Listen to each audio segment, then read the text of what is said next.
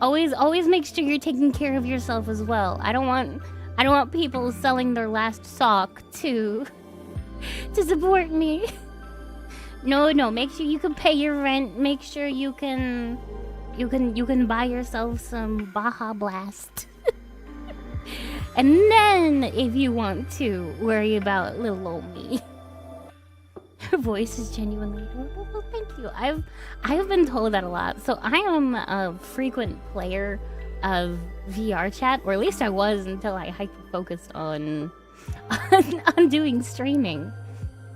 But often I would get people who told me like, "Oh, you sound like a voice actor. You sound like a VTuber."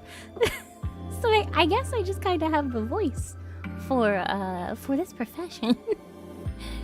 But yes, thank you for all the compliments. What about my second to last sock? Maybe you can sell that off. As long as you have like at least 1 or 2 socks. Like we don't want you getting cold foot. I want code red. Well, get yourself some code red. I'm not stopping you. I should really sell my last sock. What do you have against socks? VTuber voice for real? If I really had a VTuber voice, I would go like super high up, and I would do this and make it even more babyish. Which I did a little bit in the past. If you know me from other places. But I can also do the very, very babyish voice. Sometimes I do it unintentionally. Would you rather learn Latin or let Desmo speak? Desmo can speak. Say hello, Desmo. See? Wow, that voice is very VTuber. Yeah, I find that people enjoy the more understated voice. Desmo muted. Desmo, why are you muted? Didn't hear him. I think it's his voice mod. No, it's for some reason it was muted for horizontal view, not the vertical view, just the horizontal view. Huh. For some reason it's been defaulting to that. So the people on the vertical stream could hear me just fine. Could hear your voice, but not the horizontal because you had it all janked up. I see. No, it's because you keep opening Streamlabs on your computer, and then when you do on my computer, it resets the settings. We'll say hello, Desmo. Yes, hello. I am here. Yes, my wonderful husband. Oh, ad break. Oh, ad break. I've delayed it once already, or twice even, potentially. So do subs not get ads while watching my stream? Subs, can you confirm that? Because I don't know Twitch well enough to know that. Like can anybody hear me still? Am I still? I also got 3 how to draw manga books ZM art recommended. So hopefully with enough practice I can make good fan art for you. Oh, thank you. Twitch doesn't show ads for subs. No. Oh, that's good. That's good. If you don't want ads, you just sub to me. That's all. There we go. Speaking of supporting me, just in time stream elements. Huh. I don't think I've seen an ad myself. I definitely hear you. Yeah. You probably appreciate it. I do. I really do appreciate fan art. Like, I've already gotten like some super beautiful pieces of fan art, and I cannot thank the artists enough. Yeah. I'm so used to having to either draw everything myself or like just paying a whole bunch of money for someone else to draw stuff for me. True. Only good fan art I think of could make though right now is her as Neko arc. I would love that. Neko Maria, yeah. Go for it. Go for it. She has been gushing about the fan art though, she has. Yes. I'm gonna have to do fan art Friday this weekend. Oh, thank you for the headbats. I see you guys found that. Thank you, thank you. Hello, Sailor David. Oh, more head pats. There isn't a cooldown on that one, so you can do it as much as you want. So many head pats. My goodness, my head's gonna be rubbed raw with you guys around. A hydrate, yeah, okay. Desmo actually got me some Baja Blast while he was out a little while ago. So I have some Baja Blast and a big drink in my Stanley Cup. And I also added a new hydration a new hydration redeem called baptism. Baptism. Egg cheese redeem the 500 thing. If you didn't see it. Oh, random Bible verse. There we go. Oh, I see. Yeah, there it is. There we go. Let me pull this up. Random Bible verse. Proverbs 27:10. Do not forsake your own friend or your father's friend, nor go to your brother's house in the day of your calamity. Better is a neighbor nearby than a brother far away. Amen. But yes, I have a new baptism redeem, which number one splashes me with a whole bunch of water, but number two also makes it so I have to take an extra big gulp of water. Oh, thank you for the follow, Midwest Peaches. Thank you. Amen, amen. Thank you for the head pats. Yeah. I have a special quiz for you guys today, and I'm really excited to show it to you. I worked hard on it. It's about 10-question quiz, so it's not too long, but I think you guys will really like it. And if Desmo gives the go-ahead, I want to see about rewarding top spot. God bless you, my favorite gangster girl. Well, thank you for the bits, Sailor David. Thank you. I will take my swig of this Mountain Dew Baja Blast for that hydrate I got a little while ago. Where's Headpat Desmo? Ooh. That'll be next stream. Absolutely. Pet the bear emote. I have enough to retire right now, though I can barely keep my eyes open. No my worries. apologies, no problem. No, get some rest. A part of why I wanted to start streaming like later in the day was so that I can help people sleep if they want to. Comes with the sheepy persona. So all of my things are usually not too loud, not too startling. I wanted this very dreamy atmosphere so that I could lull you guys to sleep if you wanted to. I'll be there for you during Betty Bye times if you really want me, and I would be honored. Thank you, Angel Sun 95 for the follow. Oh, seriously, thank you, Marie. But yes, if Desmo gives the go-ahead, I want to give a reward to the person who has the top score on my quiz. I was thinking of maybe giving out a gifted sub to whoever that is, so long as Desmo deems it financially responsible. Yeah, it's fine for now. We can do that. Yippee! All right. I don't get headpats on my account. On my little reactive being hosted on my PC. I'd count sheep, but it wouldn't take long here. Well, you have all of my little lambs to count too. Just count comments. You'll get to sleep real fast like that. Good evening, Maria. Good evening, Frosty King. Good to see you. But I am quite looking forward to giving you that quiz. How many of you have studied? Because I know I posted the VOD to my last stream.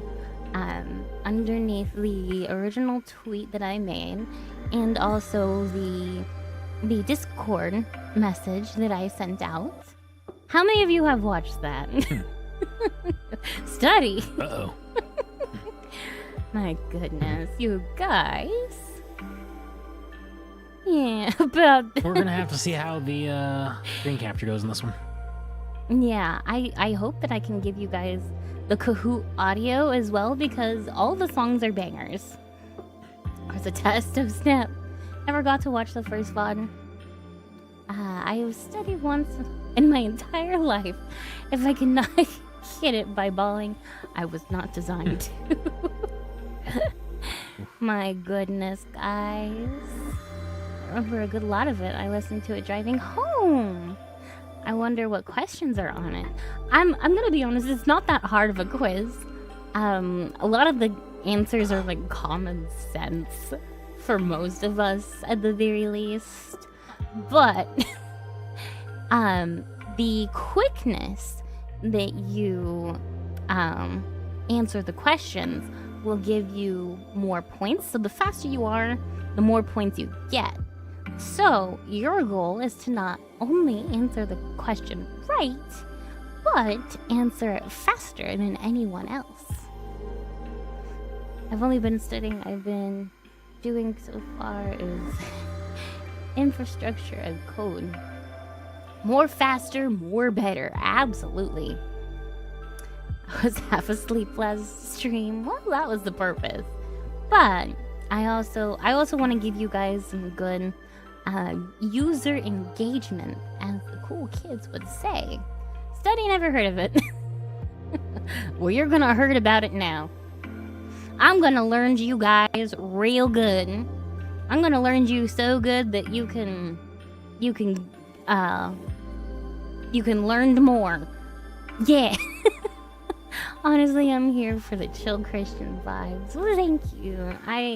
I really hope that I can procure a space of chill holiness that is befitting your bedtimes.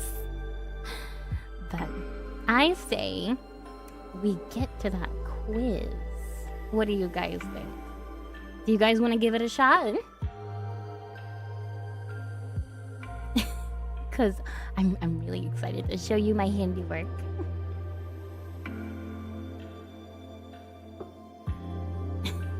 Yeah, let's do it.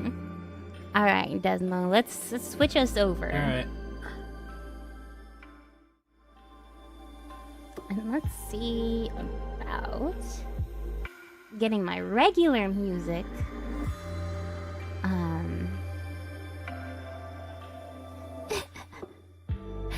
Yes. I accidentally minimized the thing instead of, Okay. So, this is how this is gonna work. We are going to start this quiz, and you can join either at www.kahoot.it or with the Kahoot app on your phone. Either one is fine. I think the Kahoot app has different features, but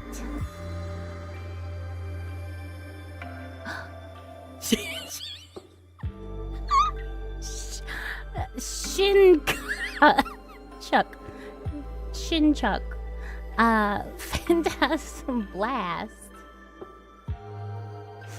I'm gonna be so real with you. I thought that said Shincuck. I'm sorry. I expected to get 0 points. You're fine. I'm sure you will get at least one. A lot of this quiz is common sense. You're gonna do great. I promise. You are gonna do just fine. I believe in all of you.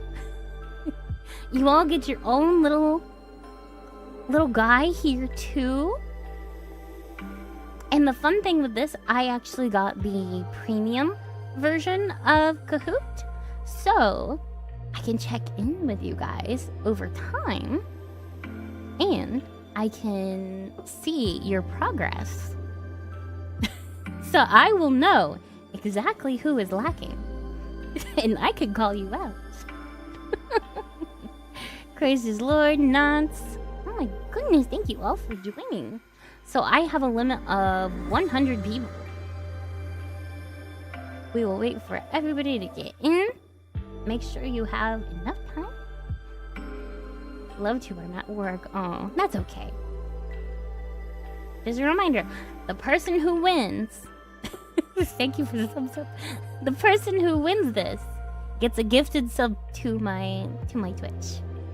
And you won't have to deal with my stinky ads anymore. Snap, that's a lot of people. It's 9 people. We'll wait. Let's say at least for a month. 3 more minutes for everyone to get in. At least ad free for a month. Yeah, ad free for a month. You'll be able to sleep peacefully without your without your fun streams being interrupted by nasty ads. We'll wait until 8:30 on the dot to get everything going. Can you guys hear the music? I should probably let's mute. Yeah, we'll have to mute the stream audio and then capture the audio from my pewter. Because I don't want you guys to miss out on this music, because it is it's a banger. Odd, I'm not getting audio from Kahoot on my end. It's probably audio routing. You probably have that going the wrong way. Hang on. Mm. You should open voice meter. Voice meter? Okay.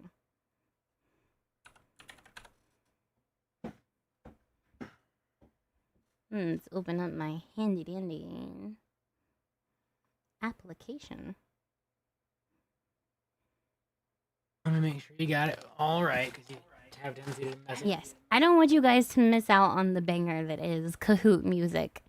If you guys do not already know, because I know my audience is a little bit older, and if you weren't in school during the time of Kahoots, you totally missed out. You totally missed out. This was the best part of school when I was in school. I tell you, chat, like I go through all this to get all this set up, and then she goes around and messes with settings and makes it all goofy. Yep. I'm gonna make you goofy. There's nothing you can do to stop me. Now he's gotta do it on my computer. Apologies for the technical delay.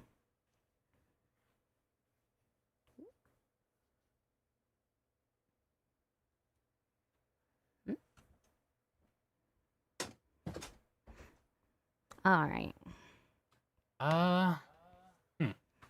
Still no. Oh, darn it. Only we're so easy. If only it were so easy. We're trying. It ain't a VTuber stream if there ain't scuff.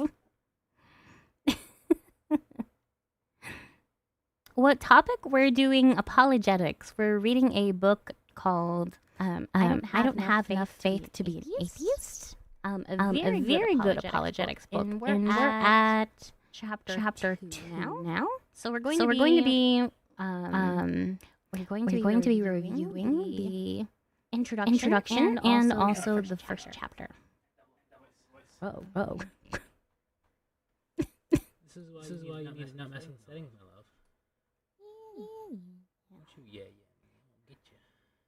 I'll get you back. Okay, fine. Scuff. Whoa, scuff be upon ye. Echo. Hi, Noob. Echo's gone. You might have to not deal with not having that because you messed it up. I did not mess it up. Well, I apologize, but there is probably not going to be any Kahoot music. I'm so sorry. I'm sorry, people. She done goofed it. I really did goof it. I am so sorry, friends. But let's get back to this quiz, shall we? I'll just turn the regular, unless you want to change to the other one, other background music you got. We can just have it be the regular. That's fine. Okay. I mean, you have the other one you haven't even used yet. We'll save it for another day. But let's start, everyone.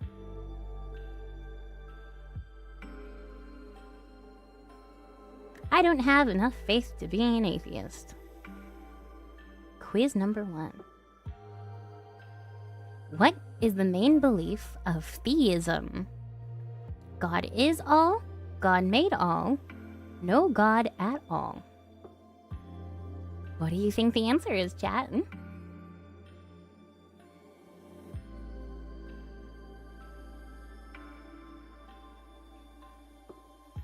Everybody getting their answers?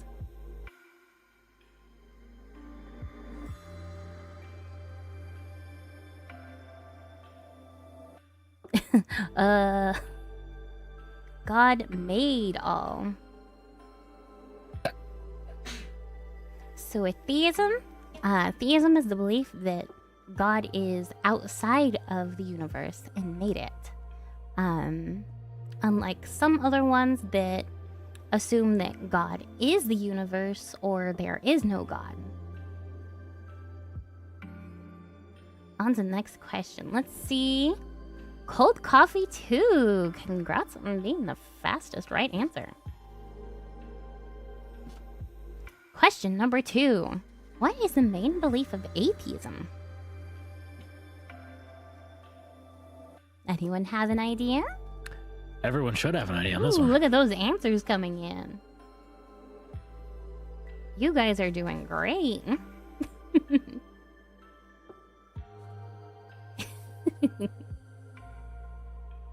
I didn't know the words to the answers were on stream. What does it mean? There we go. No God at all. Cold coffee too. Still in the lead. With Hygen at a close second and Fun Enjoyer TM at third. Third question. What is the main belief of pantheism? God is all, God made all, or no God at all? Biggie Tree, thank you for the follow. Let's see.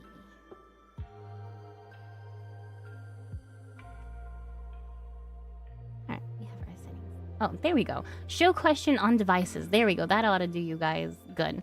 Yeah, there you go. Process of elimination. So pantheism is like people who believe that God is the universe. So God is me, God is you, God is the trees, God is the earth, God is the universe.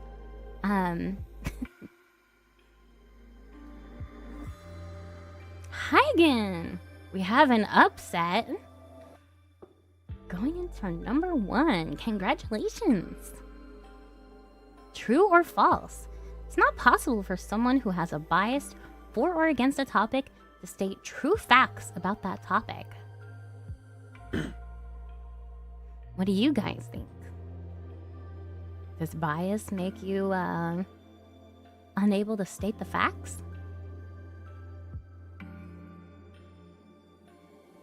Let's see. We're waiting on just a few more answers. The correct answer was false. It is possible for someone to have a bias and also be able to say things that are true. Quit Germany, thank you for the follow. Thank you for the follow, guys. I'm a bit distracted at the moment. I do apologize. It's okay, I'll keep an eye out on that. Yes, thank you.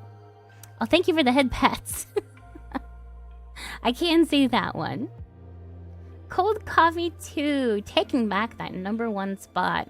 Try again, Hygen. I'm sure you'll get it next time. Worldviews are like a painting. box top to a jigsaw puzzle, an elephant, or a box of chocolates? What do you guys think? I think I misunderstood the general question. Elephant because I refuse to acknowledge it. That's funny. You get extra credit. Mama always said painting because it sounds cool. Well, there's only one right answer. I remember this one, I think. The answer is the box top to a jigsaw puzzle. This analogy is used because we have a bunch of pieces of the right answer, just like a jigsaw puzzle, but it's hard to put them together when we don't have the top of the box of the puzzle with the whole picture on it. Also the box of chocolates. You guys are funny. Let's see, do we have an upset? Wow, Heigen taking back first place, and also Fun Enjoyer taking second. True or false? Every worldview, including atheism, requires some level of faith. What do you guys think? True or false? True! You guys are doing great. See, I told you everyone would get at least one of these right. It's a lot of common sense. But yes, every worldview requires some level of faith. Even if it's just, I believe that I will be fine riding this airplane. You have faith that the pilot is qualified to fly that plane and he will do so safely. So atheism also has its faith. It has faith that science is true, that scientists aren't lying, that all the facts that they are being given are correct. It is the name of the book. You guys are right. Huygens still keeping that #1 spot and Fun Enjoyer right behind him. True or false? The truth about reality can never really be known for sure. What do you guys think? This is a common discussion in pop culture today. The answer is false. We can know truths about reality. Saying that we can't know truth for sure is in fact itself a truth claim. Also, hello new chatters. Nice to see you guys. But yeah, saying that you can't know what is true is a self-defeating statement. If someone ever says that to you, just ask, are you sure? How do you know? Let's see. Fun Enjoyer rises to the top. Congratulations. Are you gonna get that elusive gifted sub? What is a self-defeating statement? We went over this just a second ago. A statement that demoralizes the speaker. A statement that disproves your point. A statement that contradicts itself with its own existence. I don't know, I didn't even know there was going to be a quiz today, lol. Good with chat, yeah. Hello, everyone. Hello, God-fearing Gator. Welcome in. I think there is a way to join this. Yes, a statement that contradicts itself with its own existence. So take, for instance, the example that we gave the last question.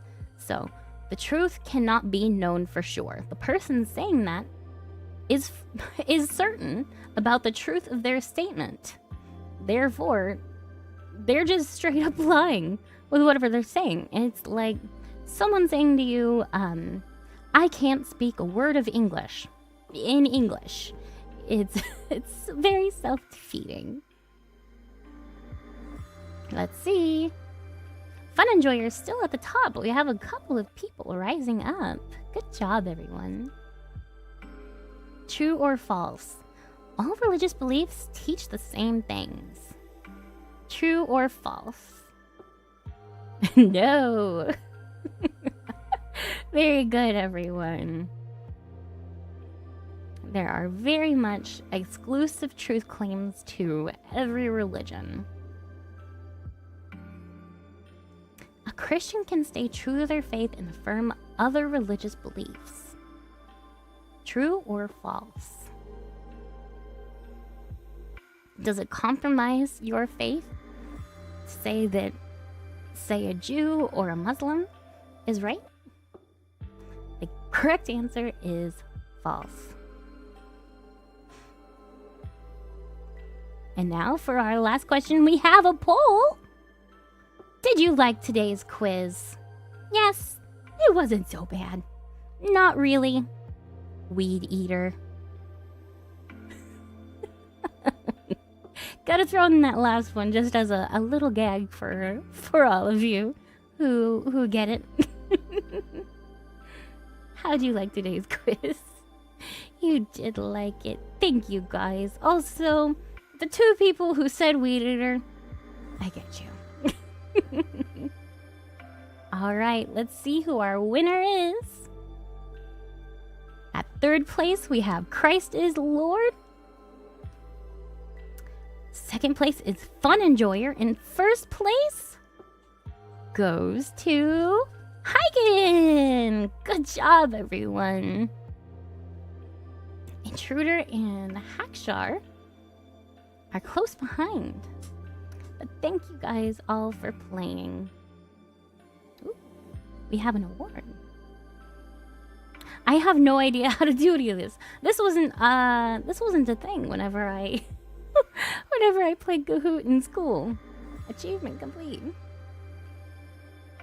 Play Kahoot about social studies. Wow, lots of things. But Hygen, watch out for that gifted sub. Desmo will be getting that to you shortly. His PC is struggling, so it may take a minute. Cool. But yes. What do you say? Do you guys want to go back to just chatting and yapping for a bit, or would you like to head on over to the rest of the book that we've been reading? What do you guys think? Congrats, everyone. Yes, we have a dual PC setup. So my computer is dealing with rendering my model and having the Kahoot up and whatever we're watching. And Desmos is worrying about streaming and also collaborating all the footage together. Kahoot made me stressed. Oh, you're fine. Gotta get the engagement up. Yes, congrats, Hygen. You paid attention, didn't you? Never done a Kahoot before, now I have. Good job. It's a once-in-a-lifetime experience. Fortunately, I was eating dinner and helping to clean, so I unfortunately didn't get to participate. Well, luckily for you, I plan to do this before every stream that I read this particular book in, and whatever I move on to next after I finish it. So I want to help you guys be able to review the subjects that we cover and help you maintain that information as best I can. And I think it's just a fun little thing to do, and it helps reward you guys for paying attention. I live my life like about knowing anything. I can deal with it, don't worry. Ironically, I encounter technical issues and I am in IT. Oh my goodness. I'm so sorry for your loss being in IT. But yes. We are done with Kahoot officially. Desmo, would you help me get back to just chatting? We also have an ad. But yes, thank you all for participating. I am very glad that I got to do that with you. Let's see. Getting everything on and up again. There we go. Gifted sub. Azure Universe. We gave it to the wrong person? Oh, randomly. Oh my goodness. Can we not target it to somebody? I'm sure we can find a way. I'm sure there was a way. I'm sorry. That's okay. Well, you get a random gift sub, and here we go. I think I found it. There we go. Good job. I done it, guys. I did it. He done it good, didn't he? I done it. You done it. I am so proud. I got you. Well, my blunder is your gain. Congratulations. Congratulations. There we go. Hagen has Hagen has received his due reward for paying attention.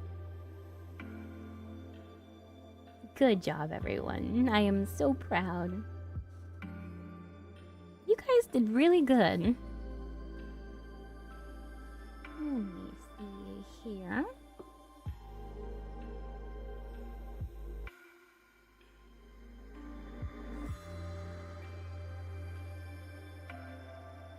Here we go. Oh, thank you for the head pats. I feel bad for Desmo as well. Please It's do. okay.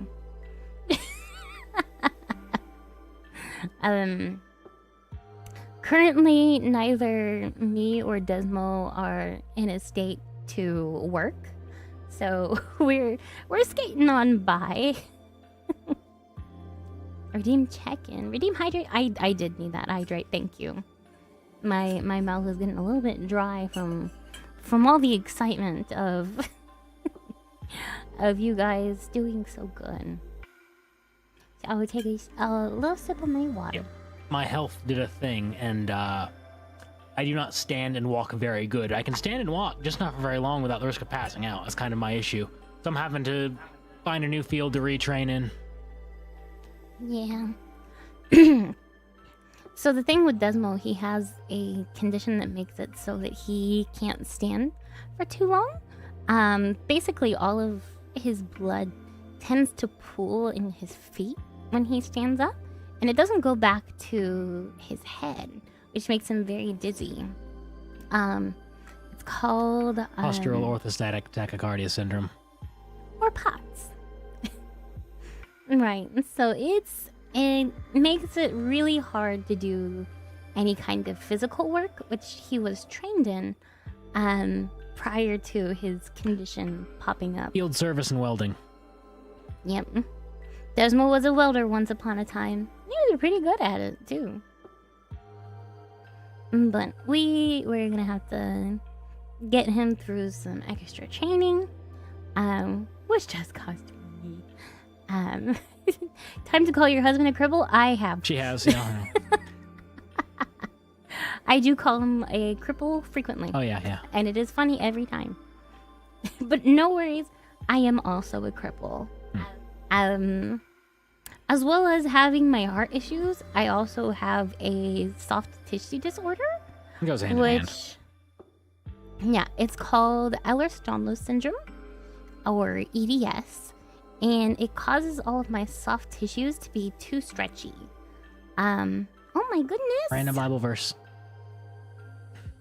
You got a random Bible verse, Redeem in Love also. I'm trying to read the name. Bluera Sai, thank you for the 5 gifted. And we have a level 3 hype train. Oh my goodness. Let's celebrate this moment with a random Bible verse. Romans 14:5. Hey, One winter. person esteems one day above another. Another esteems every day alike. Let each be fully convinced of his own mind. Amen. Do 2 cripples make a whole? Yeah. Together we are one flesh, actually. Yeah. That is, yeah. No, accurate. It's very true. Thank you for being an inspiration, Mira, and sharing God's love through your work. Thank you. Thank you. I really appreciate that. my main goal here is just to help people give a reason for the hope that they have.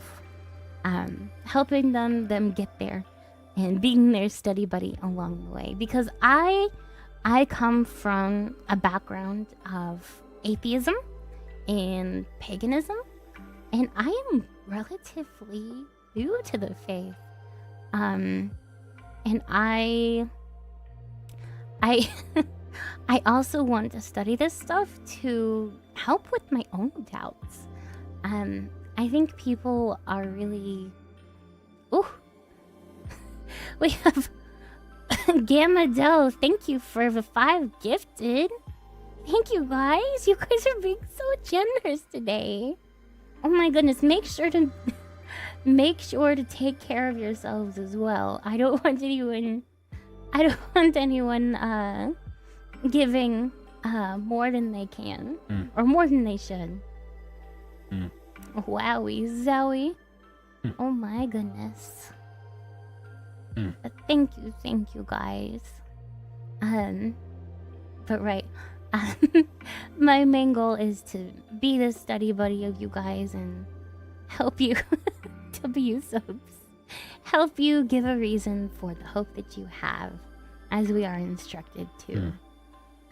I think it's very important for us Christians to delve into some of the doubts that we might have lurking in the back of our minds and doing what we can to affirm the truth of the gospel in more ways than just studying the Bible, but studying the history around said Bible and being able to not only process it enough for ourselves to believe it, but be able to express that to other people as well to help them get closer to Christ. More doubt, the more of your doubts dissipate. Yeah. Have you participated in any good Bible studies? I have. Uber Marshall, my golden voiced friend, does some lovely Bible studies. A lot. I think he's actually doing one right now. Thank you. Thank you for the sub, Egg No, knots. Knots again. I am losing it. Thank you, Dots. Oh my goodness. How do we keep missing that? I'm so sorry. You just don't pay his attention as good as I do. Well, I see the first name pop up and I immediately go to it. This is my ADHD in action. I am so sorry, guys. I am very neurospicy. It's gonna pop up sometimes. Thank you so much for the subs, guys.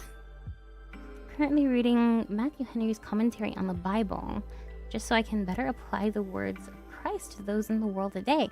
Yes, I received a very good study Bible from my throne.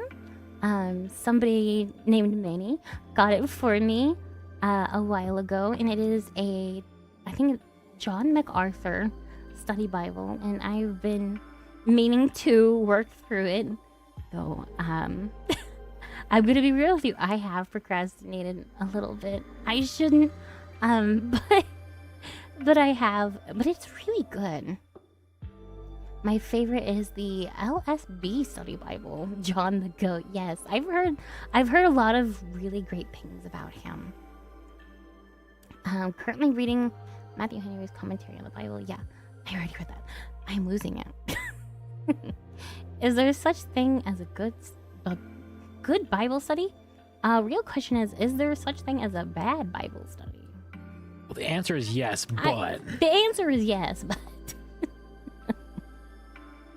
the answer is yes, but... I've been listening to an audio Bible because I can't remember what I read. I'm guilty of procrastination as well. Yeah, I think it's far more common than what people actually want to say. Oh boy, I suck at studying. It's okay. I'll get you really good at it. We'll do it together. I'm gonna be honest with you guys. I flunked out of high school. Maria lore, I never graduated high school. I ended up getting my GED after the fact.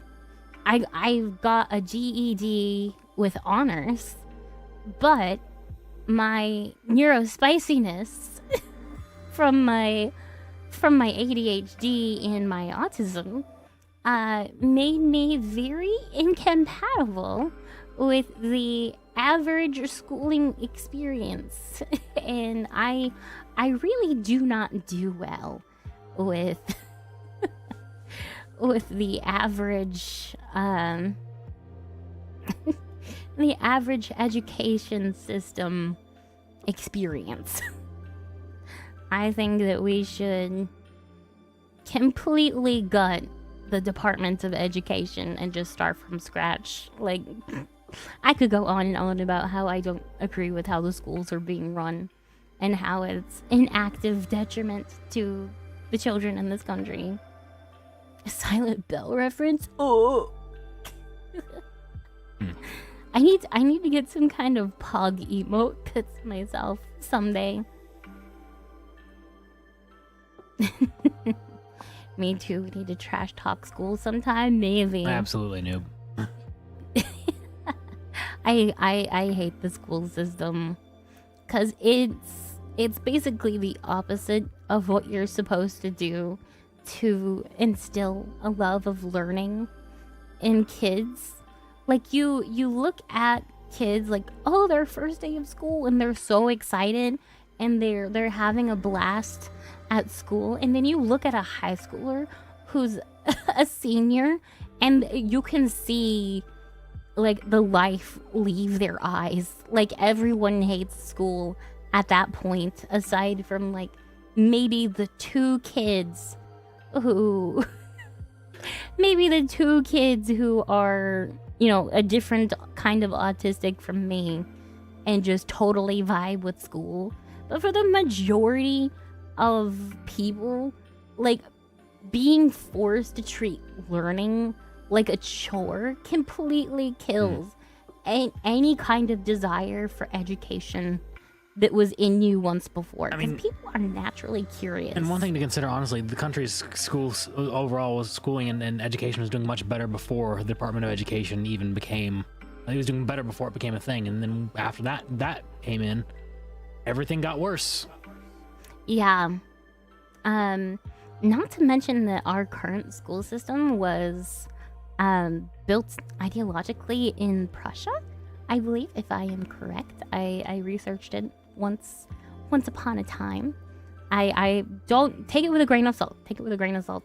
But it was built to teach kids how to be good factory workers.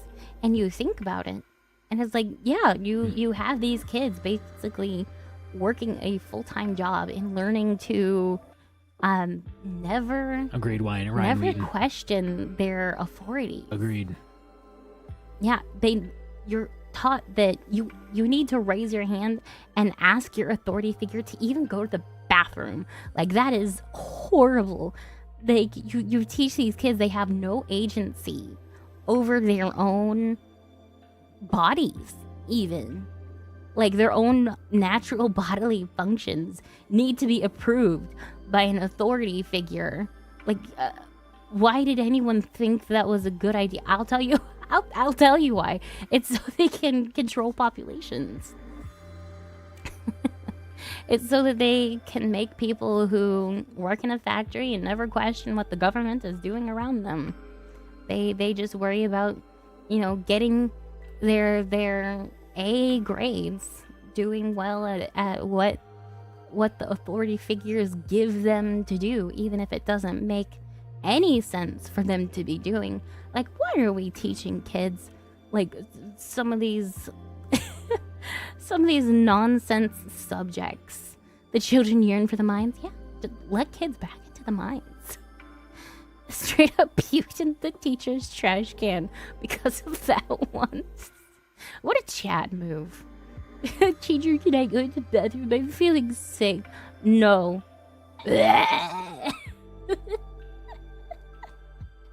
perfectly valid. And the more Chad move would have been to do it in her lap. A tinfoil hat redeem. That'd be pretty good, honestly. Let's do it. A tinfoil hat redeem. Is that what you guys want? I think I can put like a little PNG on top of my head for redeem. I think that's possible. I just need to get like a little thingy for it. Because that's how I did the head pat redeem. That'd be good. Tinfoil hats actually work to deflect radio frequencies, do they? Nice. I am woefully uneducated about the ins and outs of tinfoil hats. I really should be considering my line of work. Thank you for the head pats. Yes. I said I don't feel good once the teacher said stop gooding around. Oh, stop goofing around. And then I had a seizure right after. And my friend yells, he's having a seizure. Yeah. Oh my goodness. I hope you were okay. Obviously you're still alive, but I hope you're not injured from that. My goodness. That teacher deserves to be fired. What's funny is that a simple wire mesh as found in the windows of microwaves could do just the same given radio waves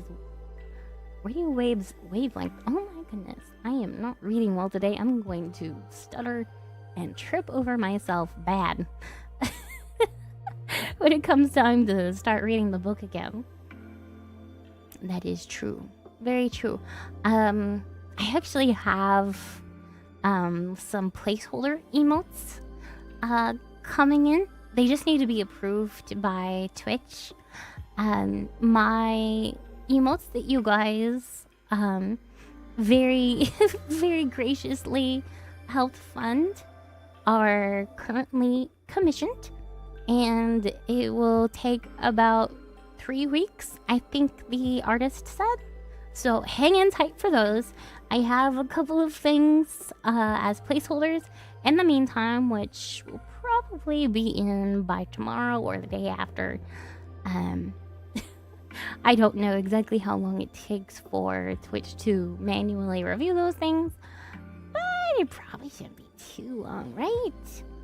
We can cross our fingers and hope, or just pray about it, because praying is better than hoping. Hooray! I bit my tongue hard, but I was okay. My dad was ready to rip someone's head up. Yeah, I don't blame your dad. If I was your mom in that situation, I would be arrested.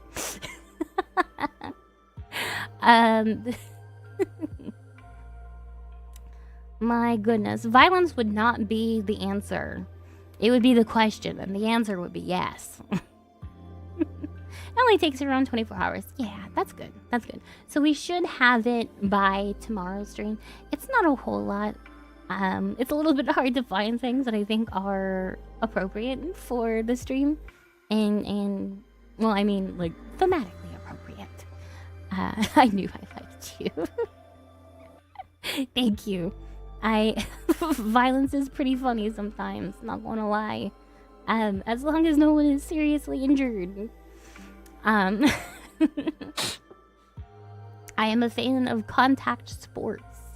I think guys consensually beating each other up is pretty darn rad. Especially like old wrestling. Like the cheesy, campy wrestling matches, like, give me so much serotonin. It's not even funny. I love it. Oftentimes the answer to violence is yes. Yeah, that kind of goes into, you know, violence isn't the answer, it's the question. And sometimes the answer is yes. Sometimes, given the appropriate settings, violence is indeed the answer. Even Jesus chose violence sometimes. Look at all the tables he flipped over. He never laid his hands on anybody, but those tables had it coming. They did chase him out with a whip, but... True. He chased them out with a whip, but I don't know if he actually hit them with it or not. Do you think he made contact, or was it just like a scaring tactic? question. I was in the U.S. Army and they had a sub, and the guy was a white liberal, and he was a doofus. This was after Trump was elected to his first term. That's gotta be great. The guy came to class with an agenda. I knew he was a doofus when he said, "Make America Great Again," and the image of racism that it spreads. He then compared it to Nazism. We were following along in a book and he pointed out all the kids in the picture were white. None of us were thinking that. I was beet red during that whole thing. That sounds like certainly something to go through. But yes, I am no stranger to liberalism. Hey, Nether. Nether? Hi, Nether. Thank you for the raid. Welcome in, raiders. How have you guys been? How goes it, brother? How goes it, friends? Hello, Nether. What were you guys doing? How did stream go? People wonder why I dropped out of high school. Yeah. Like, get your GED.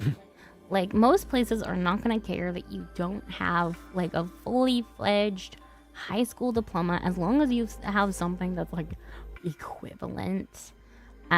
They're not really going to care. They never cared about it with my job resumes. Granted, I've only ever had one job, so don't take me as playing... I am losing it. I woke up at 6 today, and I went to bed at like midnight. I don't know why. I haven't been like sleeping at night very well recently. I don't know what's going on with that. Okay. Say some prayers for me, guys, that I can get some proper sleep this week, and be on my A game in terms of my mental. Luckily, I have some delicious caffeine from Desmo. New model Got me debuted with there, the, Nether, eh? Baja Blast. Nice. Oh? There we go. Nani? No, another. He said it was good. He played some Marvel Rivals and debuted a new model. New model? I'm sorry I missed it. Is the model cool? What do you think, Nether's chat? Was his model top tier? I'm sure it was. Like, I did not teach that classroom again at all that year. Good. The reason I dropped out of school was because the stress gave me conversion disorder so bad I had pseudo seizures. I could get my GED still. I should get my GED still. But yeah, I would highly recommend anybody who's still in school, if there are people that young in this stream, also good advice for your children if you have any, or plan to have any. Just kind of skip high school. Go into like a learning center and like speed your way through it, because they have like online courses for only the essentials that you need to get like your high school equivalent or your GED, stuff like that, your paperwork that says I done it. If you want to go beyond for college after that, just make sure you get a good score on the SAT, really. Yeah, just make sure you get good scores. But a lot of them do like online stuff that it's self-led. They're there. You have teachers to help you if you need them, but for the most part you're left to your own devices and you can go at your own pace. That's what really helped me push to get my honors degree. So I would highly recommend it for anyone who the regular school system is just not vibing with them. Or just homeschool. Homeschool is also very valid, honestly. Homeschool, yes. Homeschool is the GOAT. Homeschool is the prime. Best example. Do that one. I'm not very eloquent today. I apologize. Yeah, homeschool is the goal. But if you are not in the financial position, or you just not in that position of life, send them up to middle school. Make sure you teach them at home to counteract some of the stuff they will be learning in public school, because they will be hearing like some really weird things. But yes, let kids lead their own learning, I would say. To some degree. To a large degree. If it were up to me, most of a child's education would be self-led, mainly in topics they take interest in. So if a kid has, say, an interest in like woodworking or stuff like that, some kind of trade, they will naturally learn a lot of the skills that we put them in school for. So take woodworking, for example. You have to learn math, you have to learn geometry, you have to learn English, reading and writing, so you can understand signs and you can understand blueprints. Naturally, you learn a lot of things just following an interest. Like, it's wild to me that people don't realize that all that much. Give a kid a passion and let them follow it, and they will learn the essentials along the way. My ex was a very devout Christian who taught me everything I believe in today. She went to university and now she's a he, and went to transition and hates everything she once taught me. That's awful. Yeah, definitely be praying about that. Someone can be lost, but come back. Ads. Here comes the ads.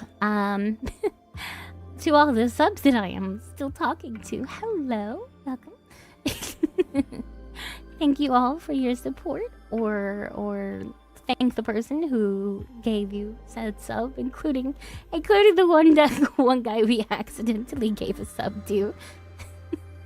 Congration. I can't believe you misclicked that.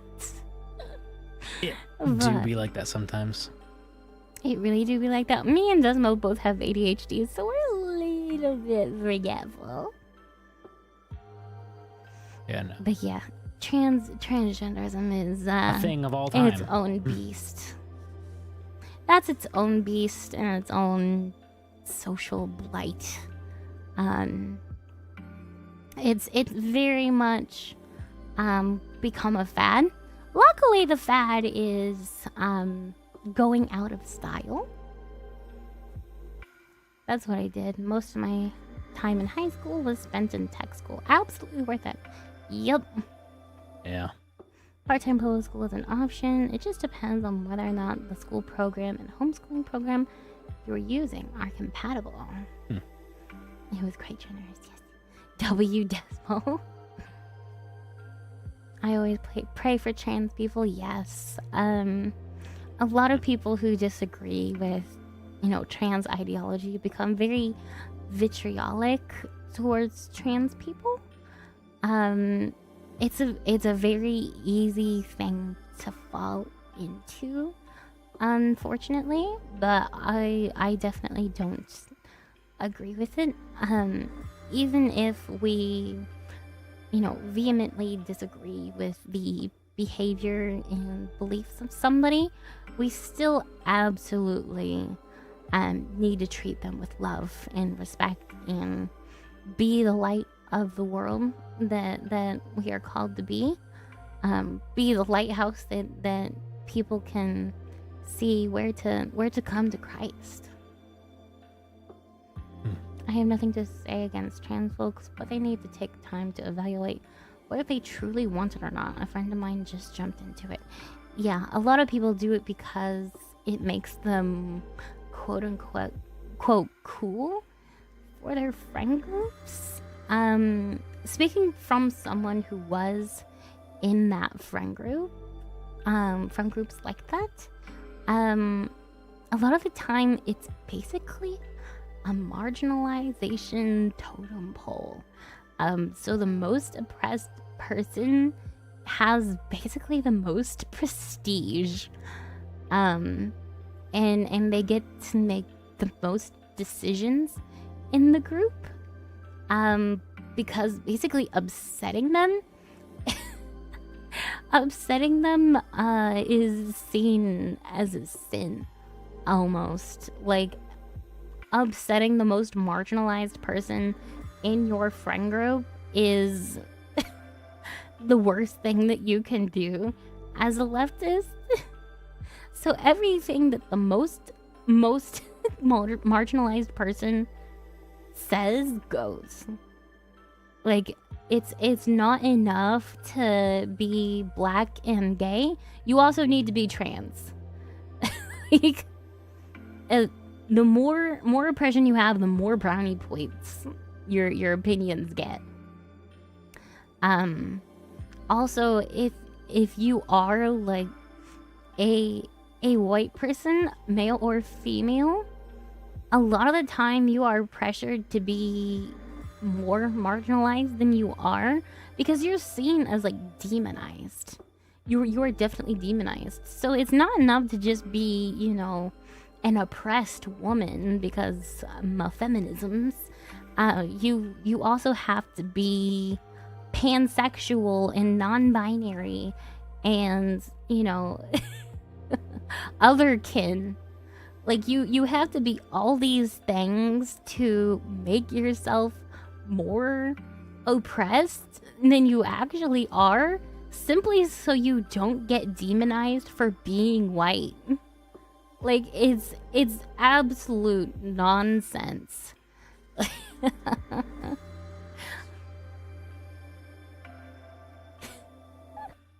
I am delving into dicey territory.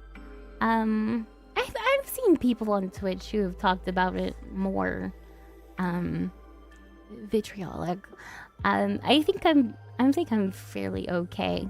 I was watching one of Kangman Lee's streams earlier today, and he was going on about a rant about races. So I think I'm pretty okay. I think I'm all right. I'll be just fine. As if he's still on, I can not be banned probably. Plus, people like hearing about this stuff. It's a sense of catharsis, being able to talk about these social issues that were so hush hush just not that long ago. Like, it was seen as something horrible to even just acknowledge the truth about some of these situations.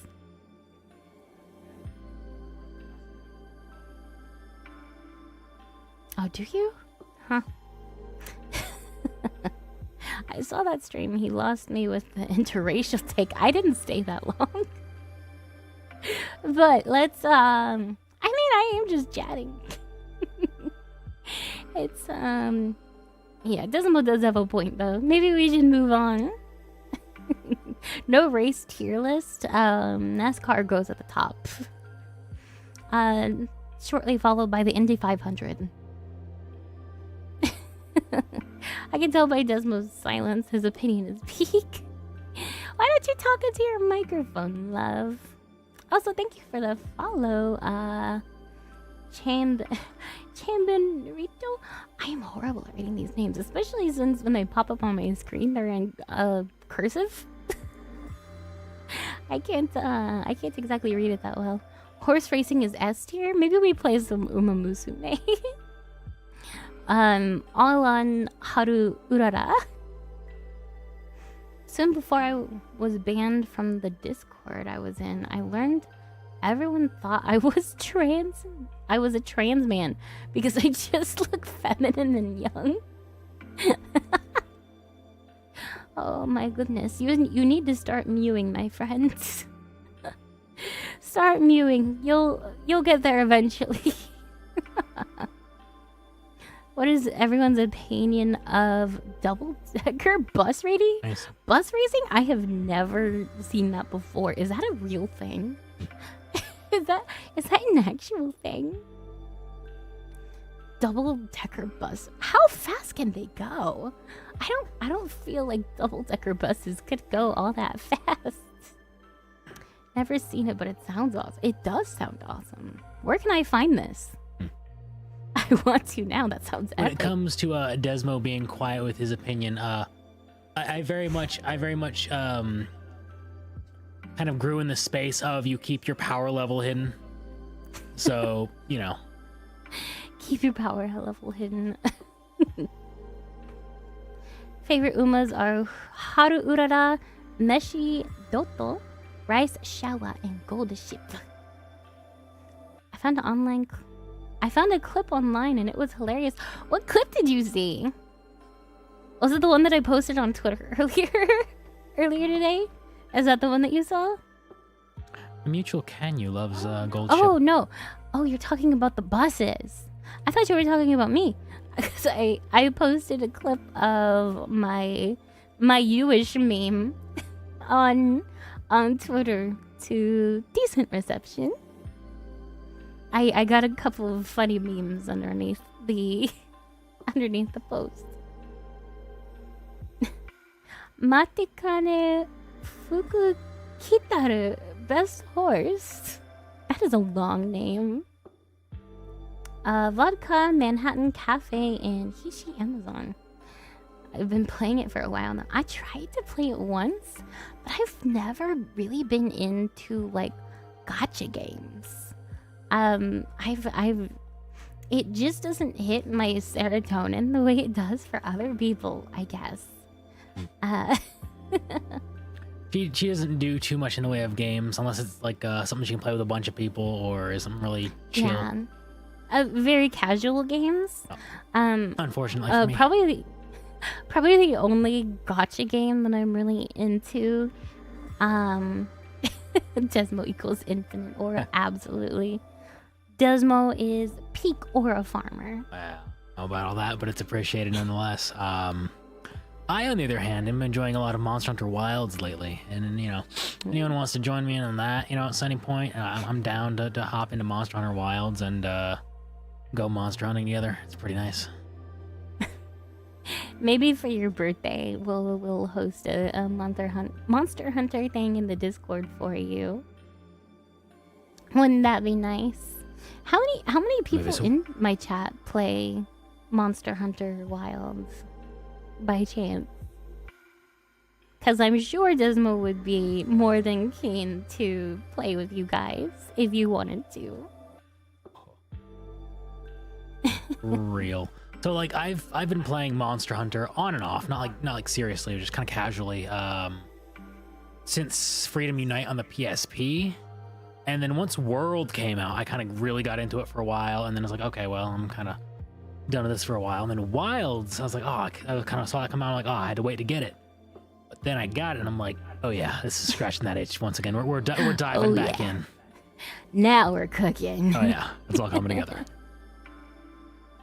Oh, yeah, your family had horses. Fun Maria lore. I am allergic to horses. Not just like itchy, sneezy allergic, but like throat close up allergic to horses.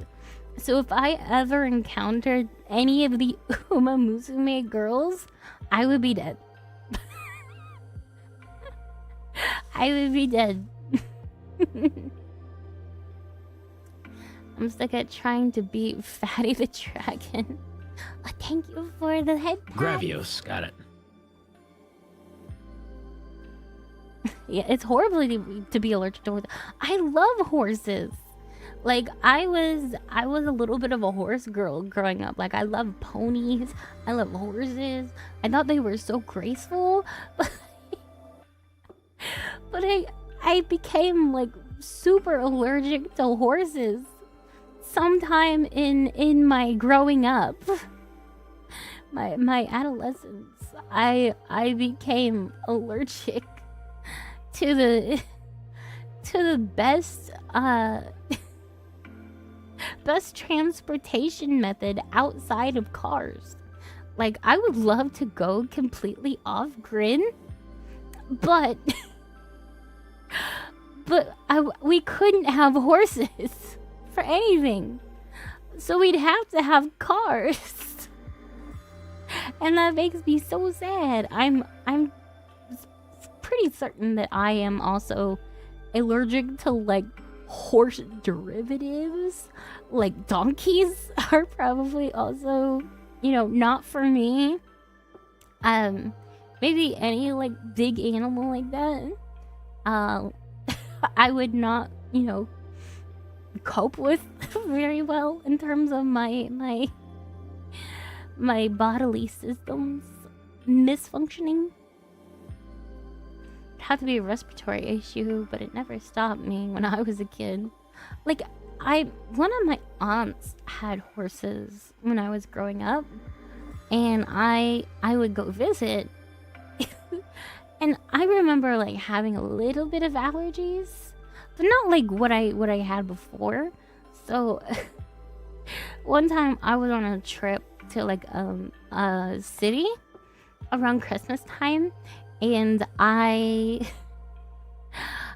got a horse ride through the city, like on one of those carriages. I was with my family, and I didn't touch the horse. I did not touch the horse. I made it a point to not touch it because I knew I was allergic. And I still felt like my throat closing up just being behind the horse. Like being downwind of a horse is enough for me to be KO'd. I am not built for survival in the slightest. I am too powerful.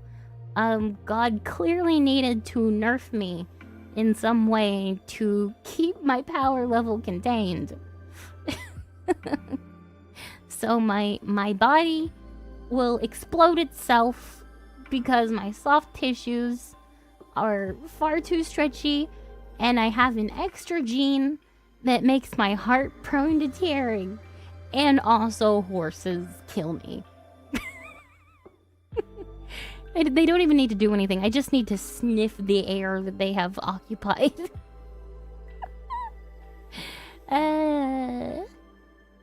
My goodness. Thank you for the follow, Spartan Rex. But yes, I am a severely nerfed human being. I would be far too powerful if I was left with no nerfs, no debuffs. My goodness. But yes. Another fun fact about my about my soft tissue disorder, the EDS, Ehlers-Danlos syndrome. Not only does it make my soft tissues more stretchy, but that means that my joints are hypermobile. So I can like bend my elbows backwards, or like my fingers backwards, or my knees backwards, and I look kind of freaky sometimes. Like I can contain it for the most part. Like if I have to intentionally like overextend my limbs, but sometimes my joints kind of just like to dislocate, which is not all that cash money. Like I this is incredible confirmed, kinda actually. Oh, never mind. Yeah, joint dislocation, like it's a really hard disease on your, not a disease, but a condition, a really hard condition on your joints, and so I have to be careful about that. Like I have literally dislocated one of my knees from the simple act of getting into the back of a minivan once. Like, that's all it took. That's all it took for me to dislocate my knee. Once upon a time. And like my shoulder blades will dislocate like minorly sometimes. Like if I have like too much pressure on my back from something, I will my shoulder blade will just whoop. But yeah, not fun. But it doesn't just extend to my joints. Unfortunately, it affects my organs as well, like my heart. So I do have the predisposition for aortic dissections, which I've had one before, and I also have. Gosh, I'm losing my spot, my spot in my own brain. Even just talking to myself. I do have the genetic predisposition from my paternal side. But on top of it, I have the soft tissue disorder. So they kind of work in tandem. So for instance, my father, whenever he had his dissection, he was around his late 30s. Whenever it happened to me, it happened when I was 18 or 19 years old. I can't remember exactly when it was, but it was around that age range. Like, it should have happened to me much later in my life, probably. But because I have this soft tissue disorder, I kind of speed up the process. And it also makes like healing up a little bit harder. I will remember to check in if not talking in chat. Yes, please, thank you. It helps my numbers stay accurate. But yes, I am a severely nerfed human being. But it makes for a great story, and it makes for a lot of heads turned whenever I give any kind of testimony about my life. Like, a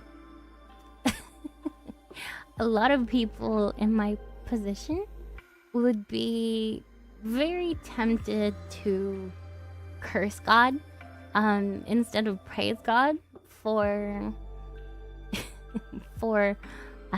getting me through what I've been through. A lot of people would curse God for like, why is this happening to me in the first place?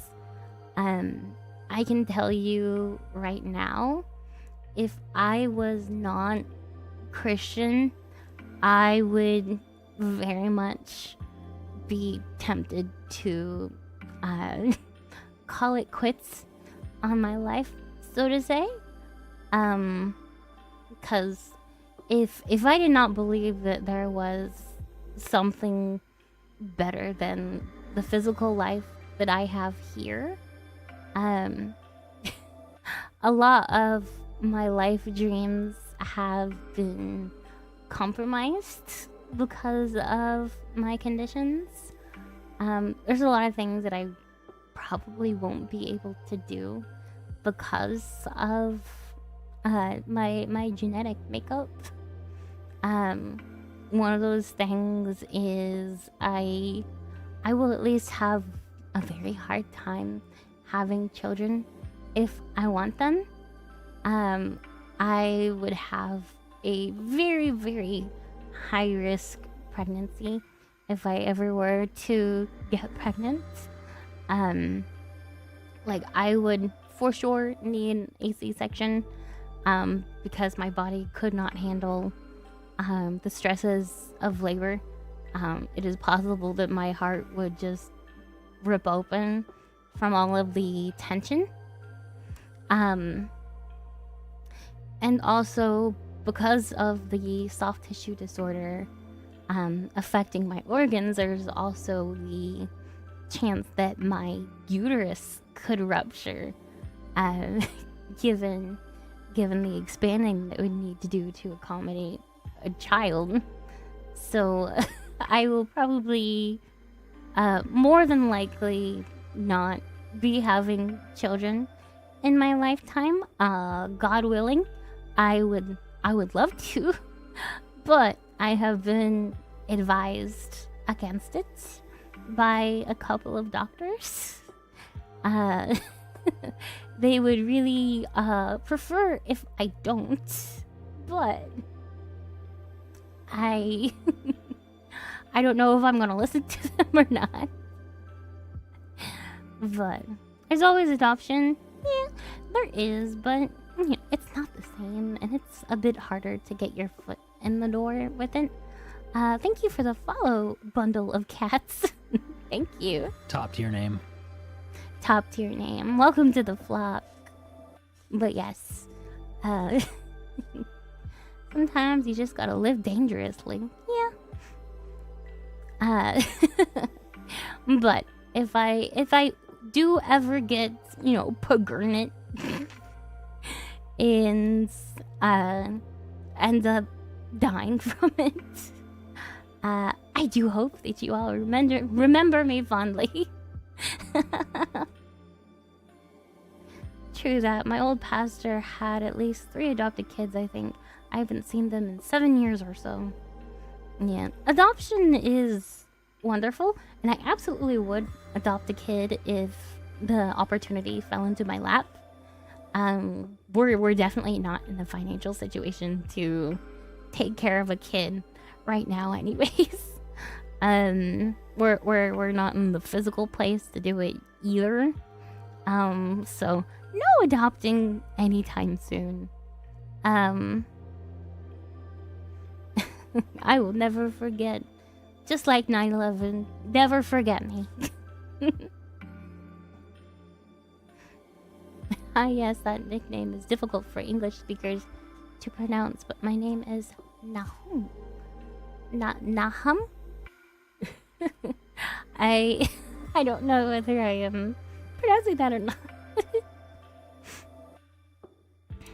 I would be extremely distraught if you passed away.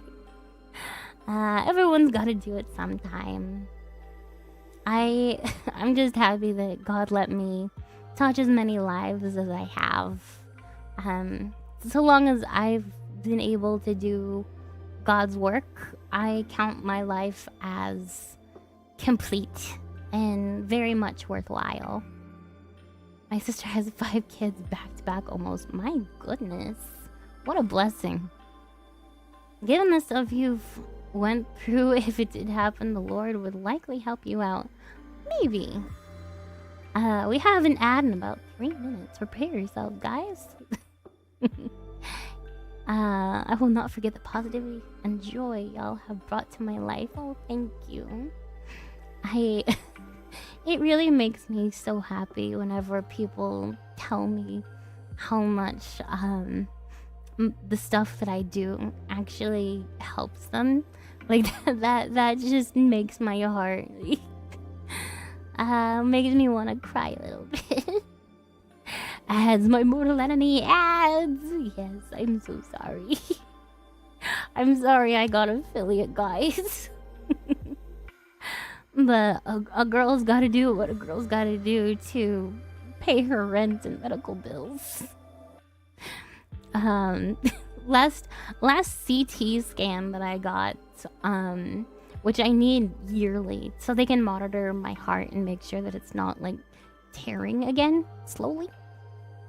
Like the last CT scan I got was $1,000, and that was it with health insurance or without? I forget. It was with it was part of the deductible. Yeah, so it was $1,000 to get this thing that I absolutely needed to get, and I couldn't not do it. And we do not have health insurance at the moment. So next one I need to get. It's probably not gonna be very pretty. it's gonna be even more not so cash money. American healthcare system is rigged. Absolutely. We'll probably have to go on that. Well, it'll depend if I can get trained in the new field Yeah. relatively quickly once I start that. Because once I do that, I'll get I'll get new insurance through that. How much does the training that you want to get cost? It was near from like $750 to a little over $1,000. It was like under $2,000. So not too terrible. So I'll either depending on how the insurance stuff goes that we're working through right now. Also, thank you for the sub. Thanks Shinchuck. Shinchuck. You've Thank you been for the gift baptismed. sub to Christ is King. Also, the baptism. Thank you for the baptism. Yeah, no. I will take a very big swig of this Mountain Dew Baja Blast. Thank you, guys. Yeah. Once my long-term disability insurance stuff is sorted, when I find out whichever way it ends up going, it will determine how I go about the stuff for the training. We should be good either way. If it doesn't go through well, then we'll have to be a little more careful in relying on our savings. Not reductive. Thank you for the bits. Wish you the best of luck with getting a new job. Yeah. Desmo's been itching to work, I can tell. No ads. Take that, ads. Would you snooze it? No. Shin gave Christ is King gifted sub, so he doesn't have to suffer through the terrible ads anymore. Thank you, Shin. Very nice. You're awesome. Yes, we have an ad break. Yeah. Now those pesky ads can never get you again. Until next month. You get 1 month of no pesky ads. Wouldn't that be nice? Thankfully, I'm on Medicaid, so I don't have to pay anything for visits or medications. Unfortunately, it doesn't cover my blood pressure meds, which I most certainly need. Yeah, I'm on beta blocker called metoprolol, and I definitely need that to control my blood pressure. The main thing with my body is I need to maintain my blood pressure. So I need to make sure that I am not too stressed or doing anything like too physically intensive. Because my heart will definitely go kaboom if I have a high enough blood pressure. Cries with joy.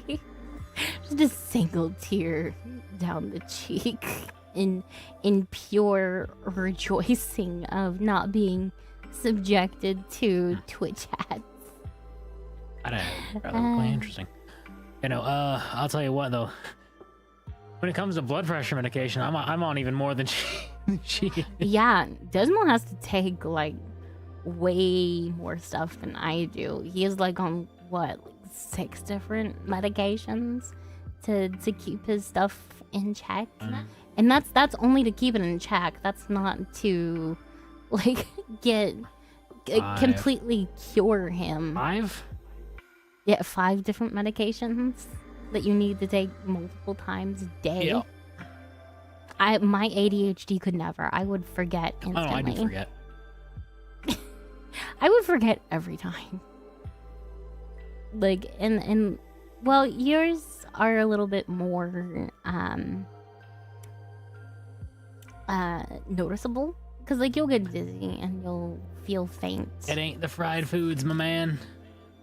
It's not the fried foods. It was the COVID vaccine. It was the COVID. Ruh-roh, got bovid, got the vaccine to get a job. Now my body's messed up. We both me and Desmo done goofed, and we both got a single round of the COVID vaccination. The Pfizer. Back when Pfizer. Project Warp Speed was fresh and new and is like, hey, here's this thing. And I'm like, I need a job and they're pushing this. I'm going to do that. And I regret it every day. Yeah, and I was still living with my mother at the time. And I was I was still a bit of a liberal, so I took it.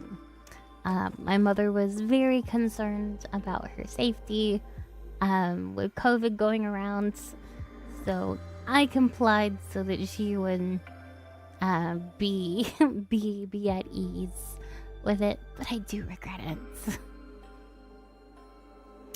My friend went crazy over the Koof shots. He's practically falling apart now and hasn't caught on yet. Yeah, it's been so wild seeing just how detrimental it has been to so many people, and they really don't like talking about it. Met a guy in I have a big speak up with chat. I met a guy in basic who was stuck there for 6 months because of what the J&J did to him. Yeah. I got the vax as well. It was basically lose my job or get the jab. Keep the lights on. Not a great time, but had to do it for the fam. Yeah. So many people were just blackmailed into getting the shot. Maybe not blackmailed, but basically threatened. Basically, what's the term? They were strong-armed to it, basically. Yeah, strong arms. Also, thank you, Matt Wolfen, for the follow. You can't sue them at all. They have protection. Yeah, that's awful. My kids never got it. Thank God. The immunization technician looked at me like I was crazy when I said they weren't. Yeah, doctors are like exceedingly pushy with vaccinations. Like, I've heard horror stories of doctors with children's vaccinations where they like hammer it in to the parents. Like, you have to give them the shot. You have to give them the shot. If you don't do it, you're a bad parent and your kid's gonna die. And we hate you. And it's like, if I ever have a kid, they are getting basically nothing in terms of vaccinations. Like, you don't need 99% of the vaccinations that they hand out to children nowadays. They will not show evidence about anything. It's under wrap for like 50 years. So in 50 years is when we figure out the info. Yeah. I wonder why they're hiding it. It couldn't be suspicious at all. My grandma got it because she works medical. Thank the Lord she's still alive and well. Yeah, absolutely. Thank the Lord. Like,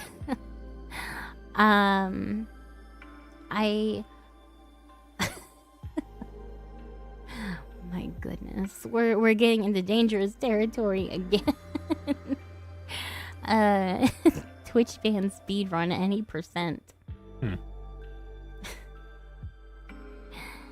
I'd be in my 80s. Yeah, I'd be in my 70s. What if they release it and it's just like the Epstein files? It's just big black pages. So there's a reason that Desmo doesn't say too much on these matters. But I will sum it up to the Industrial Revolution and its consequences have been a disaster for the human race. Absolutely. Go back to making everything yourself. Don't rely on a system ever, if possible. Work as an EMT through people not getting vaccines unless they allergic to it. Makes life easy for us.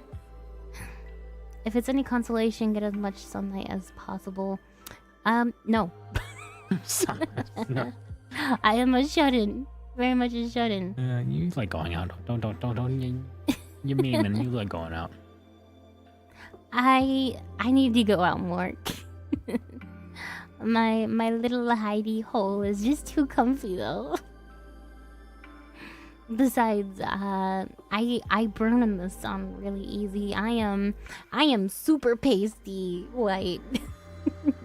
Like I'm out in the sun for 2 minutes, I turn into a tomato. Go back to a local economy, absolutely.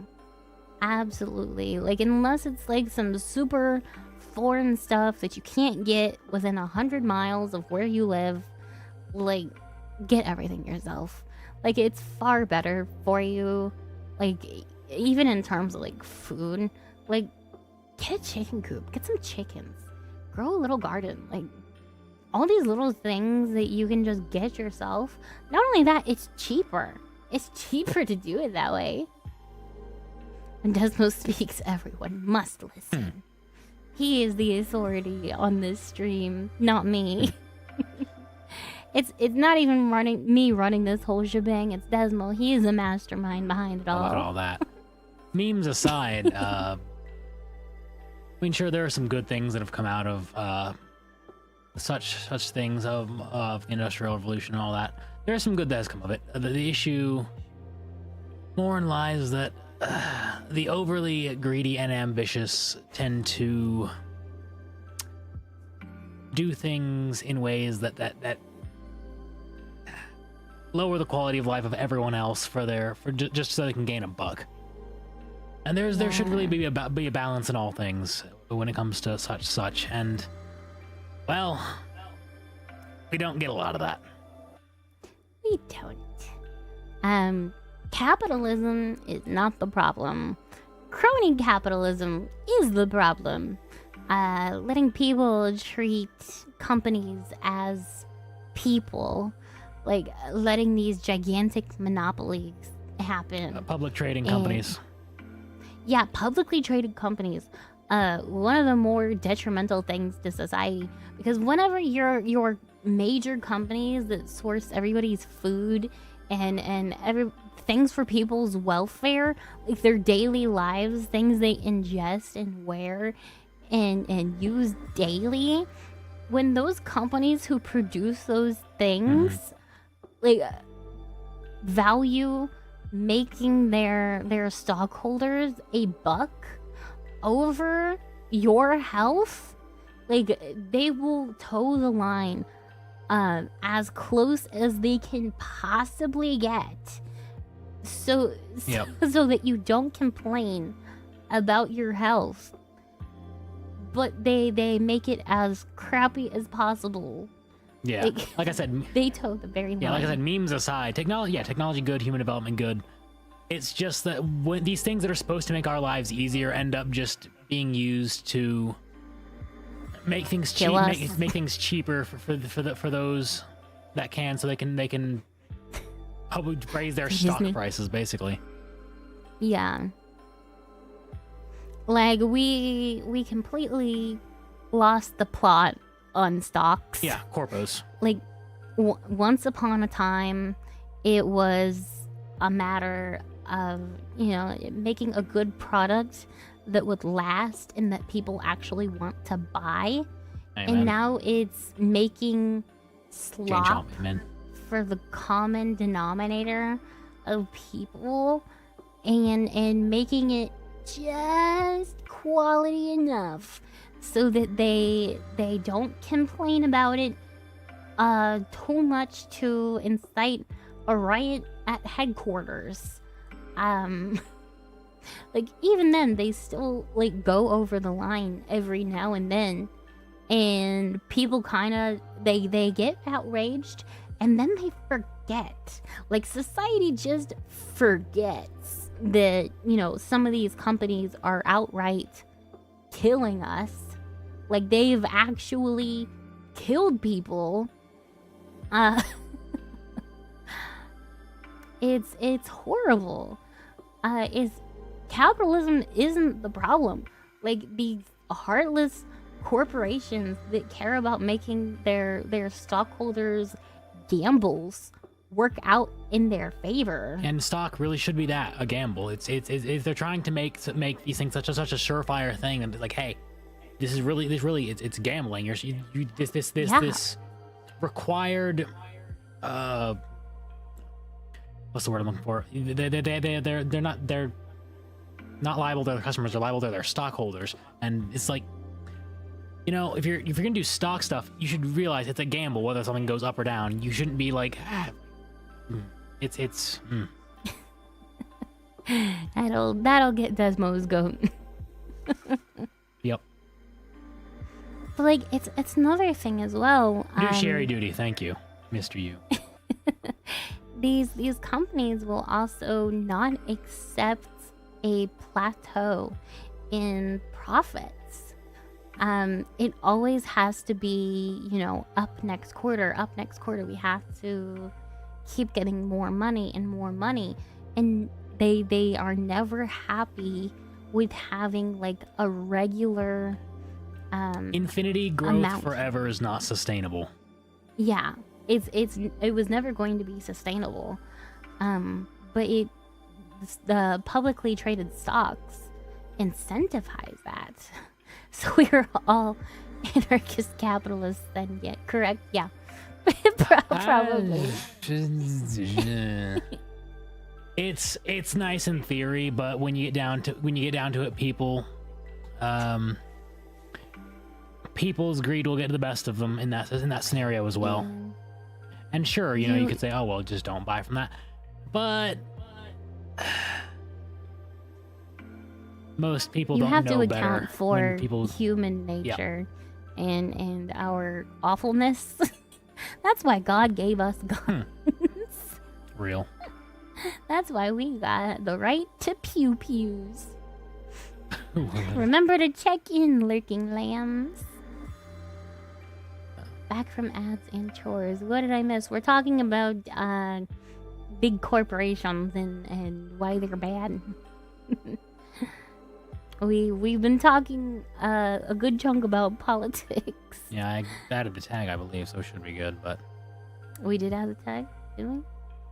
What tags do we have? I mean, double check that edited thing, make sure it went Why do through. I still have the debut tag? Okay, I changed that, and I don't know why it's back. This is definitely not my debut. It keeps coming back. I've removed it twice now. I'll always come back. Yeah, Disney's a good example. We talking about anarcho-capitalism? Yep, you want to stop being a means. We are talking about anarcho-capitalism. Yep. So Disney is an example of a bad, big corporation? Yeah, absolutely. Not a lot of people realize it, but Disney has basically monopolized childhood. Like the boomers grew up with their Disney movies, and they grew up with an association with it, that everything they put out is like high quality, family appropriate content. So whenever they raised their kids, they got, you know, a maybe less family friendly Disney that pushed some morals that weren't so great. A lot of Disney movies are actually very Gnostic in their values. A lot of the plot is fight against authority figure / father figure. I want to do what I do, and I follow my heart. And like it's so stupid. Like take the Little Mermaid for instance. You have Ariel, who is this young child of 16 who fights back from her father, who is the king of this underwater utopia. Like, we never see the mermaid kingdom is a bad place. Like, for all intents and purposes, everything we see in that movie is like perfection. Like, that's a perfect society, utopia underwater. And Ariel wants to follow her heart and go to another world where it is not her kingdom and go against her father, who is king, to Disney is Antichrist propaganda unironically. Like, you look at all these movies. Wreck-It Ralph is another one. You have the thing of villains good. He actually, one of the main antagonists, the main character Ralph goes against, who is in fact the bad guy of his game, goes against a carpenter who fixes everything that he touches. Does that sound familiar? every time that he loses the game, he gets cast down from the top of the main building down to his pit. Does that not sound like a familiar story? Yeah, I could go on and on about like hidden Gnostic messaging in a lot of these movies, because it all has like a very similar plot. There's this perfect utopia that is very yeah, that's actually way too on the nose, isn't it? Like, if you actually analyze these things and not like let the emotions of the actual stories get to you. Thank you for the raid, Blake the Nerd. Thank you for the raid. Welcome in. Welcome in, raiders. Yeah, it's crazy just how much everything's thinly veiled satanic propaganda. God bless you, Neil. Oh, thank you. God bless you too, Blake. God bless you too. But yeah, what was I going on about? Disney movies. The main plot of a lot of these movies is there's this perfect utopia that one character is living in, but they uncover that the perfect utopia actually isn't perfect, and the leadership of that perfect utopia is corrupt and evil, and they have to follow their heart and break the standards of that perfect utopia to overthrow the super big bad guy at the top of that utopia. Like, does this not sound familiar? Does this not sound like the world's viewpoints of Christianity?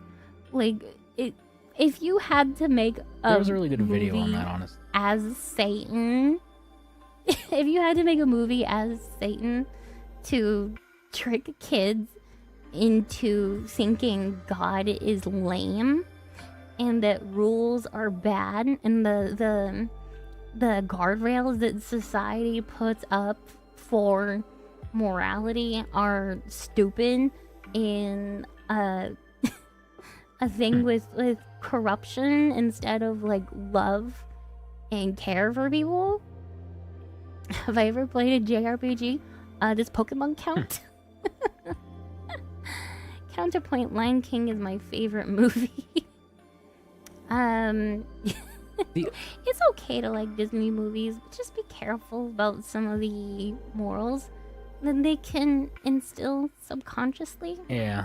JRPGs can get really blatant with a lot of yeah.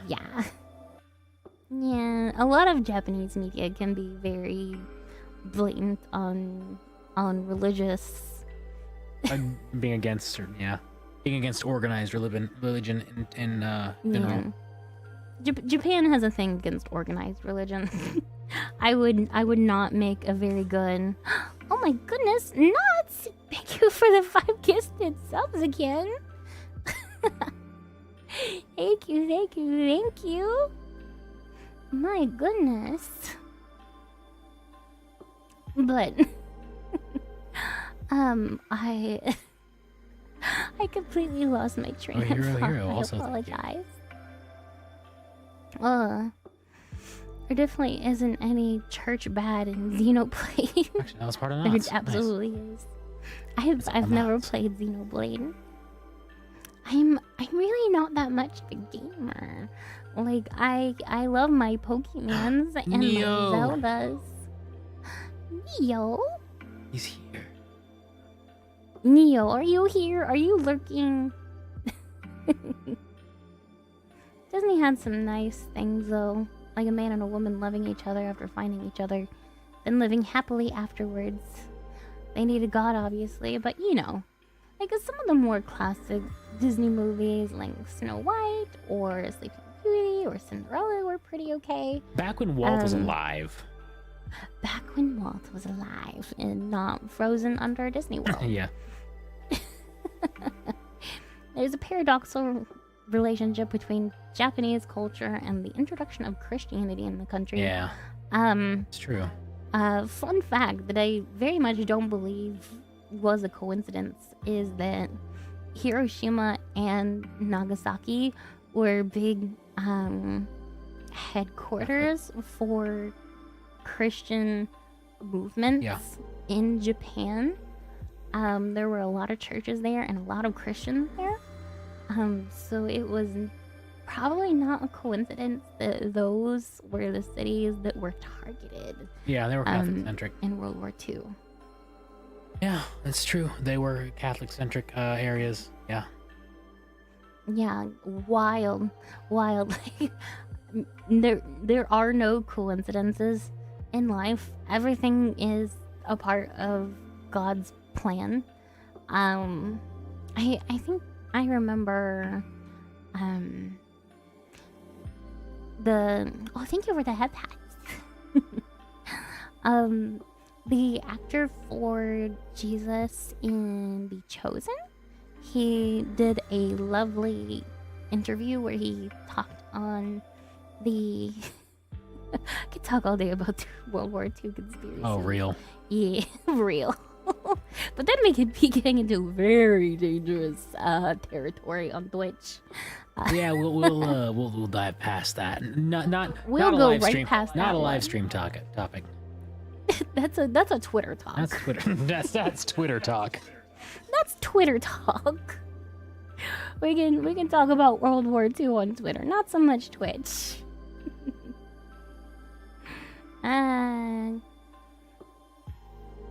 Did you know that there was a guy who survived both bombs? True. I think I remember that story. The church I go to planted a church in Kyoto, Japan. That's base. Very. Let's Christianize Japan. Real. Real. I don't remember the original target, but there was too many clouds, so they had to change targets. Yeah, I remember hearing about that. Then there's a Twitter talk. Just wait until I get like a Rumble, okay? Rumble, Kick, one of those that I can move over to. Just in case. I miss when villains in movies were just evil. Yeah, there is no such thing as like just an evil villain that doesn't have some like tragic backstory.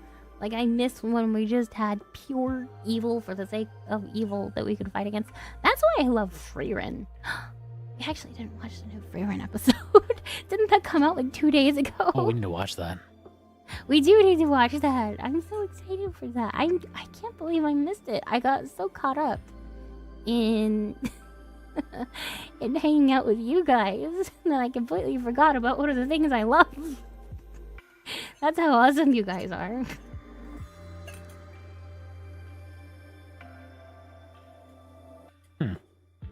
Freewind is so good. You know, localizers. Like watching people Watching people mauling on social media about demons being actually just plain bad and not misunderstood creatures, and like it being completely justified to just end them on sight. Like people being mad that demons are bad and deserve to be ended. Well, you've got a dichotomy here. You got your has-been hotelers, and you got your free run watchers. You know. There's a spectrum. Has been hotel to free rent. Where do you guys land on the scale of demon sympathizer? No way, demons are bad? Really? Demons bad? You don't say. What's your opinion on Demon Slayer? I've never watched it, but it kind of skews me out that like the 14-year-old girl who turns into a demon magically gets like a giant bosom that needs to be displayed and highly animated. So I've watched it, and like that aside, overall I watched like the first season maybe. I stopped at Infinity Train. But it's good overall. Like the writing, the animation, it's good. Hey, Bats. Thank you. Hello, Zarod Pug. Freerin hates demons confirmed. Yeah. If I get to be like a big successful VTuber and get lots of monies, I want to spend those monies on like a really sick animation of of myself just like laying waste to some demons if I can. Like I think that would be so sick. Demon Slayer Maria. Absolutely. I wanna Samson! Hi Samson! Samson! Wait, did we get a raid and not notice it? Oh my goodness, there's an ad! There's an ad! I'm so sorry, non-sub people. Oh, thank you for your very muscular support, Samson. Ah! Not the baptism. Okay, big chug of water. Here we go. Ad jail. It do be like that. It do. I feel very hydrated now, thank you. Ad jail, I'm sorry, Samson. I say you very much in Doom Eternal Ancient Gods, you can kill the guy who is basically Satan, who is also equated to God. They say Satan is the one who created everything. OG Lord, he's Christian. Maybe we play a little bit of Doom sometime. OG Doom, not the remake. OG Doom, one of the ones that doesn't have like a large amount of satanic. So like no, actually when it comes to the Doom 2016 was it? In the song, what song was that? In the song, one of the songs. Ami, hi Ami, thank you for the raid. You got me on something here though. Let's see. Okay. Let Desmo speak. Let me see if I can. Well, everything's loading so slow. Hang on, I'll do it on my phone. How about Brutal Doom? I'm not too aware of all of the Doom games that exist. I think it's a mod. I know my computer can't run probably the most high specs games out there. My computer completely chugged trying to play what was it? Helldivers 2. Thank you for the follow. Thank you. So okay, so okay, speak your piece, Desmond. In Doom 2016, the song Cyber Demon, what they did in that song, making that song, they converted image into sound, which is why it has some strange, this song has some strange, like kind of weird whoosh sound effects. Those sounds are literally pentagrams and 666 images converted into sound. So when you're playing that, you're playing those images converted to sound. Yeah, that's probably not good for your psyche. So we will be staying away from that one, at least. We'll for have sure. to do some research on the games. Mark Gordon is a really talented composer, though. Yeah, Talented- maybe just don't put pentagrams in your songs. Talented composer, metal, sure. Good, maybe not. That's the Doom 2016. Good in a moral sense, at Yeah. least. Doom 2016 in particular. I don't think that was in the original. Yeah. Question Turn mark. music off. Play Jasmine. I could play Doom, turn the music off, and then put on my own my own music. Just have it be like the most anime kawaii music possible. Like completely different in tone from the rest of the game. What about Five Nights at Freddy's? I'm still waiting for Samson to play that one. Everyone was bullying Samson into playing it because he will for sure brown his pants playing it.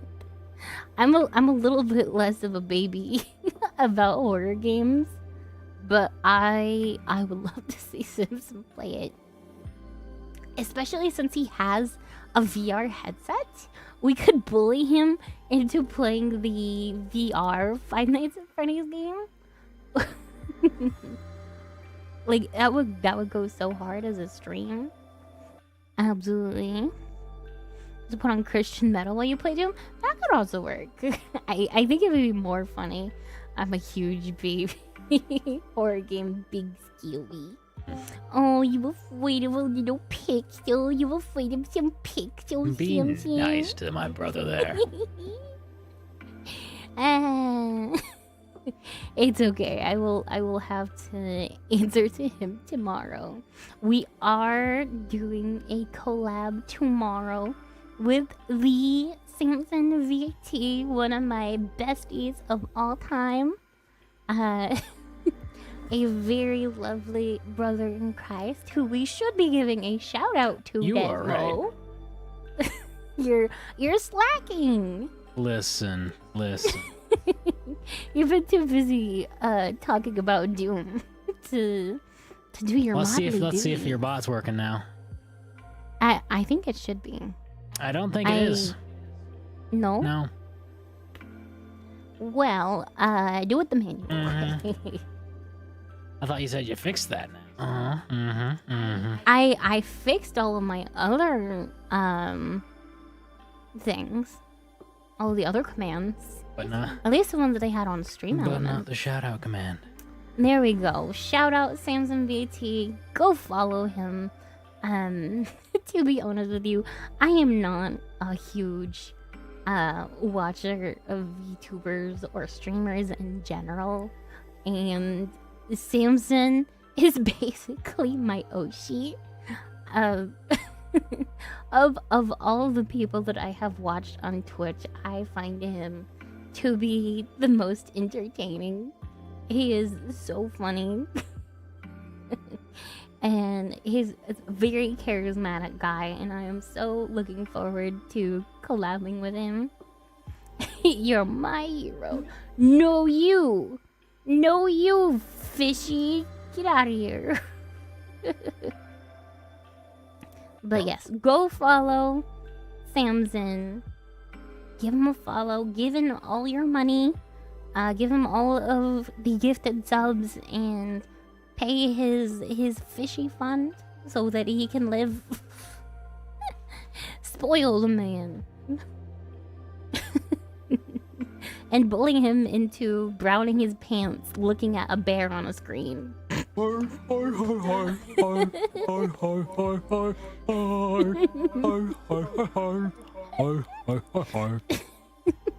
Are you spooked, Samson? Are you a little bit scared? Forfeit all mortal possessions to the beast. Absolutely. He's such a great friend too. Yeah. Freight Train, absolutely. Samson has been one of my closest friends off stream and one of the people who have encouraged me most with my debut and with this little venture of mine. I can't thank him enough for the encouragement that he's given me this entire time. But love the dude. Absolutely love the dude. Cannot recommend him enough. Cool, bro. Absolutely. If you like me, you will 100% like him. He's not as cute girl as me, but he is a verified adorable VTuber. Yep, I'm an animatronic. I've been Freddy Fazbear all along. Yes, he's been Freddy Fazbear Freddy the whole time, guys. Because if you give birth to Freddy Fazbear, then you become. If you give birth to Freddy Fazbear, then that's no good, because he come out and he go ho ho ho ho ho ho ho ho ho.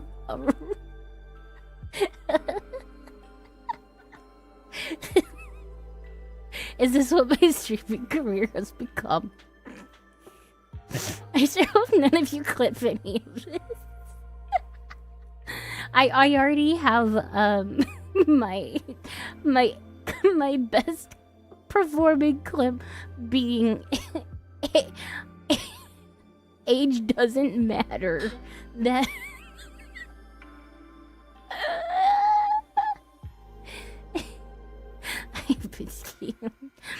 oh my goodness. Oh, hydrate. I have to drink my agua. At this point, I've also been hydrating. Yes.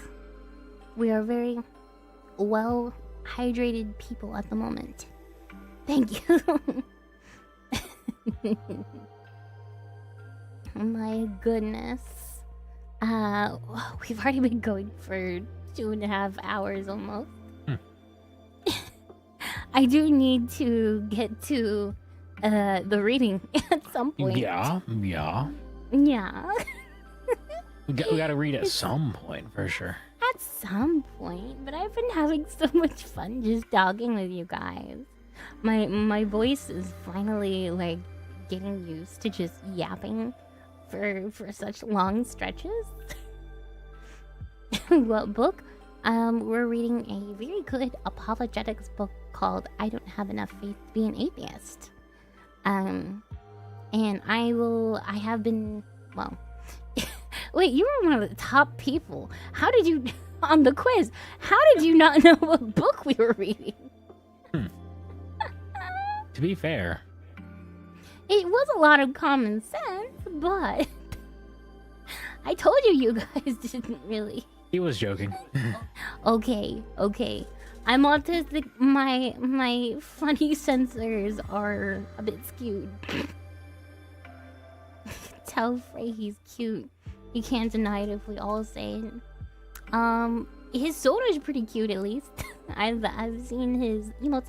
ZM Art, thank you for the raid, and also thank you for your awesome fan art that you gave me. I still remember that. I saw it on Twitter and I went, oh! It looked awesome. But yes, we should probably get to reading soon.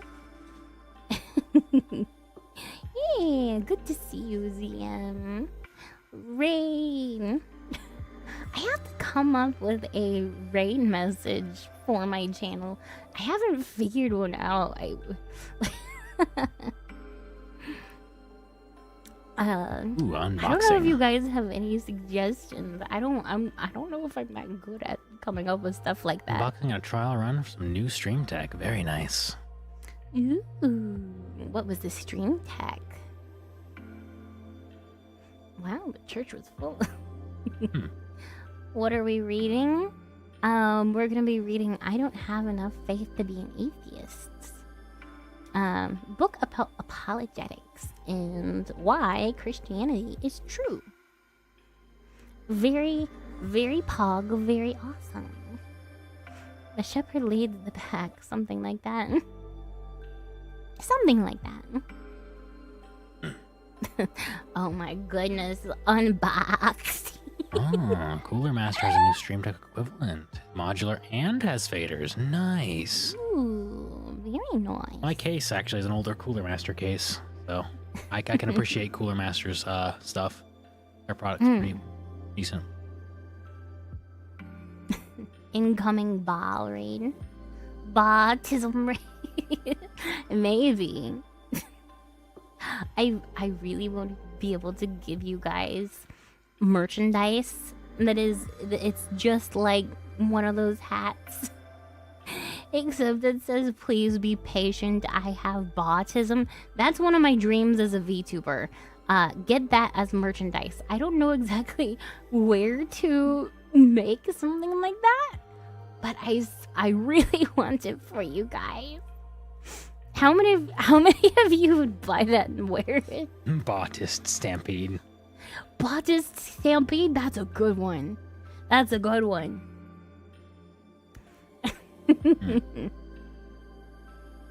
We are in awe of your tism. I'm gonna check back in again. I keep on doing it because my brain keeps telling me to push the button over and over again. Push the button. I have high functioning bautism. I've joined the war on bautism. On the side, of autism. We also need that shirt. I will be lurking. Good night, y'all. And as always, may God favor you in all that you do. Rich, please. Oh, thank you, Knots. You've very much been a blessing tonight, and I thank you for being here and being so generous. Thank you. Ooh, high-functioning bautism gang. Remember to check in, lurking lambs. Hit that check in. Check in or lurk redeems. It only costs you one. Wait, what did I name? What did I name it? Bawbucks. Bawbucks. Yeah, Bawbuck. It costs you one Bawbuck to get the check-in redeem and help my numbers stay accurate, because Twitch is big stinky and doesn't like to count you if you're a bit shy and don't feel like talking. I mean, they really shot themselves in the foot in the sense that there are a lot of people who love to listen in on stuff, but not like, engage. And I think that's honestly perfectly valid. Oh, it's a little crazy that they I get my Neo. my Mountain Dew Baja Blast. I see you, Neo. I see you, brother.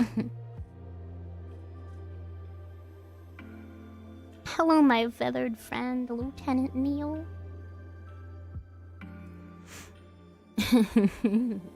Hey, water sis. Hello. But yes, some content just isn't very interactive. Like my readings, the interaction goes down significantly when I'm reading because people are just paying attention. That or they're relaxing and just, just going to bed. So Yeah. Twitch is run by liberals. Correct. Absolutely. Correct. But yeah, no, like especially in this day and age where podcasts are so popular too, because people just largely listen to those. Like they don't. I mean, sure, there's some interaction to some degree, but like you're shooting yourself in the foot when you're discounting the silent listening audience who just want to turn something on, listen, and just kind of have that playing in the background as they go about their day. Like whatever happened to the appreciation for background noise? Right? It ran away. Oh, thank you for the head hats. Thank you.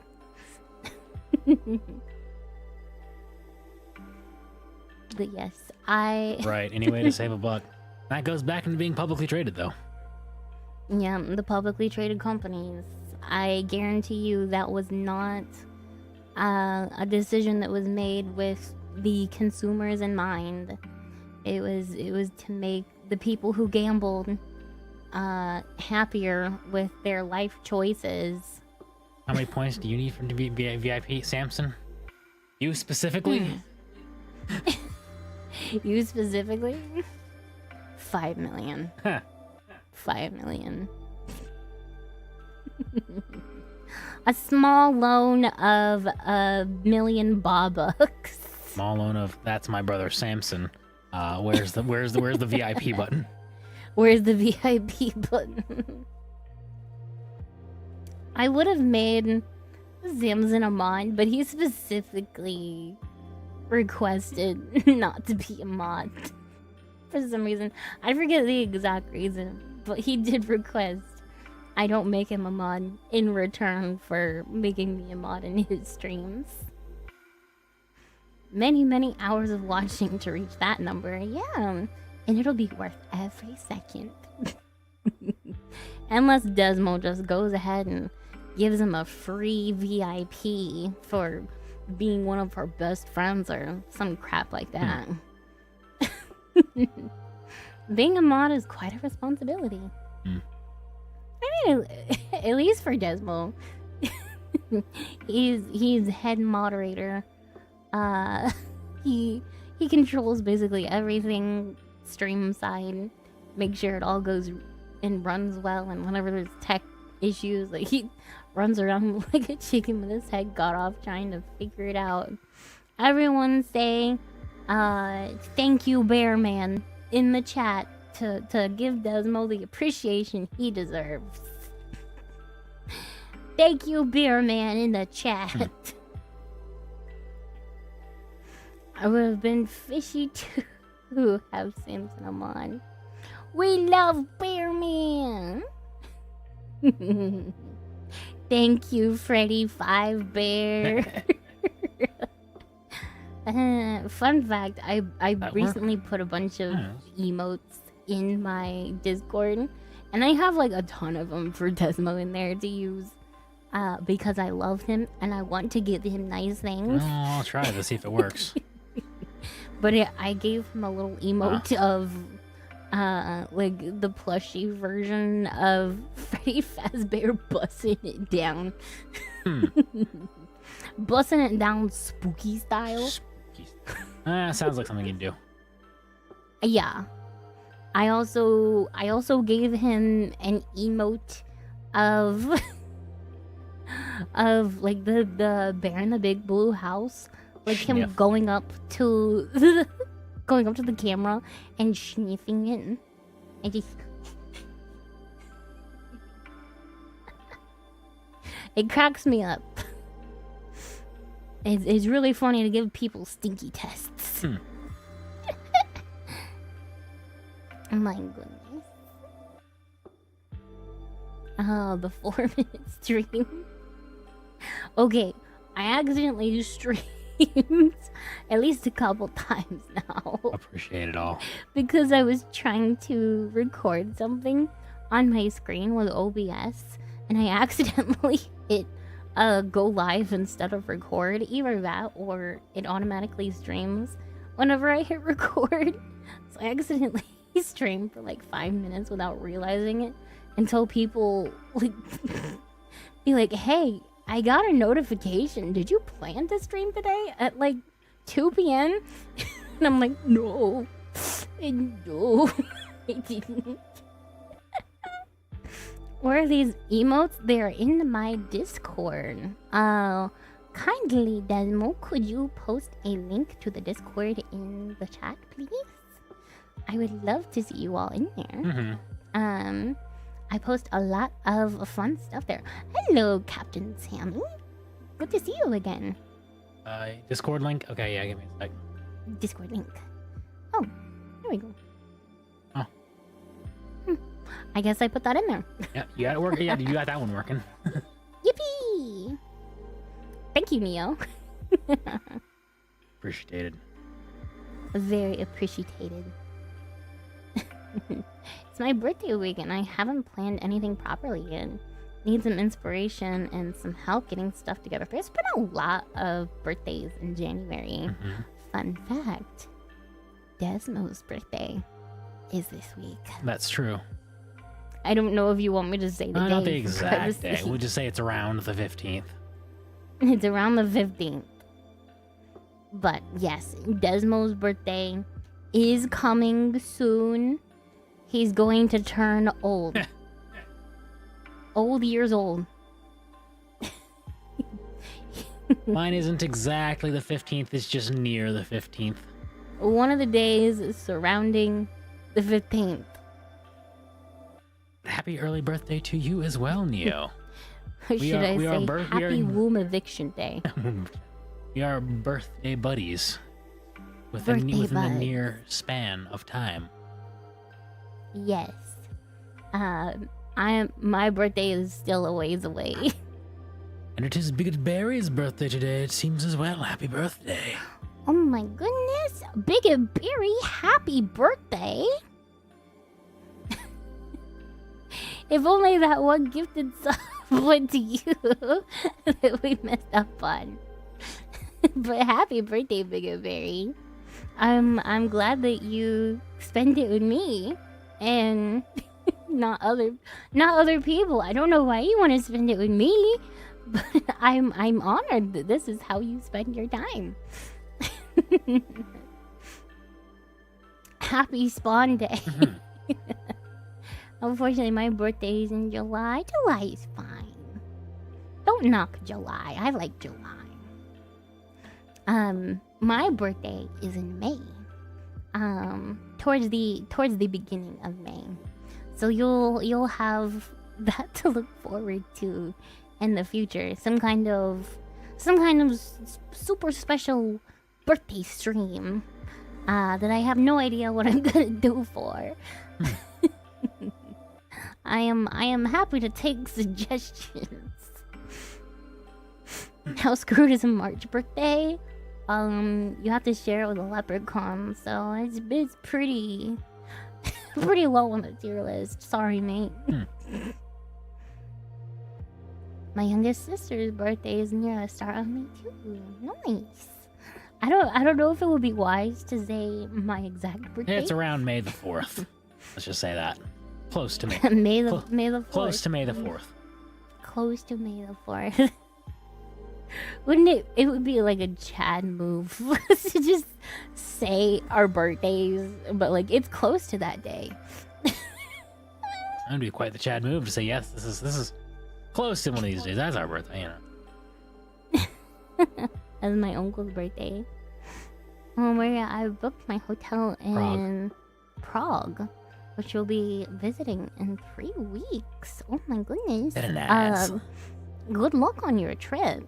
I don't know how far away Prague is from your country, but safe travels regardless. My birthday is one of the days of the year. Oh my goodness, really? That's a very unique birthday. One of the days of the years of all time. One of the days of the year of all time. Also, we have an ad break in like 3 minutes. Prepare yourselves accordingly. Prepare for potty breaks. You know, Nia, once I get work stuff figured out and I get my finances back in order, I'd be more than down. I just gotta get work figured out long term. Yeah, but then we would have to go to Europe. Listen. You've been to Europe before, though. I have. This is true. You found their cider to be more than pleasing. Ireland, yeah. Night, noob. You have a good one, brother. Oh, good night, noob. It was good to have you. Thank you for joining in. Noob's a real one. He's an OG back from the previous iteration. Yeah. Lots of friends who knew me from my past life.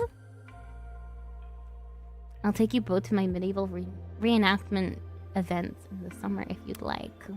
Maybe. I want to see if there is a medieval times, perhaps near Orlando. That would be really rad to go to during Reach, I think.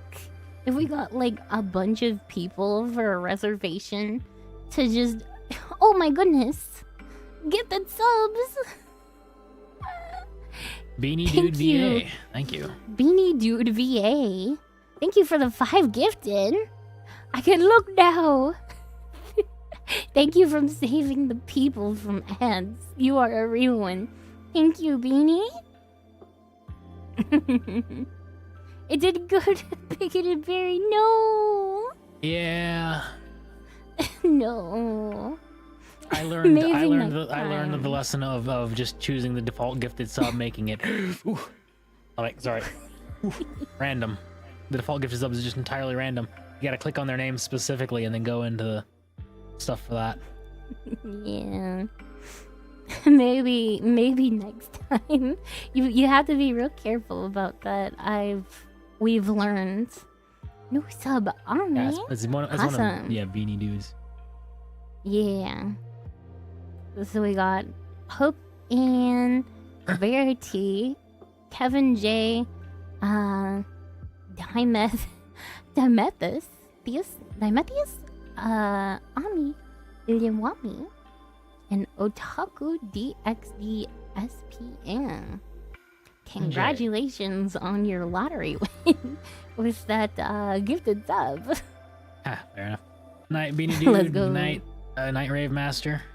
Y'all have a good one. Oh, good night, Rave Master. And Beanie Dude, he's heading off as well. Oh, Beanie Dude, just gonna. Yeah, he just heading off. I want to drop some love. Oh, thank you, Beanie.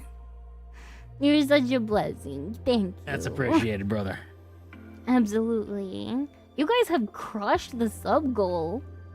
Do you guys just take pride in completely smashing everything that I set out to do?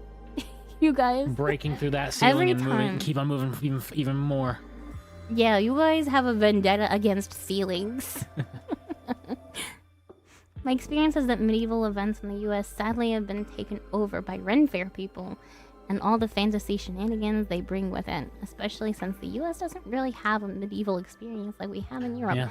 There Valid. wasn't really a medieval America. Go to that time frame and it's just a bunch of, Indian people living in the woods.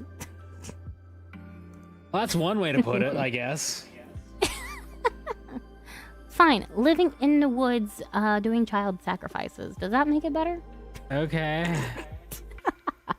Oy, oy, oy. I very much do not approve of paganism. Can you tell? Go put on some chapstick.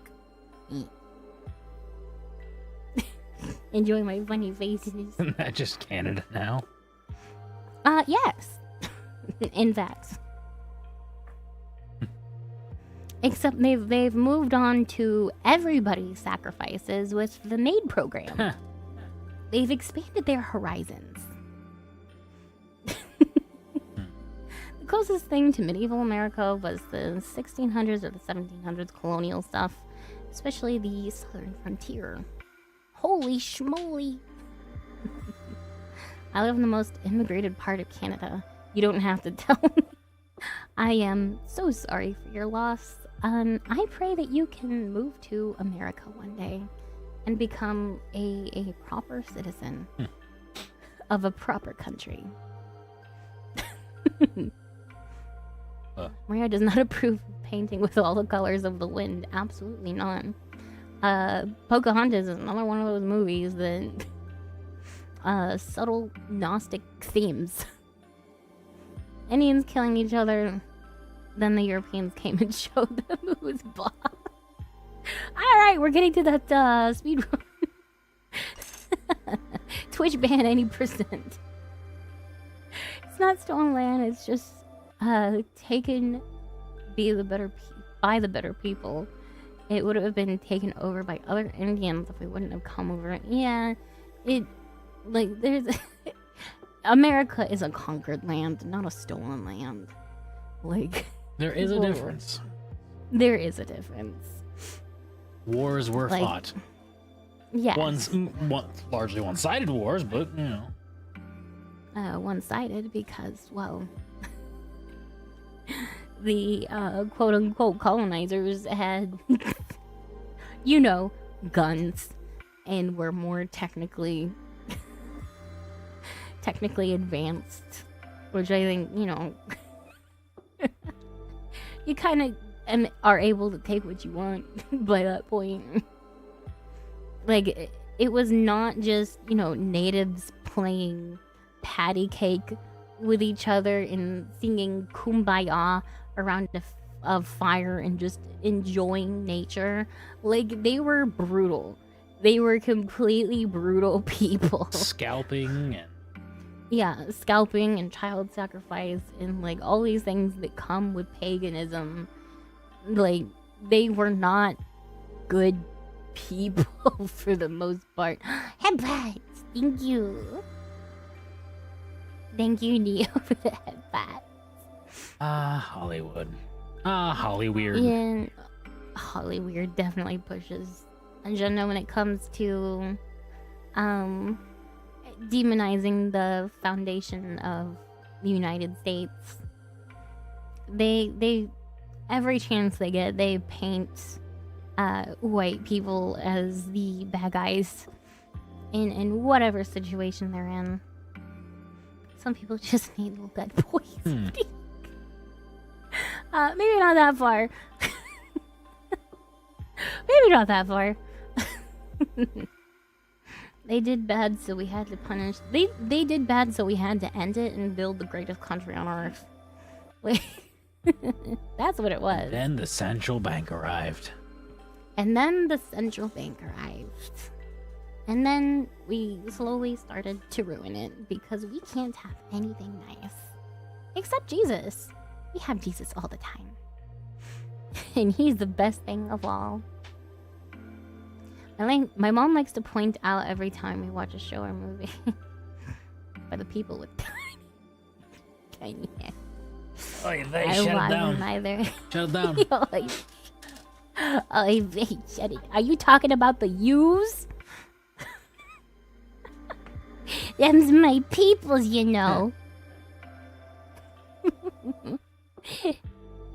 Think about it. This country was so good when it was rooted in Christian values. Absolutely. Yes.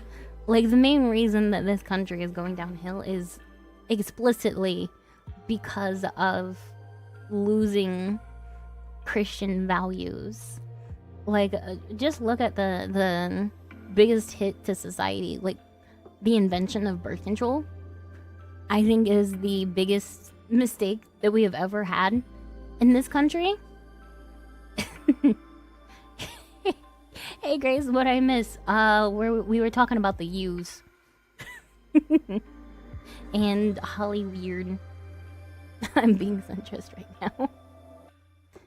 Yeah, degeneracy came over. The biggest mistake in American history was making sex relatively consequence-free. I say the 19th was the worst that happened.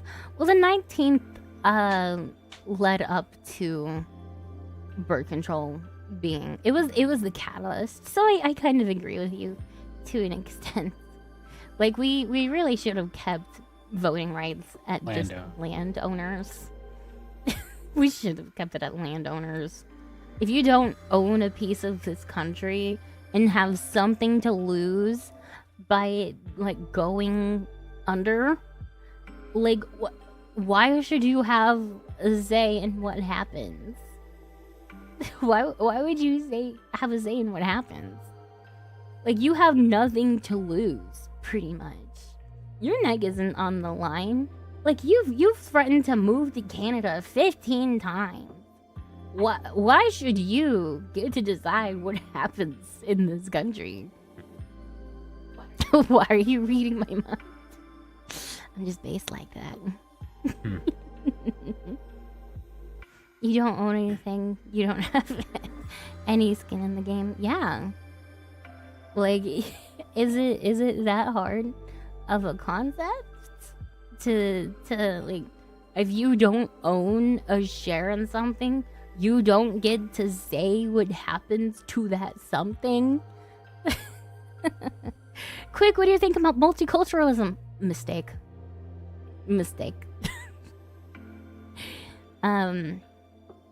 Not being able to not being able to mesh with your neighbors cultural wise is also a bad thing for societies.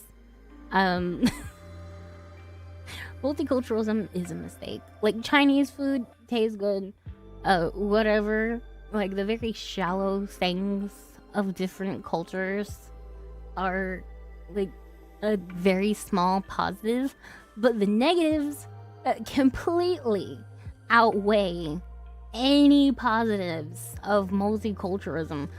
Diversity is in fact not our strength. Like, it is absolutely not our strength.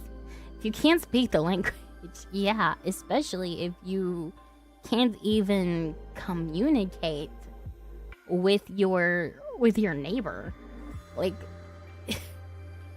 we are still getting into politics. Do we have that tag?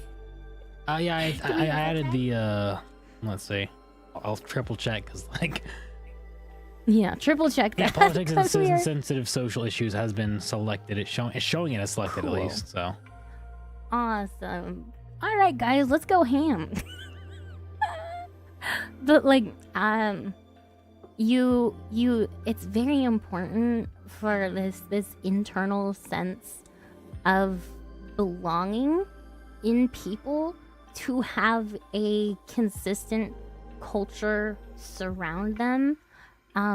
It's not even like your next door neighbor being from a different country, but like, even like social media, being exposed to all these things that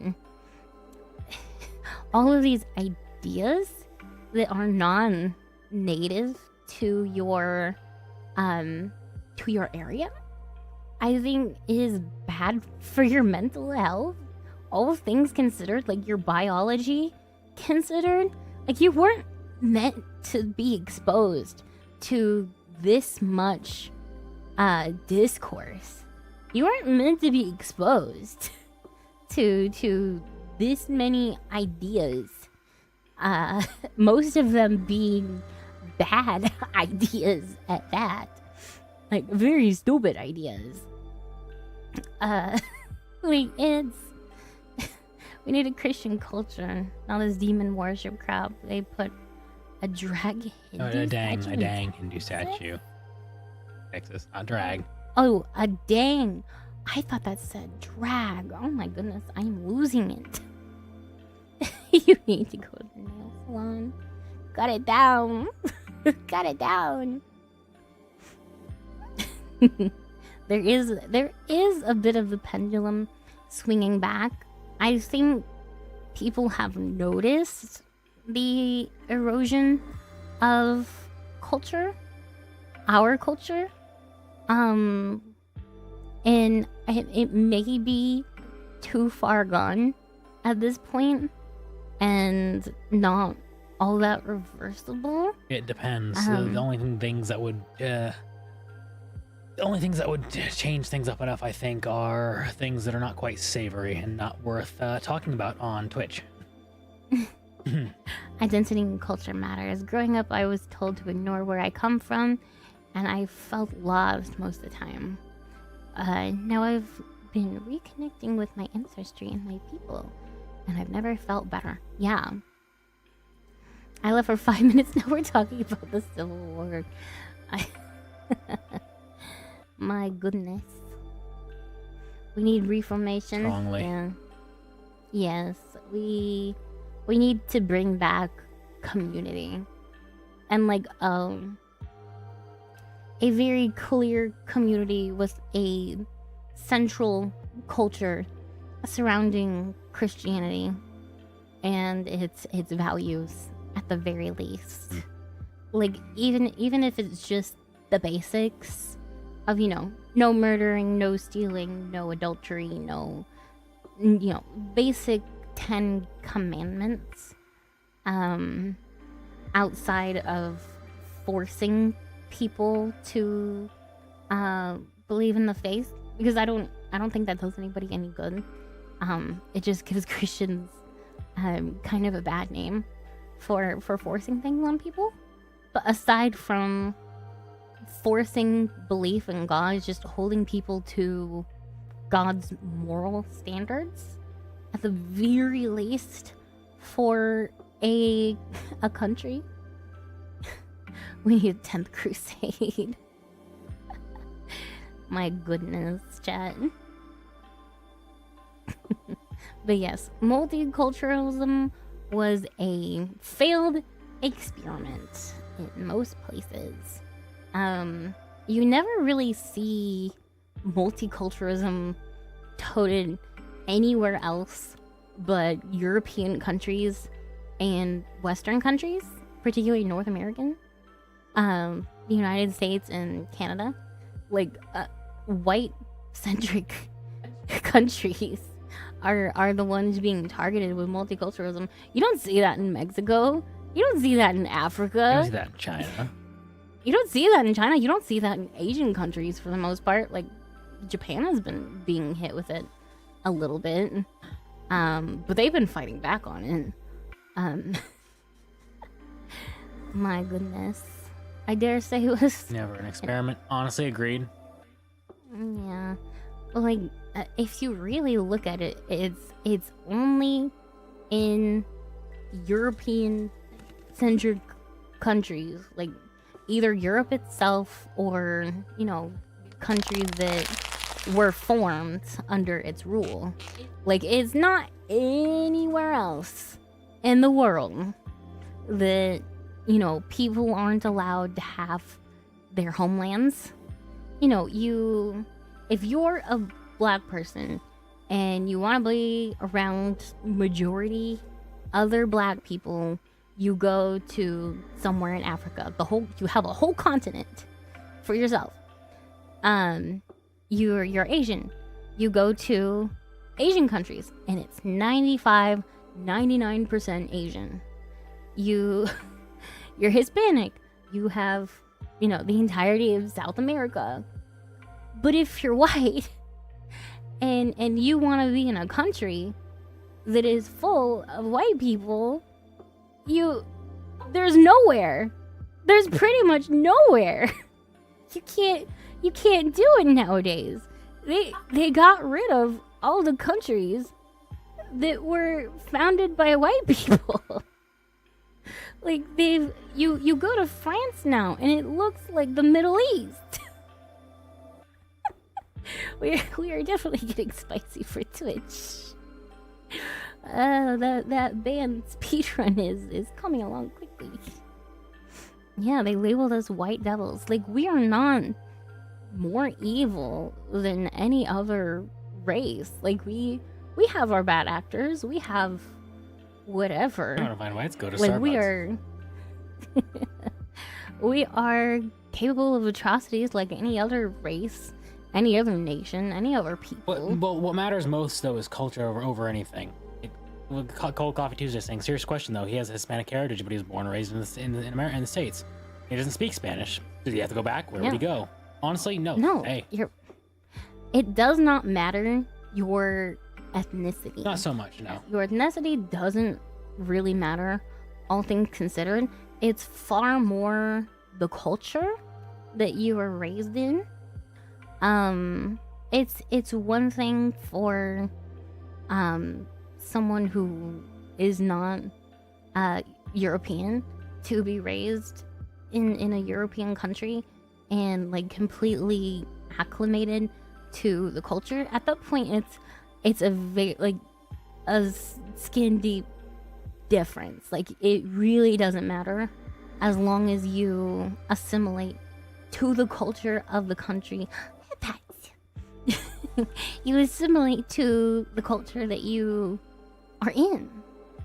But every place that they are importing people from the third world, from all these other countries, like, they are not trying to assimilate in the slightest. like at all. They're building their own like little communities in the countries that they're in, and they're trying to block off pieces of these towns, pieces of these cities, to be just like, little Somalia, little Uganda, little Mexico, little wherever, and it's completely inaccessible to anyone who is native to the country they were born in. It's ridiculous.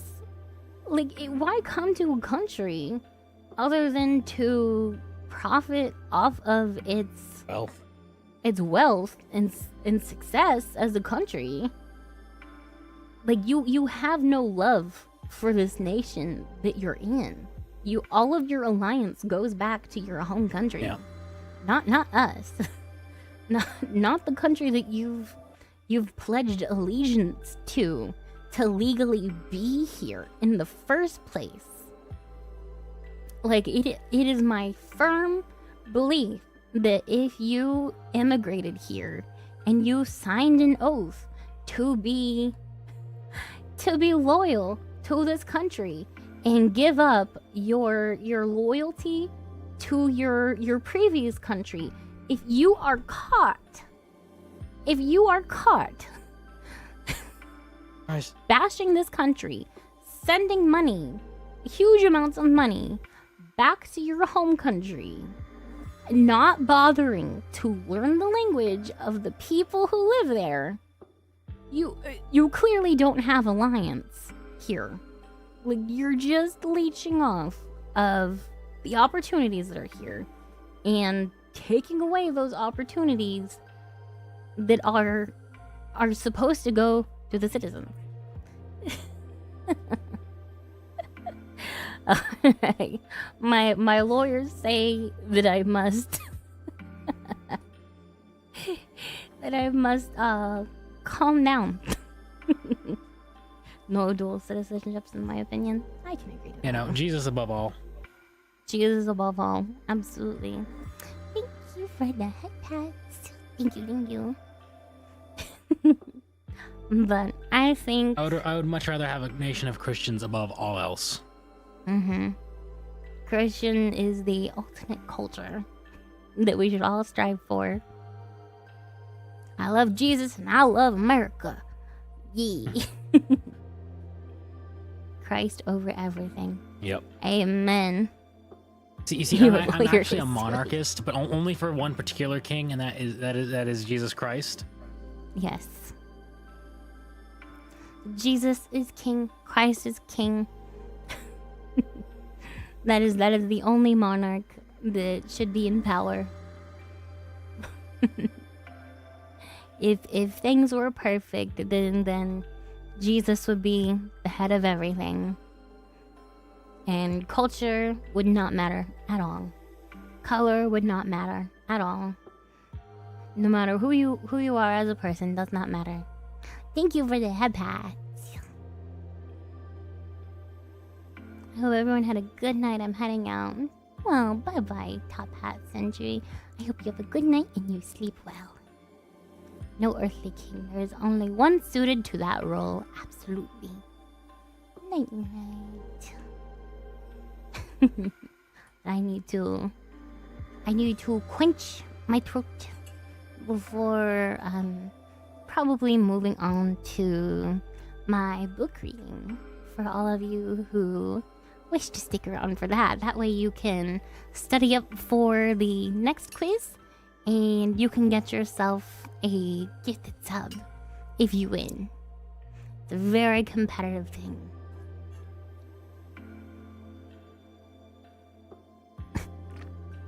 I look ridiculous drinking out of a straw. I look utterly ridiculous.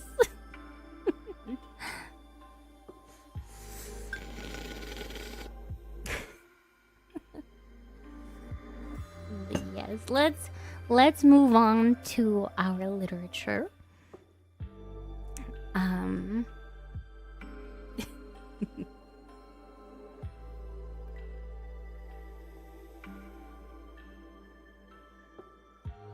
faith in Christ Almighty. Amen. Let us move on to my wonderful book here that I wish to show all of you. I will not be reading chat quite as much. I will rely on Desmo to keep me updated with any important chats. But please do check in every 30 minutes or so if you are able to, if you are not unconscious and sleeping. I would very much appreciate if you would do that for me so my numbers can be accurate. Because Twitch is very sticky. But we covered last time on our book why truth is important and why truth is actually knowable. Truth is not subjective but objective, and it doesn't matter what we think about the truth or how we feel about it. The truth is still true now, in the past, everywhere in the world. It is true for everyone at all times. And that was the gist of the last chapter. So the truth is knowable, and there is a way to receive knowledge of the real truth of the universe. Desmo, could we switch over to my book screen after you are done typing out whatever you're gonna type out? Let's go ahead and go. I can feel your, I can hear your little clickety clacky on the on the keyboard. But yes, I think it might be cut off a little bit, actually. The page. We want to be able to read everything.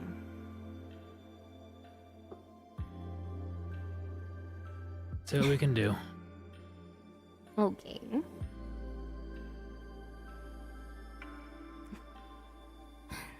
So sorry to inconvenience you. Watch Desmo play around with the overlay ASMR. In my land there is a saying, the truth does not sin, but it is uncomfortable. Yes.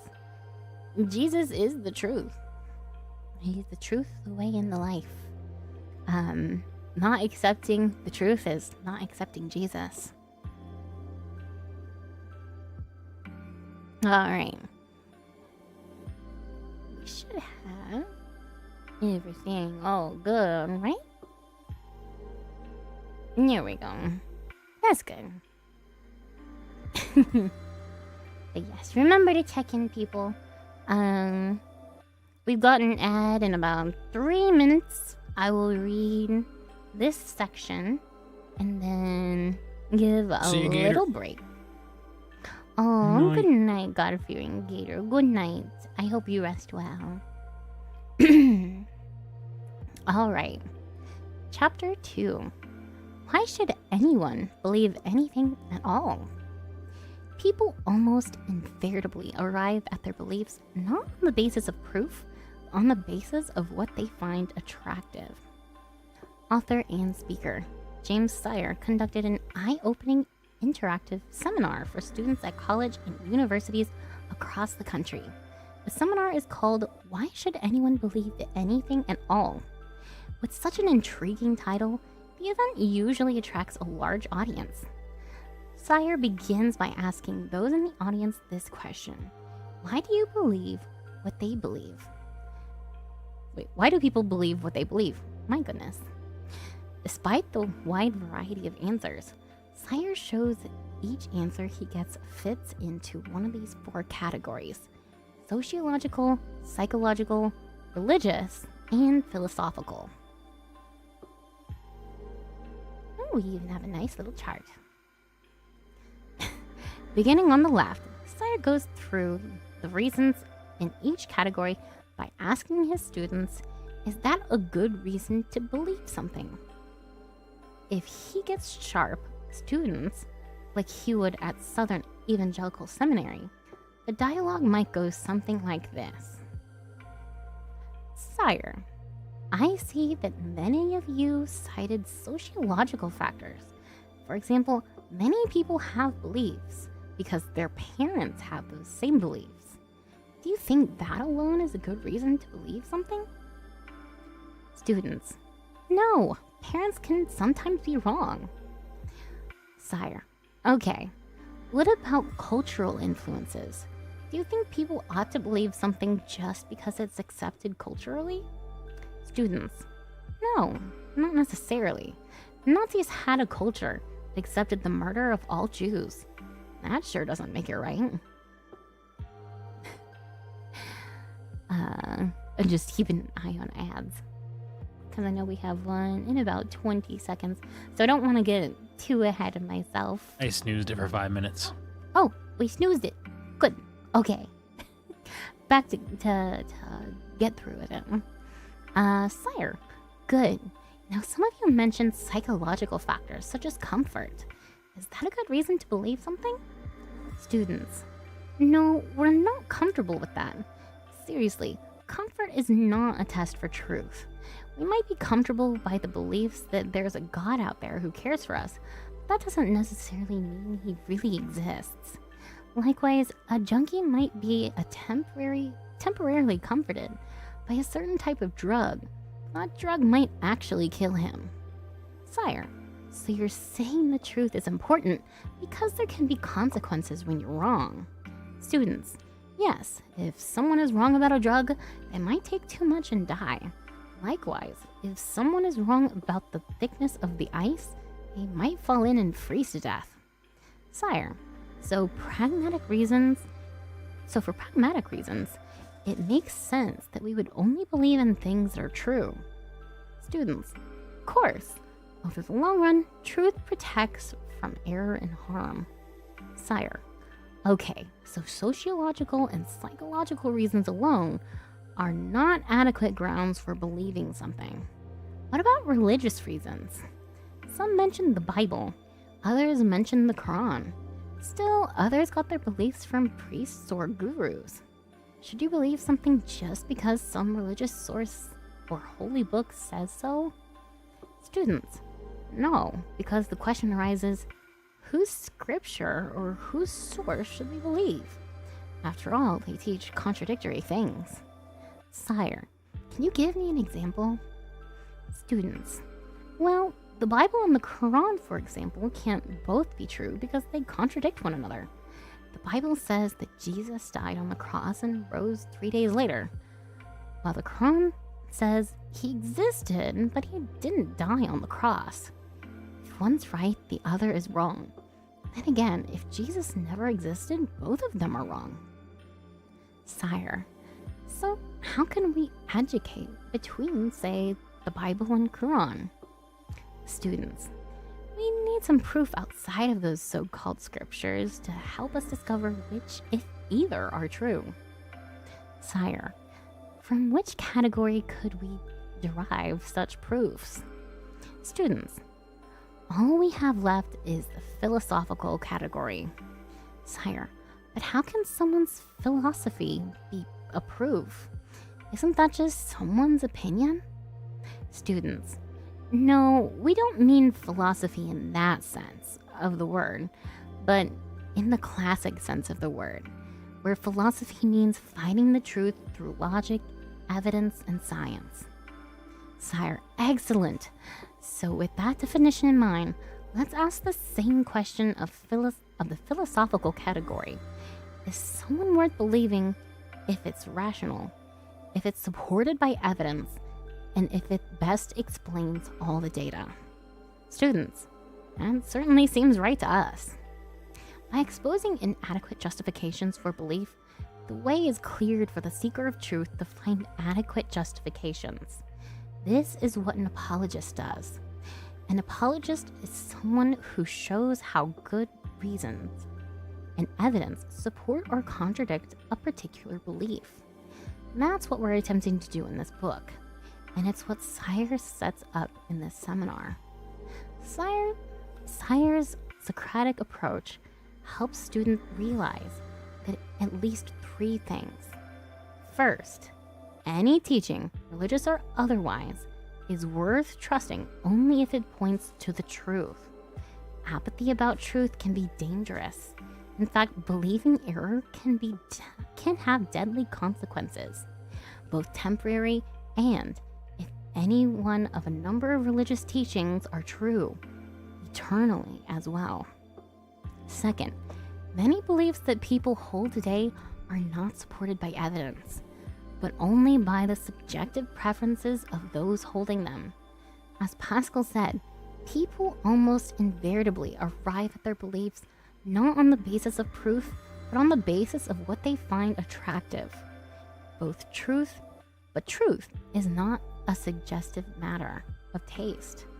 It's an objective matter of fact. Finally, in order to find truth, one must be ready to give up those subjective preferences in favor of objective facts. And facts are best discovered through logic, evidence, and science. And that's perfect timing for an ad. I think my reading's gotten a good bit better. Let me catch up on chat. It slowed down since you started reading. It has slowed down. As for the truth, I believe in the banking method. Cashiers aren't given different types of counterfeit bills.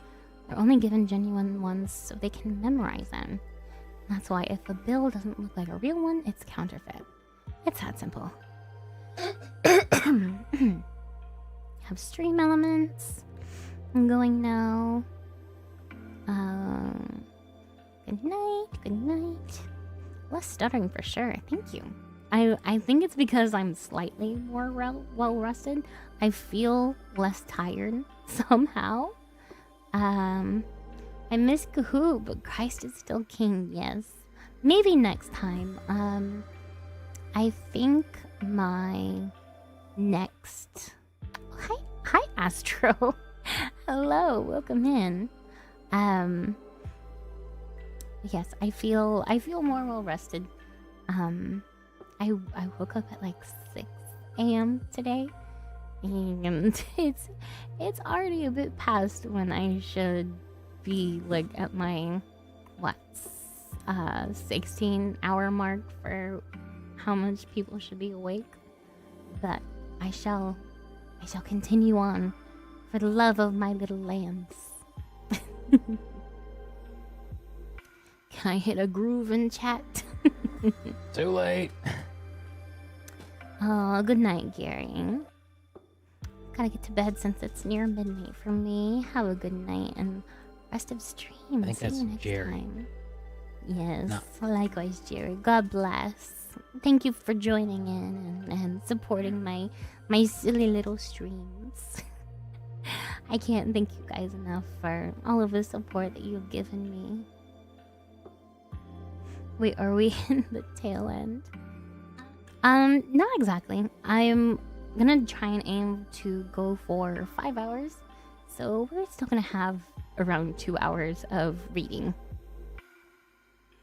We'll be good as gold. You've got 2 hours of me audiobook. We had like to we had like an hour of go. Kahoot and 2 hours of Yap, and now we're gonna do like 2 hours of reading, I guess. I don't think it was an hour of Kahoot. Half It couldn't have been an that hour long. of Kahoot, 2.5 hours of Yap. Oh, Charles gonna Q. follow Banks. Charles Q. Banks. Thank you. I wish it had the same thing for like follows. So like it's hard to tell if someone like subbed to my Twitch or if someone just followed me on YouTube.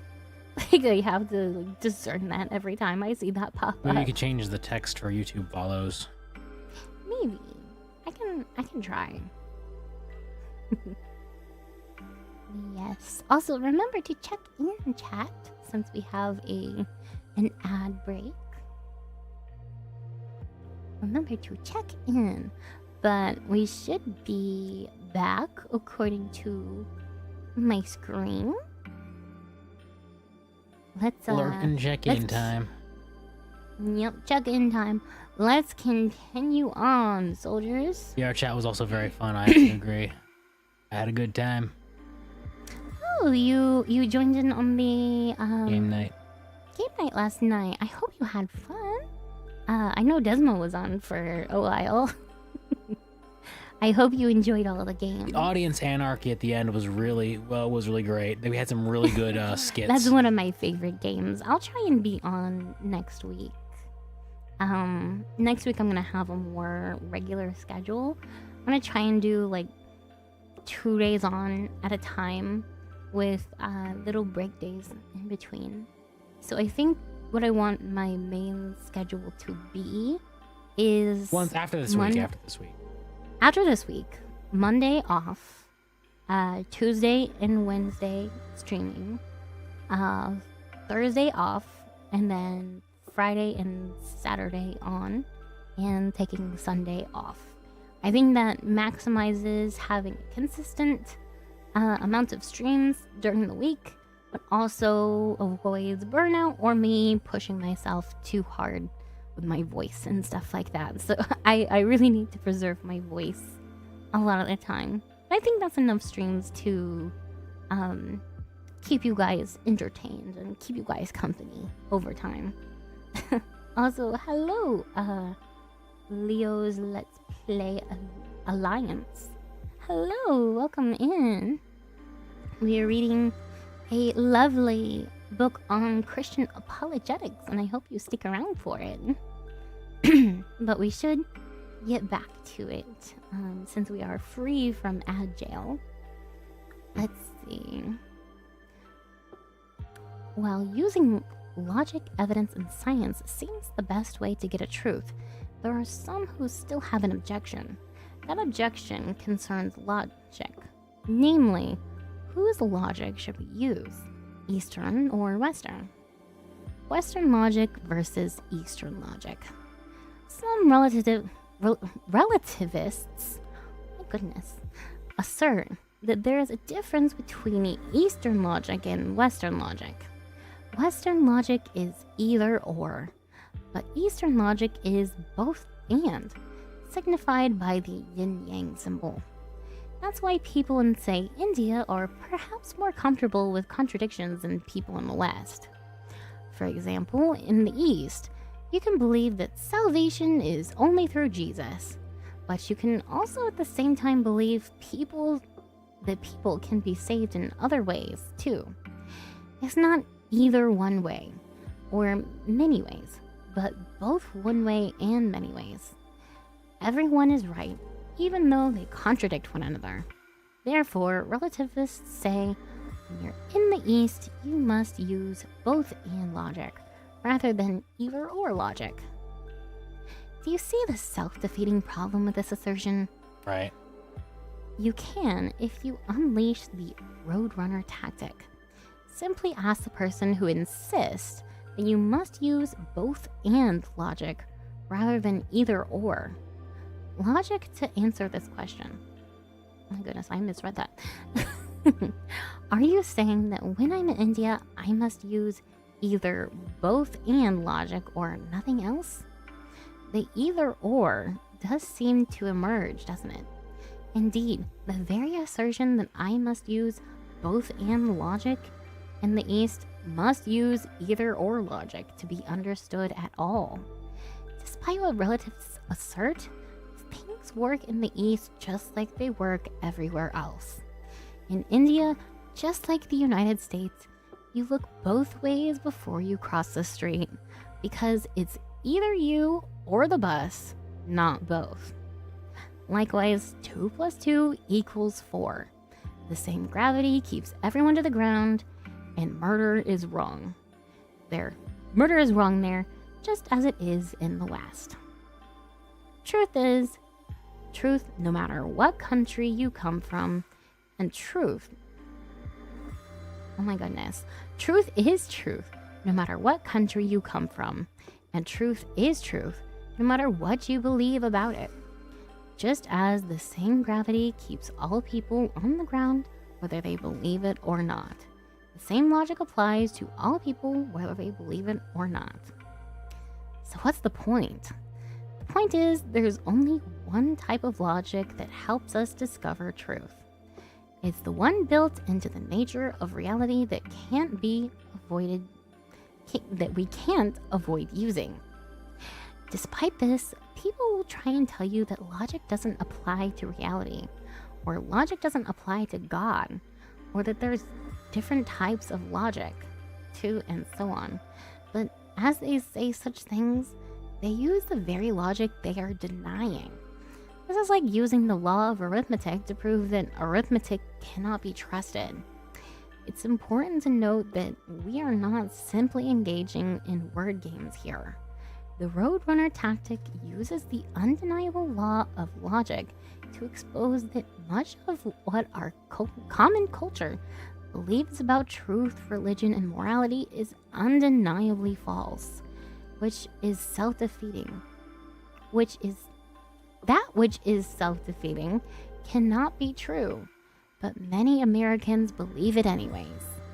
We contradict ourselves at our own peril. So what's the point? The point is, there's only one type of logic that helps us discover truth. It's the one built into the nature of reality that we can't avoid using. Despite this, people will try and tell you that logic doesn't apply to reality. Huh? Has that been... It's twice. Why is it there twice? It's the same thing. Weird. Okay. To be burned or not to be burned? That is the question. The Roadrunner tactic is so effective because it utilizes the law of non-contradictions. The law of non-contradictions is a self-evident first principle of thought that says contrary claims cannot be both true at the same time in the same sense. In short, it says that the opposite of true is false. We all know this law intuitively and use it every day. Suppose you see a married couple on the street one day, friends of yours. You might ask the wife if it's true that she's expecting a baby. If she says yes, and her husband says no, you don't say, "Thanks a lot, that really helped me." You think, maybe she hasn't told him, or maybe they misunderstood the question, or maybe something worse. There's one thing you know for sure, they can't both be right. The law of non-contradiction makes that self-evident to you. When investigating any question of fact, including the question of God, the same law of non-contradiction applies. Either the theists are right, God exists, or the atheists are right, God doesn't exist. Both can't be correct.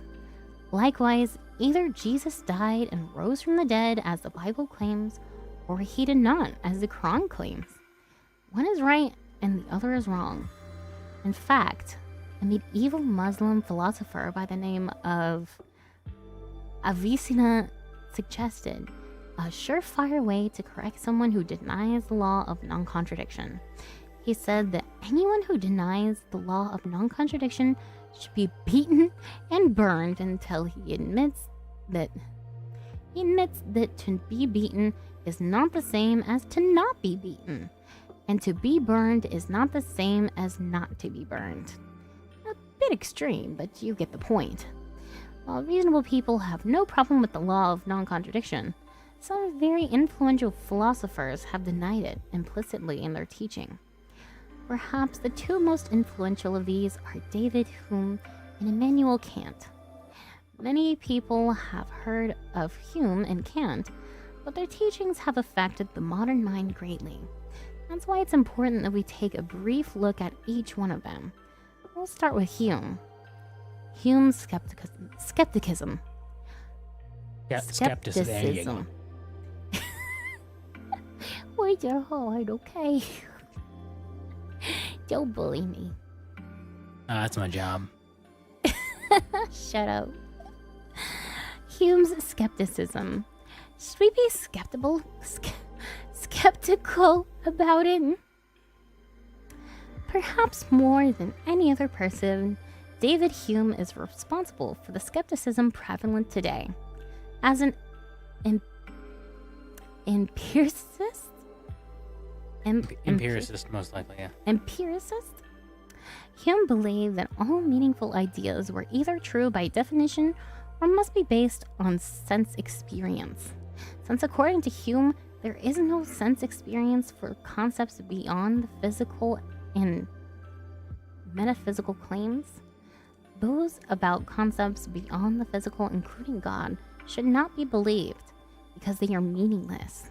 In fact, Hume asserted that propositions can be meaningful only if they meet one of the following conditions. The truth claim is abstract reasoning, such as mathematical equations or a definition, e.g., 2 + 2 = 4, or all triangles have 3 sides. Or, the truth claim can be verified empirically through one or more of the 5 senses. While he claimed to be a skeptic, Hume certainly wasn't skeptical about these 2 conditions. He was obviously convinced he had the truth. In fact, he concludes his inquiry concerning human understanding with his emphatic assertion. If we take in our hand any volume of density or school metaphysics, for instance, let us ask, does it contain any abstract reasoning concerning quantity or number? No. Does it contain any experimental reasoning concerning matter of fact and existence? No. Commit it then to the flames, for it can contain nothing but sophistry and illusion. Do you see the implications of Hume's 2 conditions? If he's correct, then any book talking about God is meaningless. You might as well use all religious text writing for kindling. Nearly 200 years later, Hume's 2 conditions were converted into the principles of empirical verifiability, which 20th century philosopher A.J. Ayer, the principle of empirical verifiability, claims that a proposition can be meaningful only if it's true by definition or if it's empirically verifiable. By the mid-1960s, this view had become the rage in university philosophical departments across the country, including the University of Detroit, where I, Norm, was a student. In fact, I took an entire class on logical positivism, which was another name for the brand of philosophy espoused by Ayer. The professor of that class, a logical positivist, was a strange breed. Though he claimed to be a Catholic, he refused to believe it was meaningful to speak about the existence of reality beyond the physical, i.e. metaphysics or God. In other words, he was an admitted atheist who told us that he wanted to convert the entire class to his brand of semantical atheism.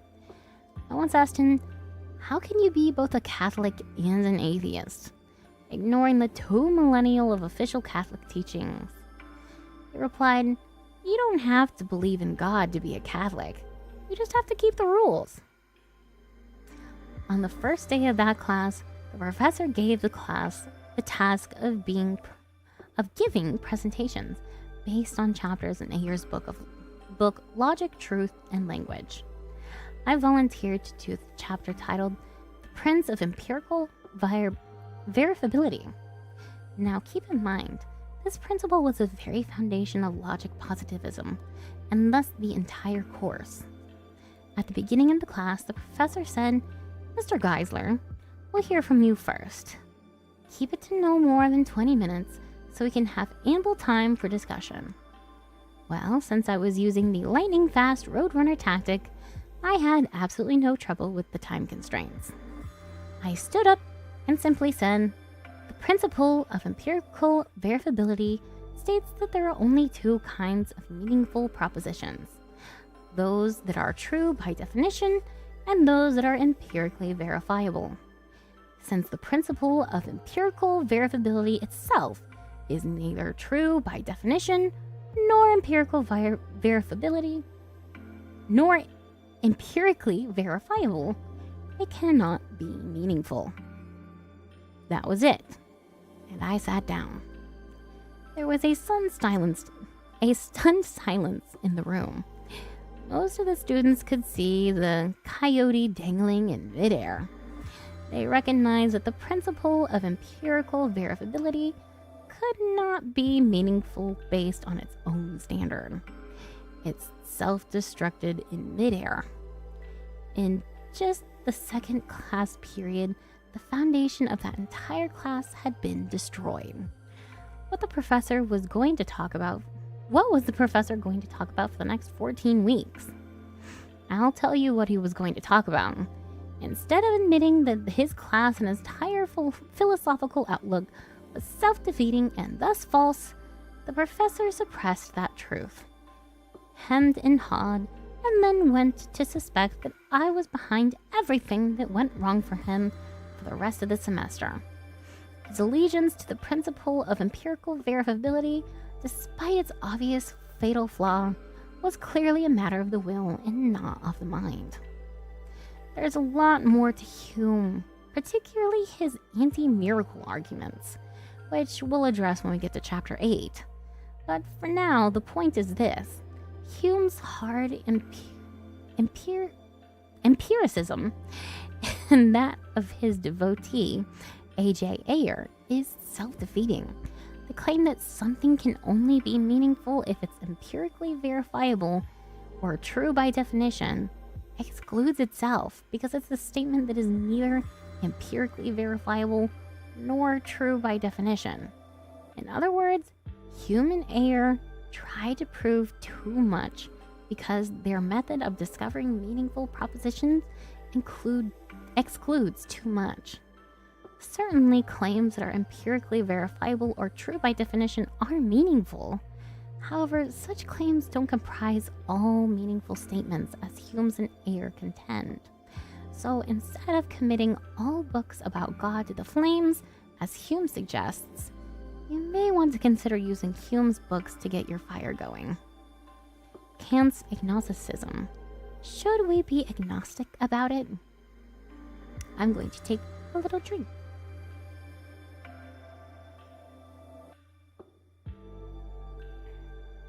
Also, thank you for the lyric redeems.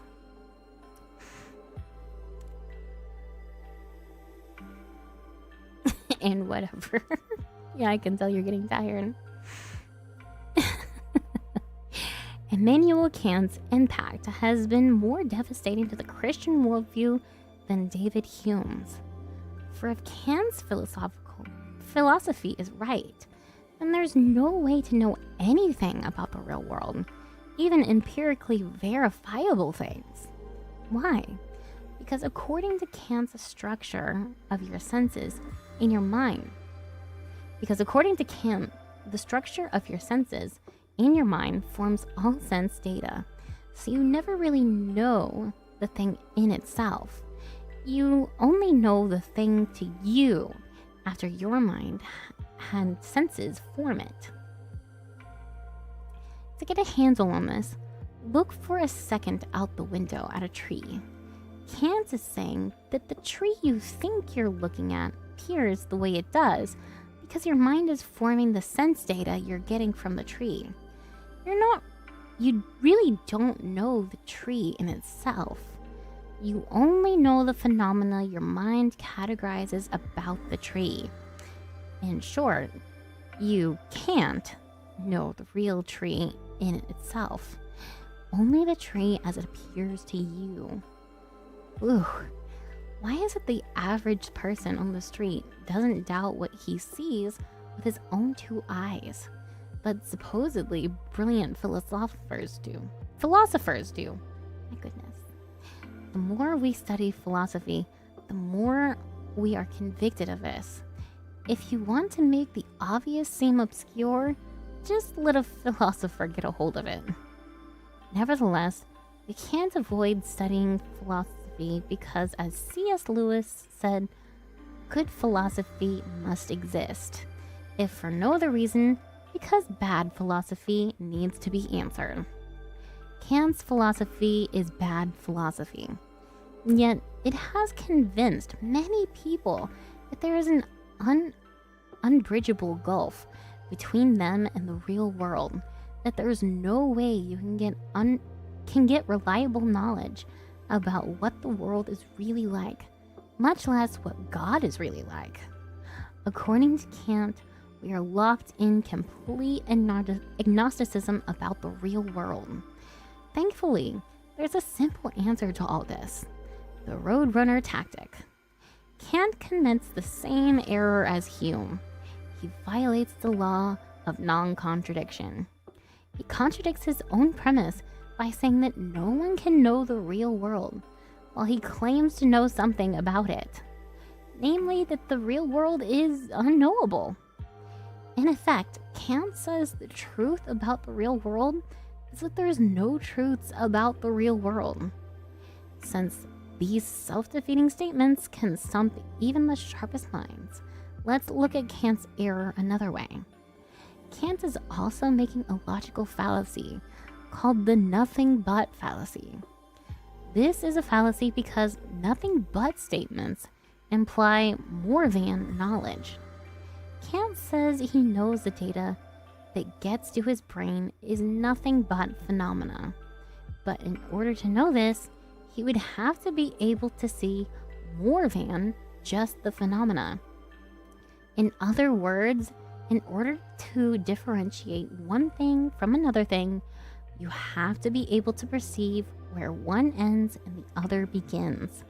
For example, if you put a white piece of paper on a black desk, the only way you can tell where the paper ends is by seeing some of the desk that borders it.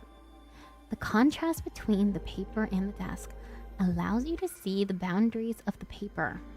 Likewise, in order for Kant to differentiate the thing in the real world from that from which his mind perceives, he would have to be able to see both.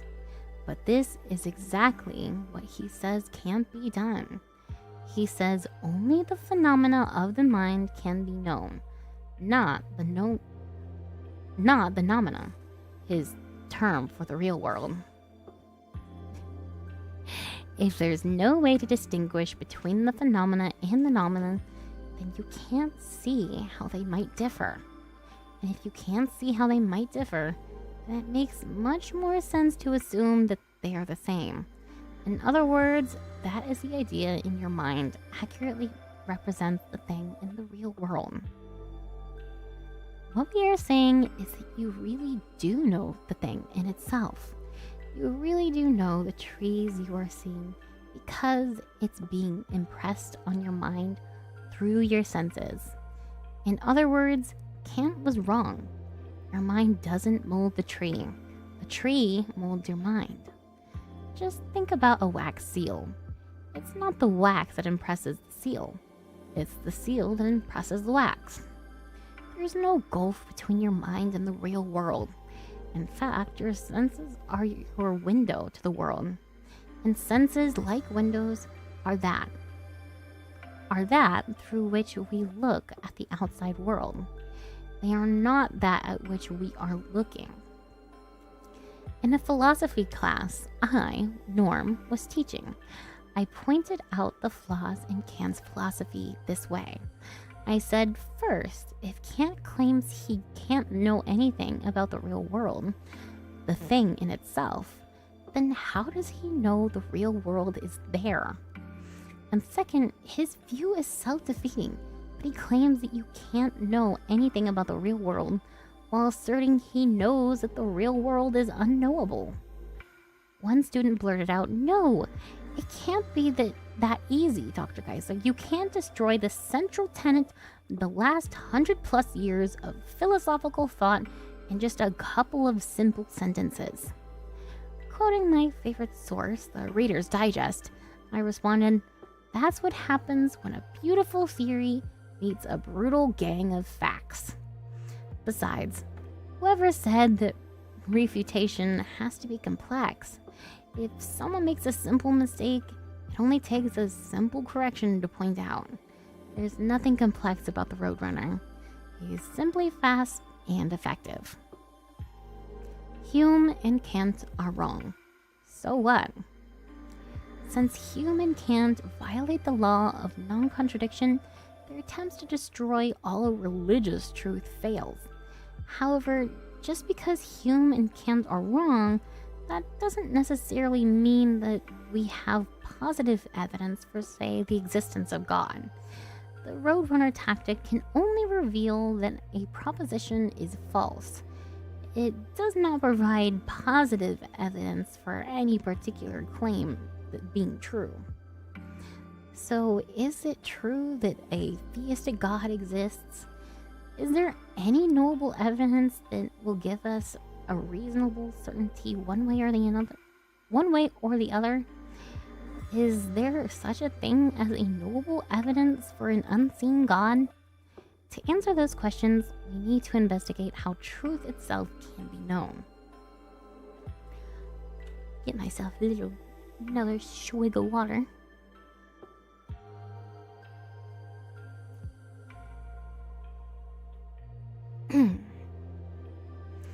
How is truth known? Oh, we have an ad. I guess I'll take a longer break for a swig of water. Spoilers, there is. C.S. Lewis is the guy who wrote the book of The Lion, the Witch, and the Wardrobe. He used to be an atheist back then, but now he's a changed man since World War II. Yes, C.S. Lewis has written some very lovely apologetics books. Speaking of which, I have a collab on Friday with my good friend, the Uber Marshall, who has an amazing voice. And we are going to be reading C.S. Lewis's Mere Christianity, which is one of his apologetics books, together. It will be very lovely, and there will be many good times. Let me get another swig of my water.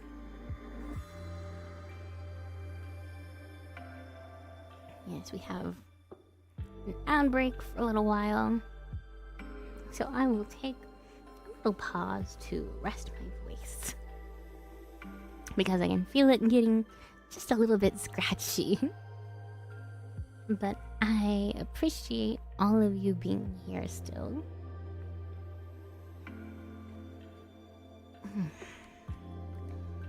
It is getting a little bit late, but I will try my best to go until 1 a.m. At least my time.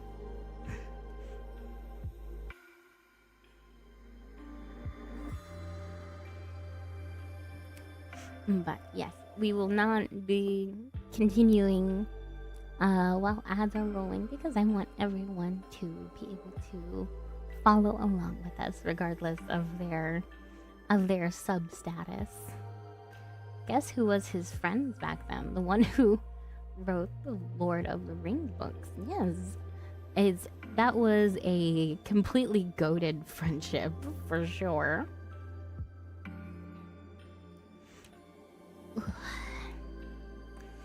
Get my stretches in. I haven't had much of a break this whole time.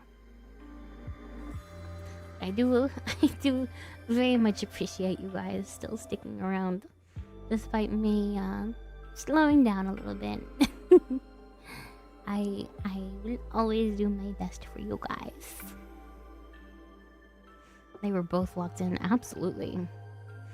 Crazy friendship. I would love to see what some of their discussions looked like when they were live. That would be crazy. Hello, Sailor David. Hello, Cold Coffee. Welcome. I'm glad to see you guys are still in here. Make sure you redeem your check-ins. We should be back in just a couple of seconds, and then we will continue to move along in our book. Entropy is a law I most like to use when I'm in debates. It shows how God mocks scientists and philosophers. Biggest? Based?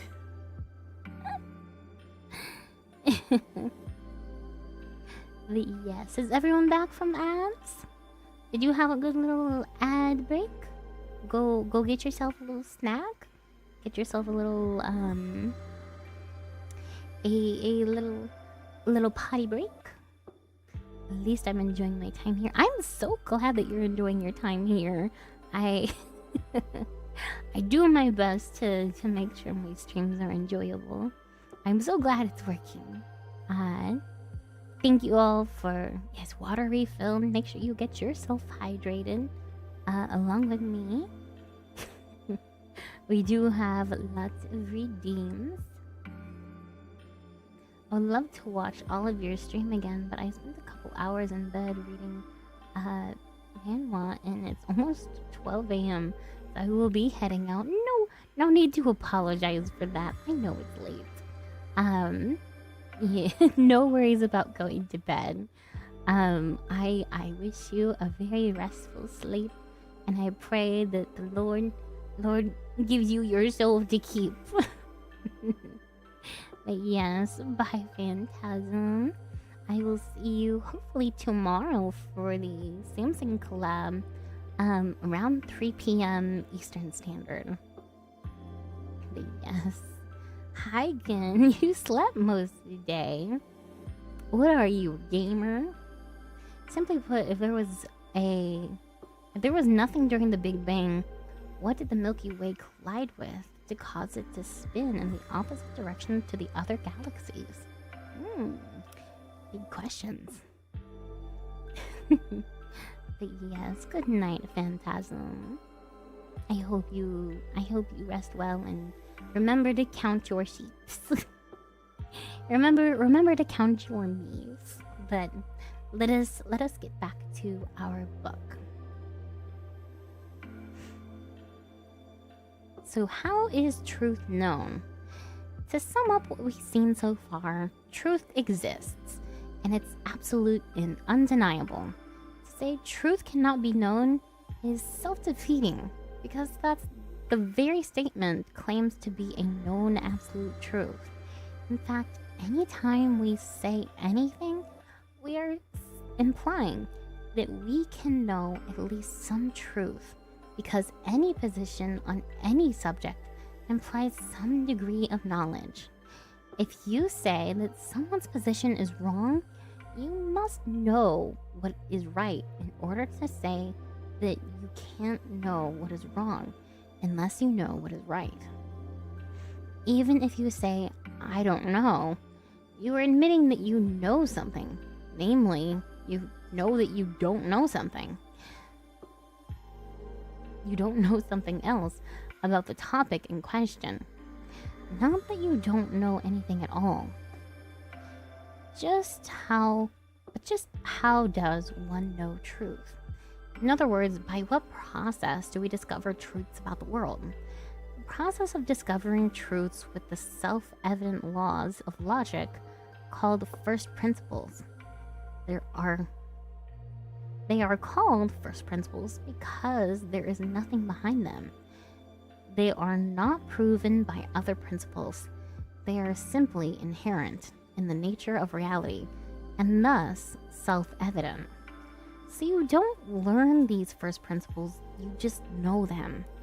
Everyone intuitively knows these principles, even if they haven't thought about them explicitly. Two of these principles are laws of non-contradiction and the law of the excluded middle. We've already seen the reality and value of the law of non-contradiction. The law of excluded middle tells us something either is or is not. For example, either God exists or he does not. Either Jesus rose from the dead or he did not. There are no third alternatives. These first principles are the tool we use to discover all other truths. In fact, without them, you couldn't learn anything else. First principles are to learning what your eyes are to seeing. Just as your eyes must be built into your body for you to see anything, first principles must be built into your body, must be built into your mind for you to learn anything. It is from these first principles that we can learn about reality and ultimately discover the box top to this puzzle we call life. Although we use these first principles to help us discover truth, they alone cannot tell us whether or not a particular proposition is true. To see what we mean, consider the following logical argument. 1. All men are mortal. 2. Spencer is a man. 3. Therefore, Spencer is mortal. The self-evident laws of logic tell us that the conclusion, Spencer is mortal, is a valid conclusion.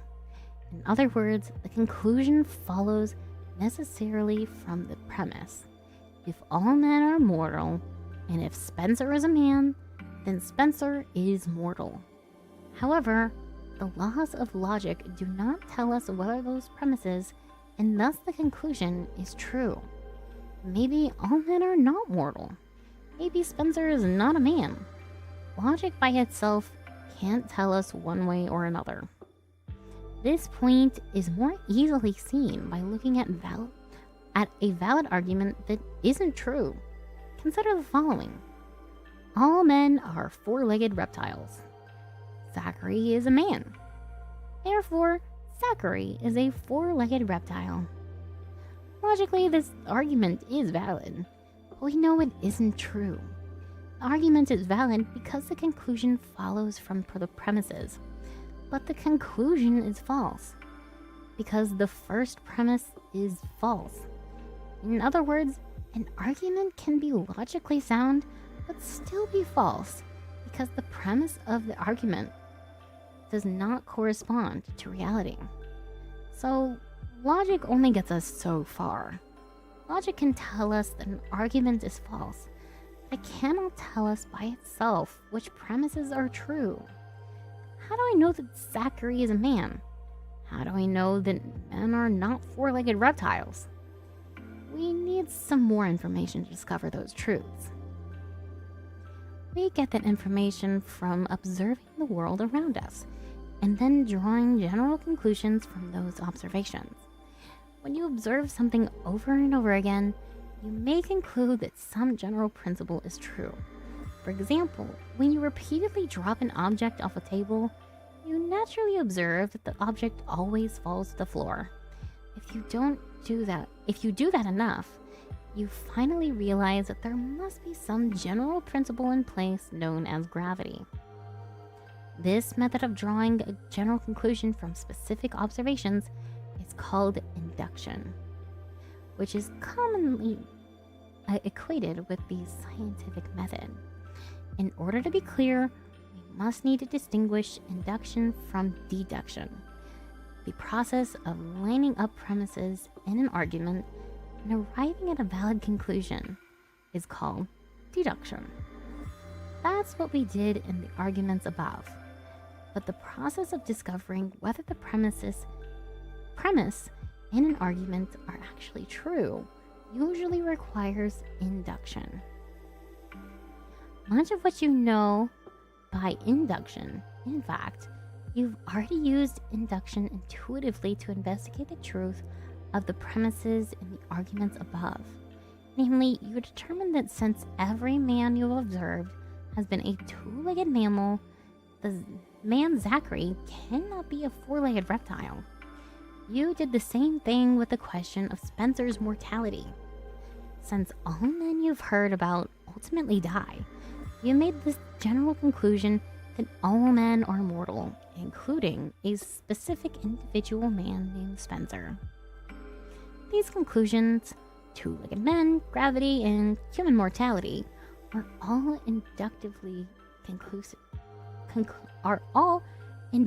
conclusions. Most conclusions based on induction cannot be considered absolutely certain, but only highly probable. For example, you are absolutely 100% certain that gravity makes all objects drop? No, because you haven't observed all objects being dropped. Likewise, oh, welcome in, Raiders. Who raided me? Oh, Kitty Catino. Thank you for... Wait, no. Thank you for the lurk. My goodness, I am losing it. Hales Hive. Thank you for the raid. Hello. Welcome, welcome. I hope you had a good stream. We are currently reading a lovely book about Christian apologetics called I Don't Have Enough Faith to Be an Atheist. I hope you stick around for it. Talk about logical when something like this is brought up.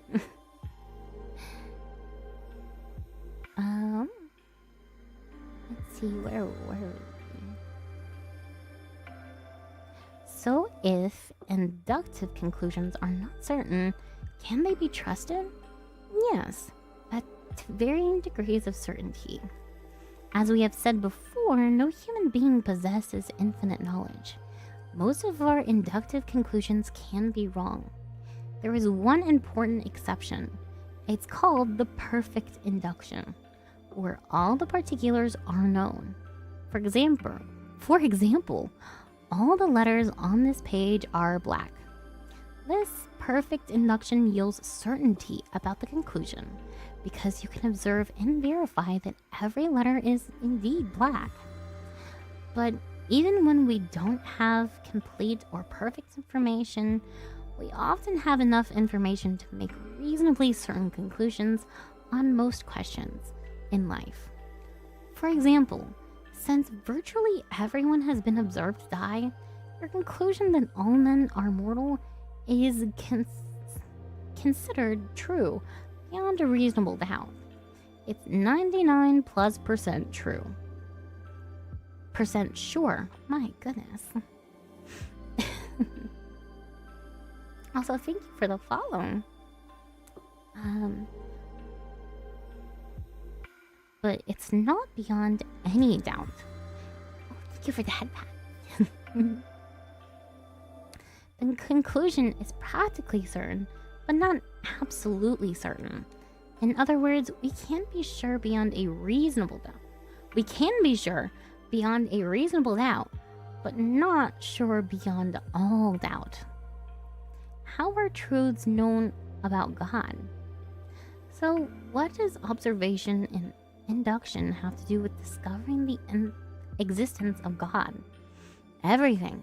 In fact, observation and induction help us investigate the ultimate religious question: does God exist? You say, wait a minute, how can we use observation to investigate an unobservable being called God? After all, if God is invisible and immaterial, as most Christians, Jews, and Muslims claim, then how can our senses help us gather information about him? The answer: we use induction to investigate God the same way we use it to investigate other things we can't see. By observing their effects, for example, we can't observe gravity directly. We can only observe its effects. Likewise, we can't observe the human mind directly, only its effects.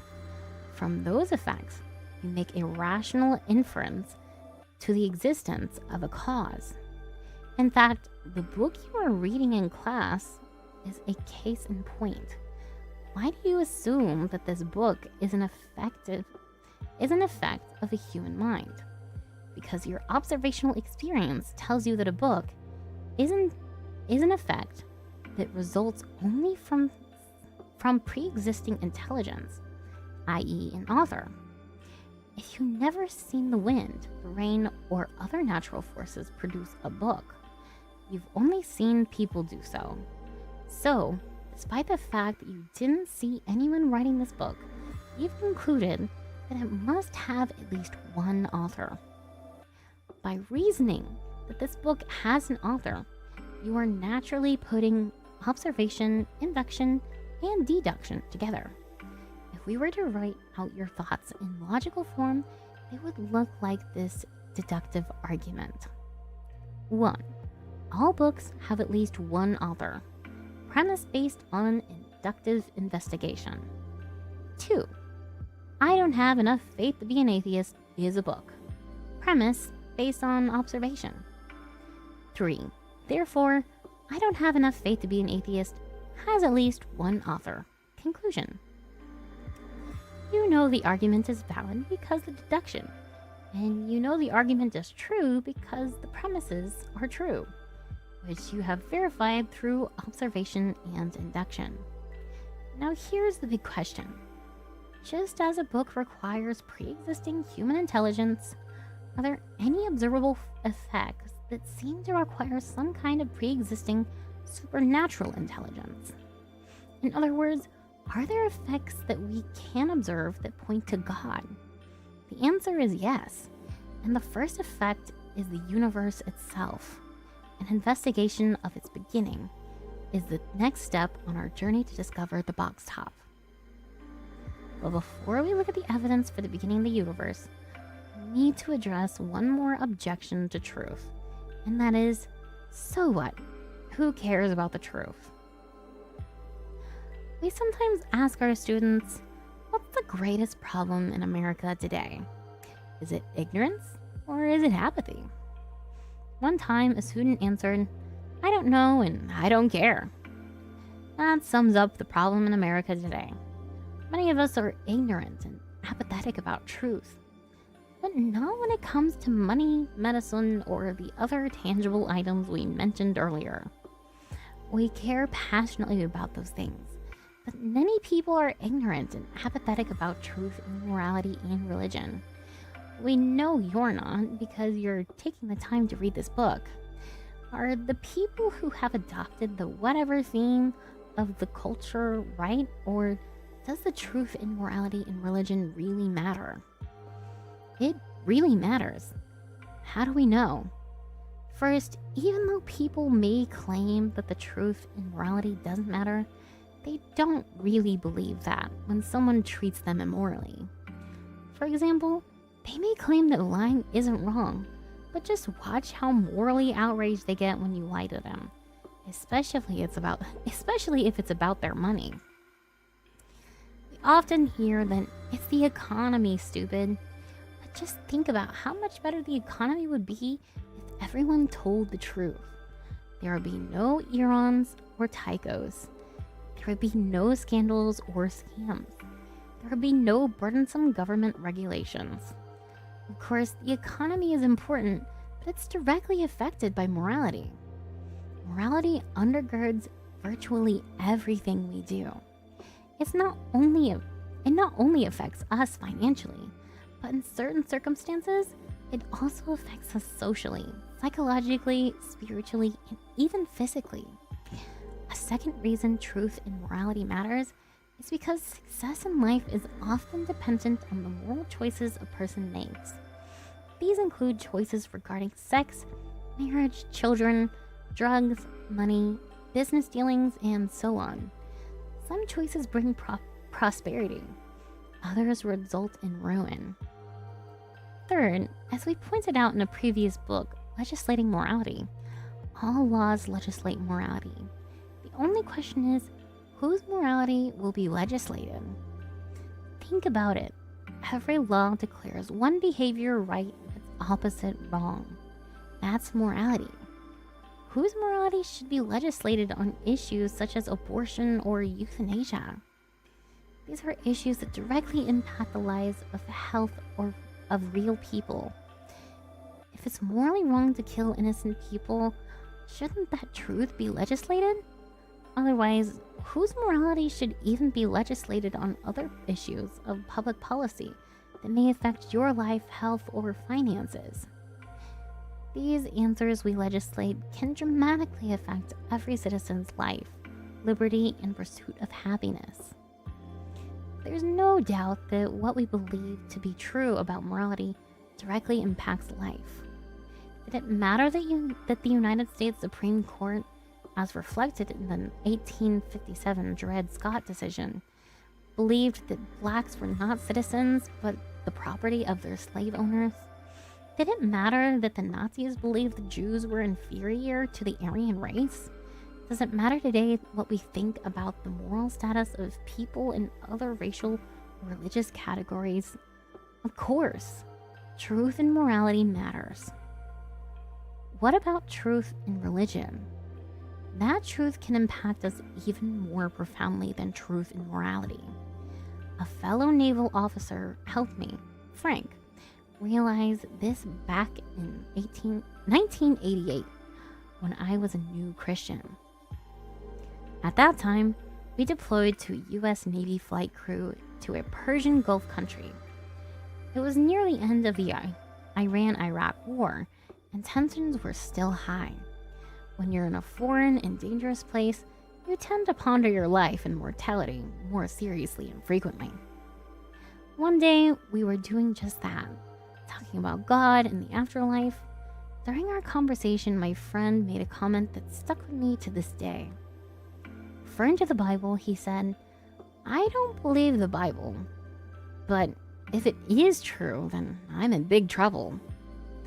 Of course, he was right. If the Bible is true, then my friend has chosen an unpleasant eternal destiny. In fact, if the Bible is true, then everyone's eternal destiny can be read from its pages. On the other hand, if the Bible is not true, then many Christians are unwittingly wasting a lot of time, money, and in some cases, even their lives by preaching Christianity in hostile territories. Either way, truth in religion matters. It also matters if some other religion is true. For example, if the Quran is true, then I'm in just as much trouble as my non-Christian Navy friend. On the other hand, if atheists are right, then we may as well lie, cheat, and steal to get what we want because this life is all there is, and there's no consequences in eternity. But forget eternity for a minute. Consider the temporal implications of religious teachings around the world. In Saudi Arabia, some school children are being taught that Jews are pigs and non-Muslim infidels should be killed. While thankfully a majority of Muslims do not believe that non-Muslims should be killed, militant Muslims teach the type of jihad straight from the Quran.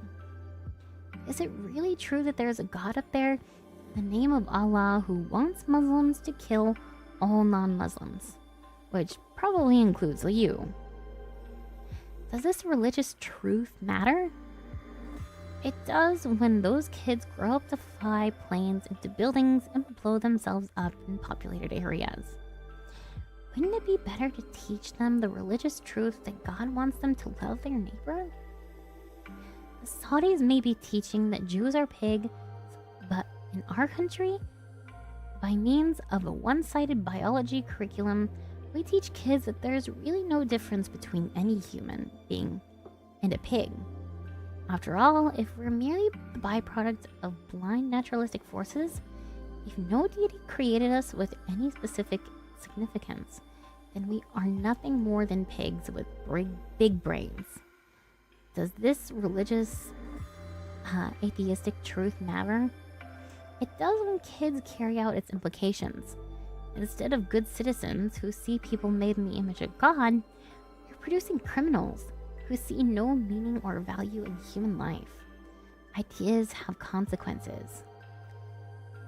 On the positive side, Mother Teresa helped improve conditions in India by challenging the religious beliefs of many in the Hindu culture. The Hindu belief in karma and reincarnation leads many Hindus to ignore the cries of the suffering. Why? Because they believe that those who suffer deserve their plight for doing something wrong in a previous life. So if you help suffering people, are you interfering with their karma? Mother Teresa taught Hindus in India the Christian principles of caring for the poor and suffering. Does that religious idea matter? Ask the millions of lives she touched. Does the religious teaching of karma matter? Ask the millions still suffering. The bottom line is this: regardless of what the truth is concerning religion and morality, our lives are greatly affected by it today, and perhaps even in eternity. Those who cavalierly say, "So what? Who cares about truth and morality and religion?" are ignoring reality and blindly skating on thin ice. We owe it to ourselves and others to find the real truth, then act on it. So let's get started with the question: does God exist? 1. People often get their beliefs from their parents, friends, childhood, religion, or culture. Sometimes they simply formulate their beliefs on the basis of their feelings alone. While such beliefs could be true, it's also possible they may not be. The only way to be reasonably certain is to test beliefs by the evidence, and that is done by utilizing sound philosophical principles, including those found in logic and science. We have let me sneeze it. Logic tells us that opposites cannot be true at the same time in the same sense. Logic is part of reality itself, and is thus the same in America, India, and everywhere else in the universe.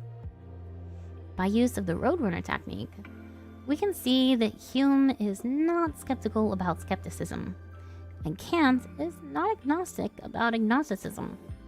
Therefore, their views defeat themselves. It is important to know truths about God. Many truths about God can be known by his effects, which we can observe. Through many observations, induction, we can draw reasonable conclusions, deductions, about the existence and nature of God, which we will do in subsequent chapters. Truth and morality in religion has temporal and maybe even eternal consequences. Apathy and ignorance can be fatal. What you don't know or don't care to know can hurt you.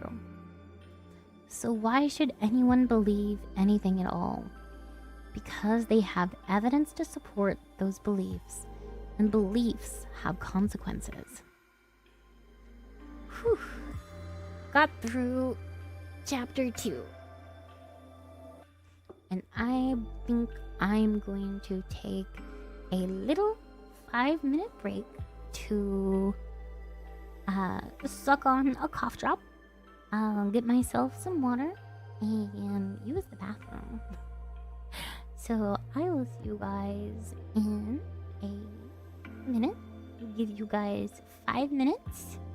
Let you take your own potty breaks and get your own snacks and get cuddled into bed if it's that time for you. But I will be back.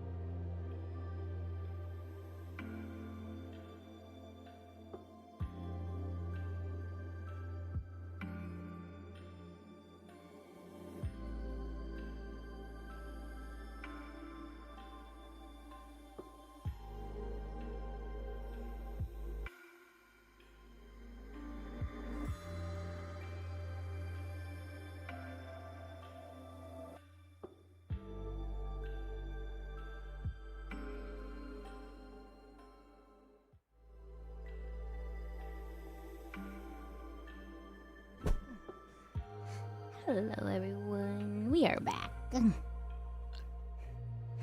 Did everyone have a good potty break? What are you guys talking about? Oh my goodness, I missed some quite interesting conversations. What's your advice for somebody who's considering converting to Christianity? I've lived much of my life with sin, and I'm wondering if it's too late. It's never too late. I've spoken about it before, but I lived a significant chunk of my life as a pagan or an atheist. I dabbled with Satanism a little bit. If I can be saved and forgiven living a majority of my life like that, it is certainly not too late for you. Absolutely not. There is always room for God's forgiveness and God's love. There is nothing that you could ever do or have ever done that is not something that God can forgive. His forgiveness is much more huge, so much bigger than your sins. There's nothing that can triumph his love. Absolutely. It's never too late. Paul persecuted and murdered Christians, and not only was he saved, but he came a force for God. A very significant force for God, in that he became one of the writers of the Gospels. And through that, the conversion of so many people came about. Like the saving of so many people came from Paul's writings. Even wanting to turn to God proves that he is working. Absolutely. Do I just show up to a church? How does it work? You ask God right now. I saw a clip of Alistair Begg preaching about the thief on the cross who entered heaven. It was just so beautiful to be reminded of simple faith. We can come to God because Jesus said we could. He wants us to. You ask him deeply and you seek him with your whole mind. Literally, there's nothing you have to do to convert. Just talk to God. Yeah. The only thing you need to convert is just believe in Jesus and accept him as your personal Lord and Savior. Grant him access to your life and don't block him out. And treat him with the respect and love that you would a father.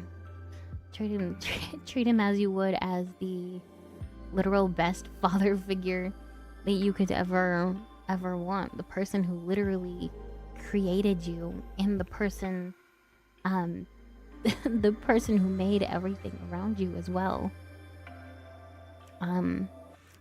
Speaking of the thief on the cross, I think that passage is a very good example of the minimum requirements for salvation. I think that's one of the reasons that we were told that story, is because it is a very valuable tool in knowing exactly what the minimum requirements for salvation is. Also, remember to check in, lurking lambs. Hit that little check-in redeem. But I'm so glad that you have been considering following Jesus. Let me see, what was your name again? No longer a miserable Canadian. I'll just call you Canadian. But I am very, very happy, very thankful to God that he brought you over here, and that you were led to hear some of the things that we've said to you, and that I'll be reading to you. I'm very thankful for your presence here tonight, and just know that there are no coincidences in this life. God's will everywhere. Nothing happens outside of his watch. And I will 100% be praying for you that your salvation is near, and that you come to understand the joy and the hope that comes with belief in the Lord, and the pure love that he has for you. I sincerely pray that you will receive those things in due time. We love you, man. Don't give up. God is hope incarnate, my friend. I'm currently streaming this on YouTube, Twitch, and X, or Twitter. Those are the 3 that I am streaming to. Also, thank you everyone for the check-ins. I appreciate it. Yeah, aside from that little... Also, hello, Fire Cyclone. Welcome in. I will get back to my reading. I will read for about 3 more minutes, and then I will head off to bed myself. Desmo is already conked out. I've had to change my own scenes. But yes, let's continue on. Hello, what? Oh, Tristan. Hi, Tristan. I didn't expect to see you here. I hope you've been having a good day. Tristan is another good Christian VTuber friend of mine. If you can, you should go give him a follow. Tristan, you should type in the chat at least once so people can access your profile from there, because I'm not in the position to shout you out at the moment, unfortunately. But yes, thank you for coming in. Let's see. Chapters 3 through 7 we'll cover. Number 1, the truth about reality is knowable. 2, the opposite of true is false. 3, it is true that the theistic God exists. This is evidenced by the beginning of the universe, cosmological argument, design of the universe, teleological argument / anthropic principle. C, design of life, teleological argument. D, moral law, moral argument. Let's see. I think this is just the stuff that was in the other chapter. This just goes through all the arguments that lead up to the conclusion that the Christian God is true and that the Bible is reliable. Chapter 3.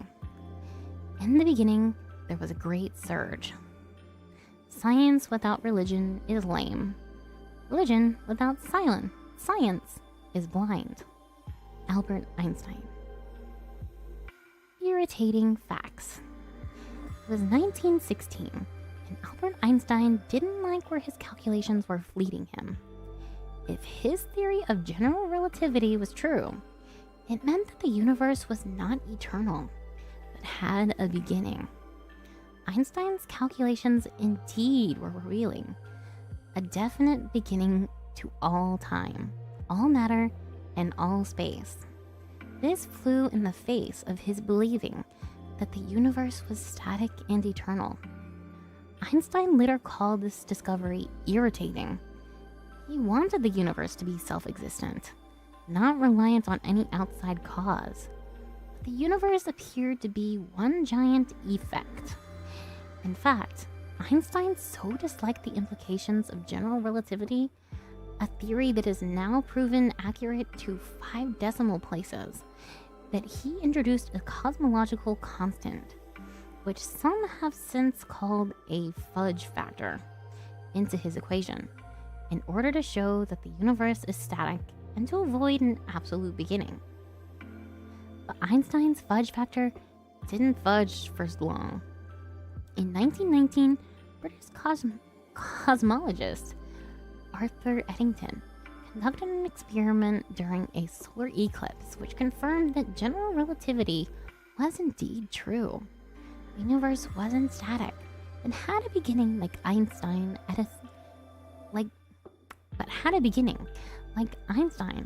Eddington wasn't happy about the implications. He later wrote, "Philosophically, the notion of a beginning of the present order of nature is repugnant to me. I should like to find a genuine loophole." By 1912, Russian mathematician Alexander Freeman had officially exposed Einstein's fudge factor as an algebraic error. Incredibly, in his quest to avoid a beginning, the great Einstein had divided by zero, something even school children know is a no-no. Meanwhile, Dutch astronomer Willem de Sitter had found that general relativity required the universe to be expanding, and in 1927, the expanding of the universe was officially observed by an astronomer, Edwin Hubble, namesake of the Space Telescope. Looking through the 100-inch telescope at California's Mount Wilson Observatory, Hubble discovered a red shift in the light from every observable galaxy, which meant that those galaxies were moving away from us. In other words, general relativity was again confirmed. The universe appeared to be expanding from a single point in the distant past. In 1929, Einstein gave a pilgrimage to... No. In 1929, Einstein made a pilgrimage to Mount Wilson to look through Hubble's telescope for himself. What he saw was irrefutable. The observational evidence showed that the universe was indeed expanding, as general relativity had predicted. With this cosmological constant now completely crushed by the weight of the other evidence against it, Einstein could no longer support his wish for an eternal universe. He subsequently described the cosmological constant as the great blunder of my life, and he redirected his efforts to find the box top to the puzzle of life. Einstein said that he wanted to know how God created the world. I'm not interested in this or that phenomenon, in the spectrum of this or that element. I want to know his thought. The rest are details. Although Einstein said he believed in a pantheistic God, a God that is the universe, his comments admitting creation and divine thought better describe a theistic God. And, as irritating as it may be, his theory of general relativity stands today as one of the strongest lines of evidence for a theistic God. Indeed, general relativity supports what is one of the oldest formal arguments for the existence of a theistic God, the cosmological argument. The cosmological argument, the beginning of the end for atheism. Don't be put off by the technical sounding name. Cosmological comes from the Greek word cosmos, which means world or universe. That is, the cosmological argument is the argument from the beginning of the universe. If the universe had a beginning, then the universe had a cause. In logical form, the argument goes like this. 1. Everything had a beginning and a cause. 2. The universe had a beginning. Therefore, the universe had a cause. As we showed in the last chapter, for an argument to be true, it has to be logically valid, and its premise must be true. This is a valid argument, but are the premises true? Let's take a look at the premises. Premise 1. Everything that had a beginning had a cause, is a law of causality.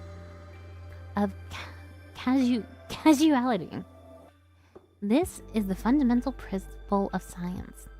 Without the law of causality, science is impossible. In fact, Francis Bacon, the father of modern science. Huh? Casuality. Desmo is, he is, correcting me. Or is it causality? That's probably it. That's probably it. Causality. Okay. I do pronounce things wrong. Yeah, causality. Thank you guys. In fact, Francis Bacon, the father of modern science, said true knowledge is knowledge by causes. In other words, science is a search for causes. That's what scientists do. They try to discover what caused what.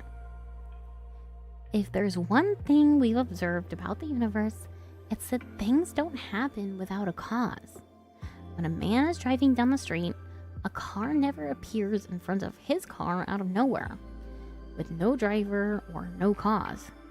We know a police officer has heard this, but it's just not true. There's always a driver or some other cause behind that car appearing. Even the great skeptic David Hume could not deny the laws of causality. He wrote, "I never asserted so absurd a proposition as something could arise without a cause." In fact, to deny the laws of causality is to deny rationality. The very process of rational thinking requires us to put together thoughts, the causes, that result in conclusions, the effects. So if anyone ever tells you he doesn't believe in the law of causality, simply ask that person, what caused you to come to that conclusion? Since the law of causality is well established and undeniable, premise 1 is true. What about premise 2? Did the universe have a beginning? If not, then no cause was needed. If so, then the universe must have a cause. Until about the time of Einstein, atheists could comfort themselves with the belief that the universe is eternal, and thus did not need a cause. But since then, 5 lines of scientific evidence have been discovered that prove beyond a reasonable doubt that the universe did indeed have a beginning, and that beginning was what scientists now call the Big Bang. This Big Bang evidence can easily be remembered by the acronym SURGE. In the beginning, there was a great surge. Every several years or so, the major news magazine Newsweek, my goodness, I am getting tired, and the like run a cover story about the origin and fate of the universe. When did the universe begin, and when will it end? Are 2 of the questions investigated in such articles. The fact that the universe had a beginning and will ultimately die is not even up for debate in these reports. Why? Because modern scientists know that a beginning and an ending are demanded by one of the most validated laws in all of nature, the second law of thermodynamics. Let me take a quick drink.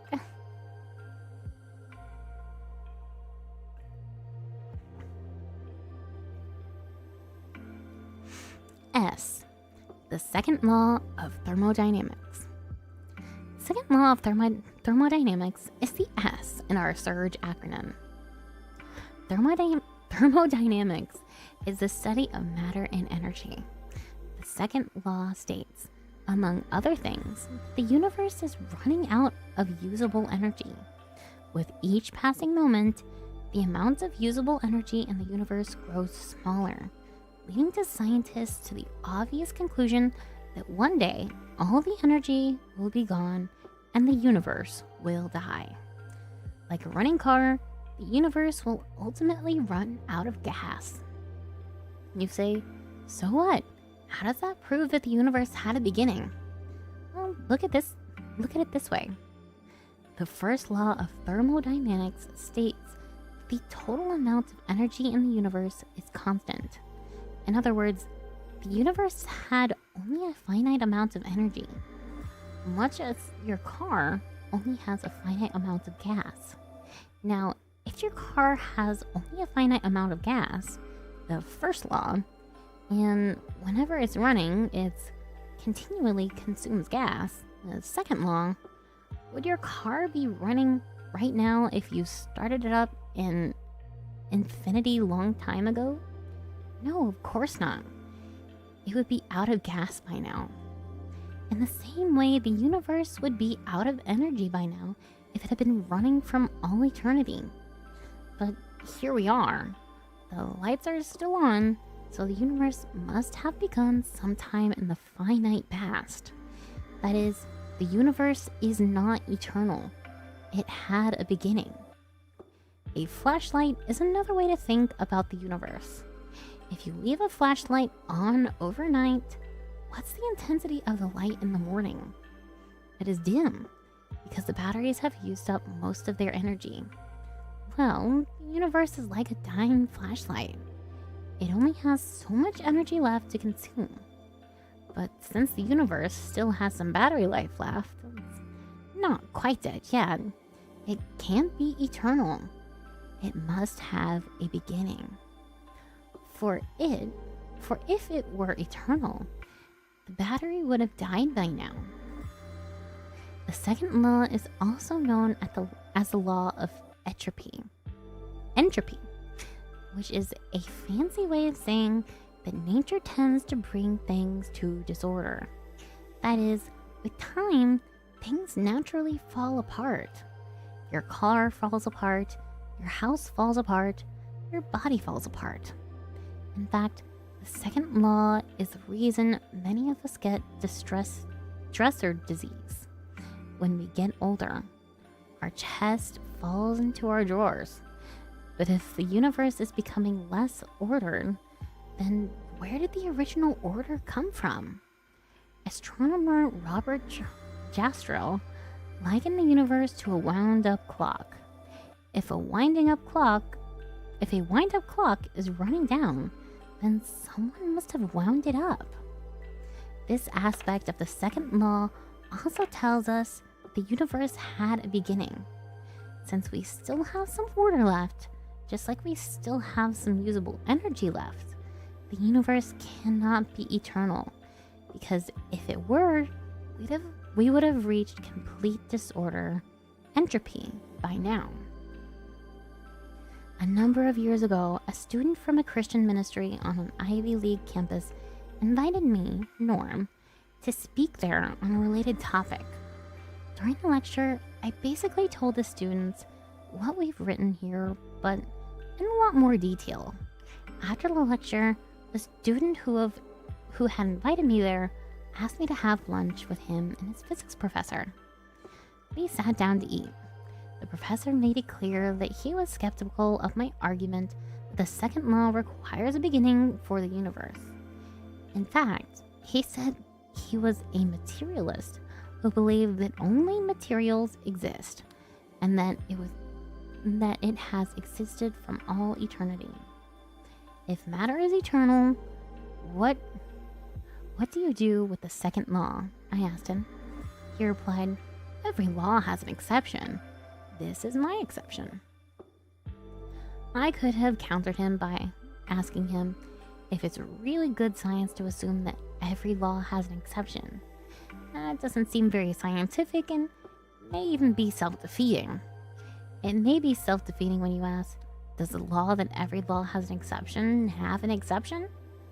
If it does, maybe the second law is the exception to the law that every law must have an exception. I didn't go down that road because I thought he would take exception. Instead, I backed off the second law for a moment and decided to question him about materialism. If everything is material, I asked him, then what is a scientific theory? After all, the theory about everything being material isn't material. It's not made out of molecules. Without a moment's hesitation, he quipped, a theory is magic. Magic? I repeated, not really believing what I was hearing. What's your basis for saying that? Faith, he quickly replied. Faith in magic? I thought to myself. I can't believe what I'm hearing. If faith in magic is the best materialists have to offer, then I don't have enough faith to be a materialist. In retrospect, it seems to me like the professor had a brief moment of complete candor. He knew he couldn't answer the overwhelming evidence in support of the second law, so he admitted that his position had no basis in evidence or good reasoning. So, in doing so, he provided another example of the will refusing to believe what the mind knows to be true, and how atheists' view is based on sheer faith. The professor was right about one thing: having faith. In fact, he needed a leap of faith to willingly ignore the most established law in all of nature. That's how Arthur Eddington characterized the second law more than 80 years ago. The law that entropy increases, the second law of thermodynamics, holds, I think, the supreme position among the laws of nature. If someone points out that your pet theory of the universe is in disagreement with Maxwell's equations, then so much for Maxwell's equations. If it's found to be contradicted by observation, well, these experiments do bungle things sometimes. Thank you for the head pats. But if your theory is found to be against the second law of thermodynamics, I can give you no hope. There is nothing for it but to collapse in deepest humiliation. Since I could see that the professor was not really interested in accepting the truth, I didn't ask him any more potentially humiliating questions. But since we couldn't ignore the power of the second law on our own bodies, we both ordered dessert. Neither of us willing to deny that we needed to replace the energy we had just used up. The universe is expanding. Good scientific theories are those that are able to predict phenomena that have not been yet observed. As we have seen, general relativity predicted an expanding universe. But it wasn't until legendary astronomer Edwin Hubble looked through his telescope more than a decade after the scientists finally confirmed that the universe is expanding, and that it's expanding from a single point. Ads. I have to head to bed. There's a VOD to watch later, right? Yes, all of my VODs are on YouTube. All of my VODs are automatically uploaded there. My previous VOD reading the first 2 chapters, no, the introduction and the first chapter, is also on YouTube.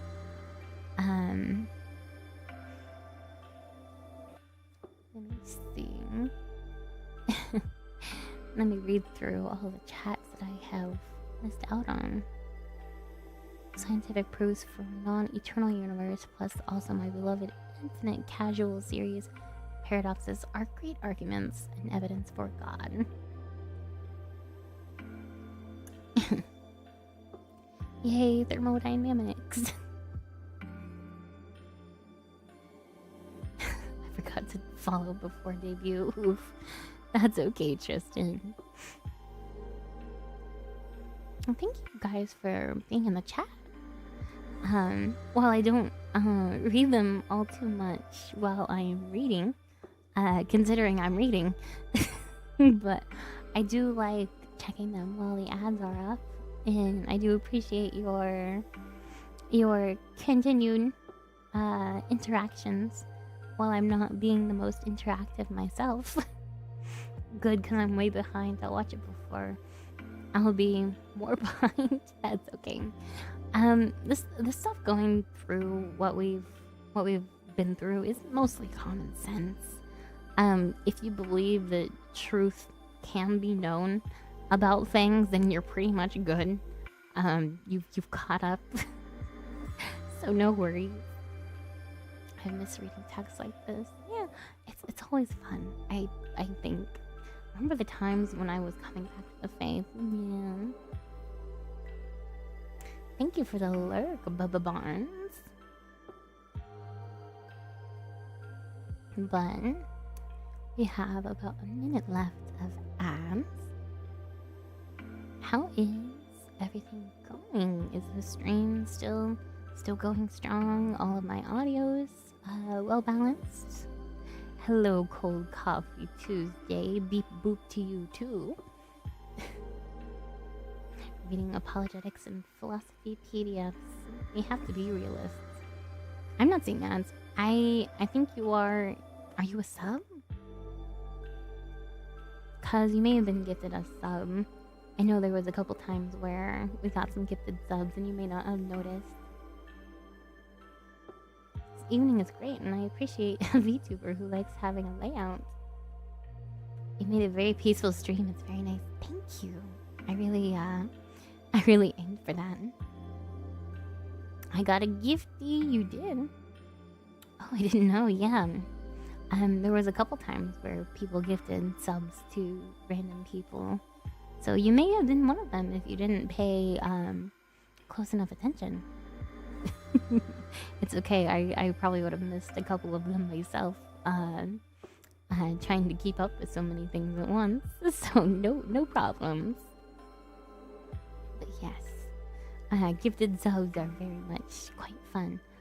Speaking of gifted subs, I do Kahoot reviews after all of these streams. So I will do a stream and I will read these things. And next time we do a stream reading this book again, I will start it off with a quiz that goes over what we talked about last time. And the winner of that Kahoot quiz, the #1 spot, will get a gifted sub from us. So you will be freed from ad jail if you win and study hard enough. So make sure you go back and review, and you make sure to actually internalize some of this information. Because not only is it good to, get the added bonuses from winning the quizzes, but it's also good to be able to give a reason for the hope that you have in Christ. And these are very good arguments to be able to hold on your own with the world. But yes, thank you all for staying with me. I will be going for just a little while longer, and give me some of those check-ins real quick, little lambs. Let me know that you're all still here, and make sure that Twitch will count you. Well, thanks. So it's been such a blessing to be a part of, and just joined an hour ago. Wow. Oh yes, thank you for all the check-ins. It's such a blessing. I'm so glad that I got to show this to you. I will read on for just a while longer, and then we will go on to I think we're gonna raid Jade. Yeah, I think Jade is the right call. Jade is a really good friend of mine. Also, thank you for the head pats. Yes, we will do just a little bit more reading and move on to the next streamer. For all of you night owls who want to continue on your Twitch escapades. Let's see, where were we? The universe is expanding. Good scientific theories are those that are able to predict phenomena that have not been observed. As we have seen, general relativity predicted an expanding universe, but it wasn't until legendary astronomer Edwin Hubble looked through his telescope more than a decade later that the scientists finally confirmed the universe is expanding, and it's expanding from a single point. Astronomer Vesto Melvin Silfer was hot on the trail of this expanding universe as early as 1913, but it was Hubble who put all the pieces together in the late 20s. This expanding universe in its second line of scientific evidence that the universe had a beginning. How does this expanding universe prove a beginning? Think about it this way. If we could watch a video recording of the history of the universe in reverse, we would see all matter in the universe collapse back to a point. Not the size of a basketball, not the size of a golf ball, not even the size of a pinhead, but mathematically and logically to a point is actually nothing, i.e., no space, no time, and no matter. In other words, once there was nothing, and then bang, there was something. The entire universe exploded into being. This, of course, is what is commonly called the Big Bang.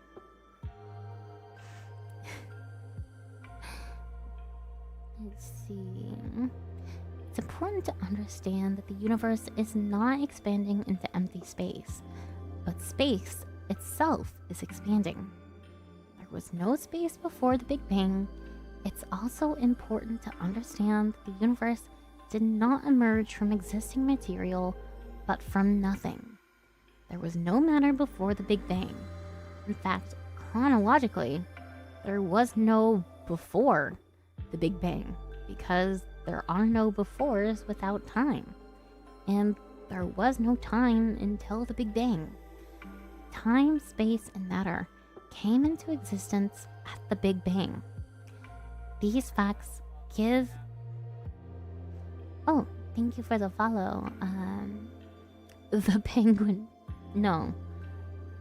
Oh, Happy Trails. Hi, Happy. Nice to see you here.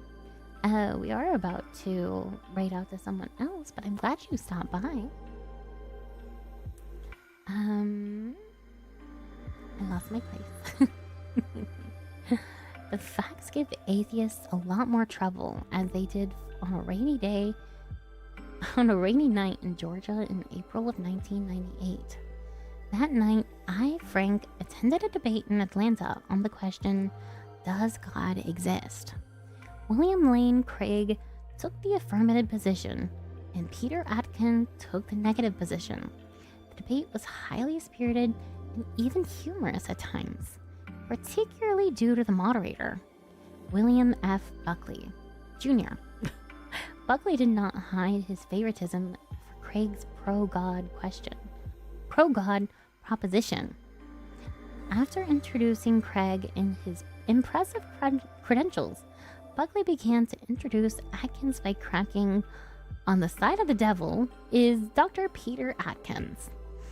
One of Craig's 5 arguments for the existence of God was the cosmological argument, as supported by the Big Bang evidence we've discussed here.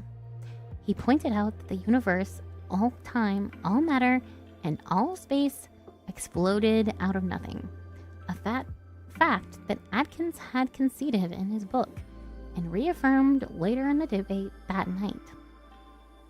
Since Craig spoke first, he informed the audience about how Atkins attempted to explain the universe from an atheistic perspective. In his book, The Creation Revisited, Dr. Atkins struggled mightily to explain how the universe would come into existence uncaused out of nothing.